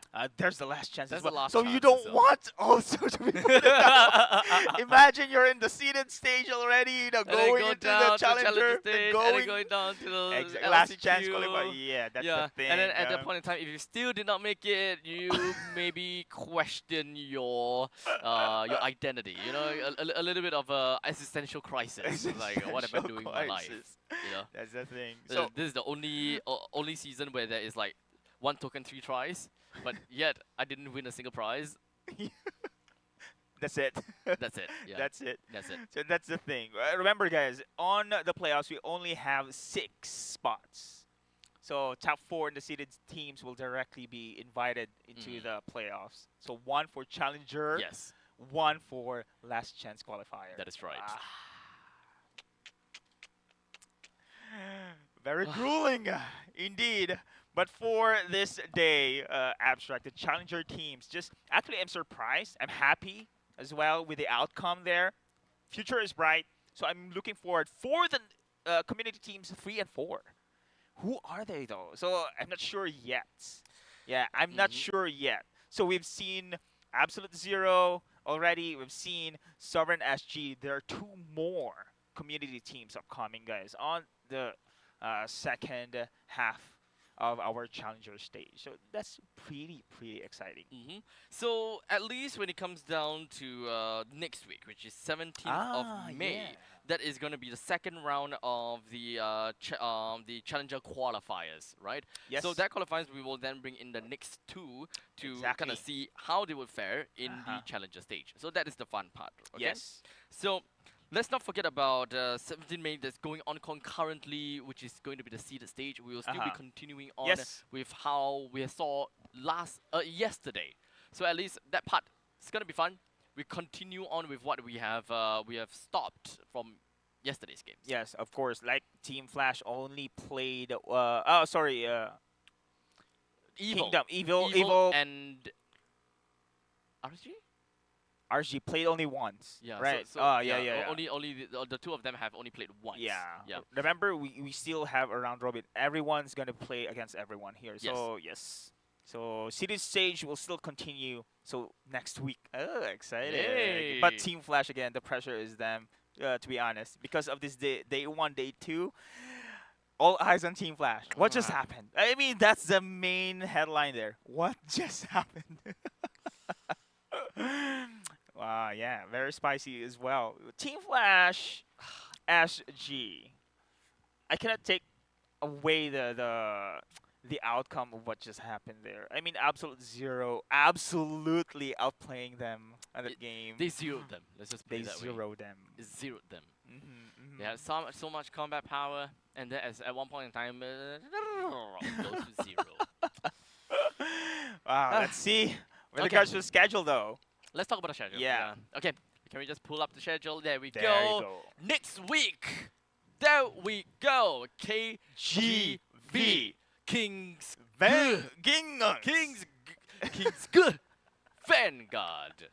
Okay. Now up against RSG there on the next week's You wanna say match. tomorrow, didn't you? Yeah, it's holiday tomorrow, right? Holiday tomorrow, so it's gonna be next weekend. KGV versus RSG, our first match. Then following, it's gonna be Kingdom Esports against Flash SG. Then follow up with the last series, Team Evil against RSG. So this time around, RSG has 2 matches at this moment. Okay. Okay. Kingdom, Flash SG. Looking forward to this. Actually, what series are you looking out for this one? Honestly, I'm looking out for all of them now. I actually can no longer tell you that one side is gonna win, and that's all. Yeah. It's impossible now. It's impossible now. Like, yeah, I'm not putting anything on the line anymore. Let's just put it that way. I'm putting nothing on the line. Oh. It's not.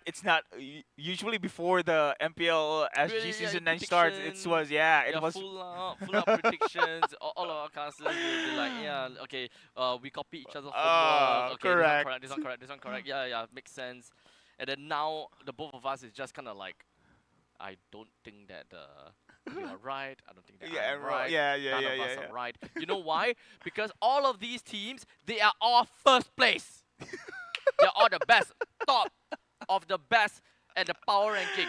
First place, all of the team. Second place, all of the team. Third place, all of the team. Done. Settle. Regular season's done. Everyone's first place. Everyone's happy. Everyone's happy. Send all Singaporeans to internationals. MSC series. Send us all. Then first on the goal lane, Pogi Everyone. Everyone. I was about to say Pogi 1, 2, 3. Everyone. Who's your representative? Everyone. You know what? I kind of want to hear that. A host calling for Pogi 1, 2, 3. Exactly. Pogi Ako 1, 2, 3. Exactly, Abstract. Imagine Cheryl. Oh my goodness. At this point in time, I think if Pogi Ako is kind of like listening to us from the stage or from anywhere, it's him. He's the one laughing. Why? I know. Not me. It's him. I don't even understand what does Pogi Ako means. Okay. Hey! I don't even understand. It's all him. It's not a curse word. Exactly. That's what I don't know.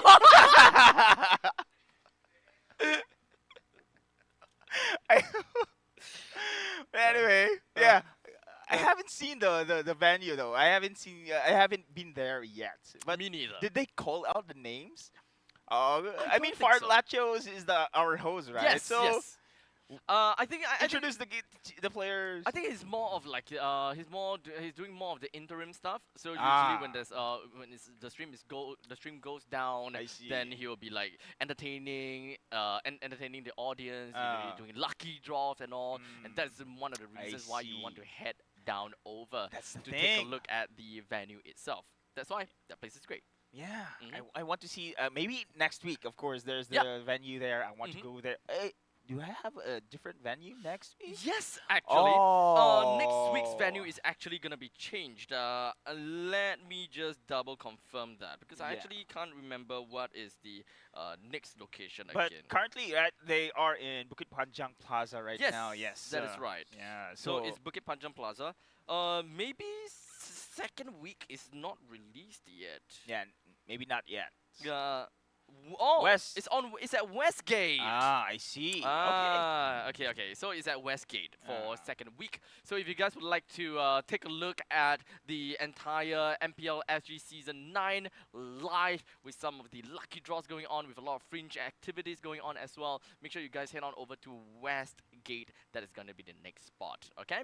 But before we even sign off, Yes. Mr. Pogi, What Pogi Abstract? 1, 2, 3. anything that you want to say before we kind of sign off today? I would like to actually again to wrap this one up. I'm looking forward for how we expect MPL SG. Yeah, okay, that's the thing. Wait, that's all? That's all. Huh? Oh. I'm looking forward for the next week. Oh, I'm okay. looking forward for the next week Yeah, here. And- Another community teams also is in going fact, to be. we'll be casting next week Yes. for Together both with. Saturday and Sunday. I cannot come to the With- venue. with Jace. Jace. Yeah, you can't go to the venue. Haha. I can't. It's okay. you'll be here. Yeah, I'll be here. You'll be here Still with you entertaining guys. every single one of you guys. Okay? Alright, ladies and gentlemen, thank you so much for tuning in. I would like to give a huge shout out over to every single one of you guys that's tuning on online or even offline.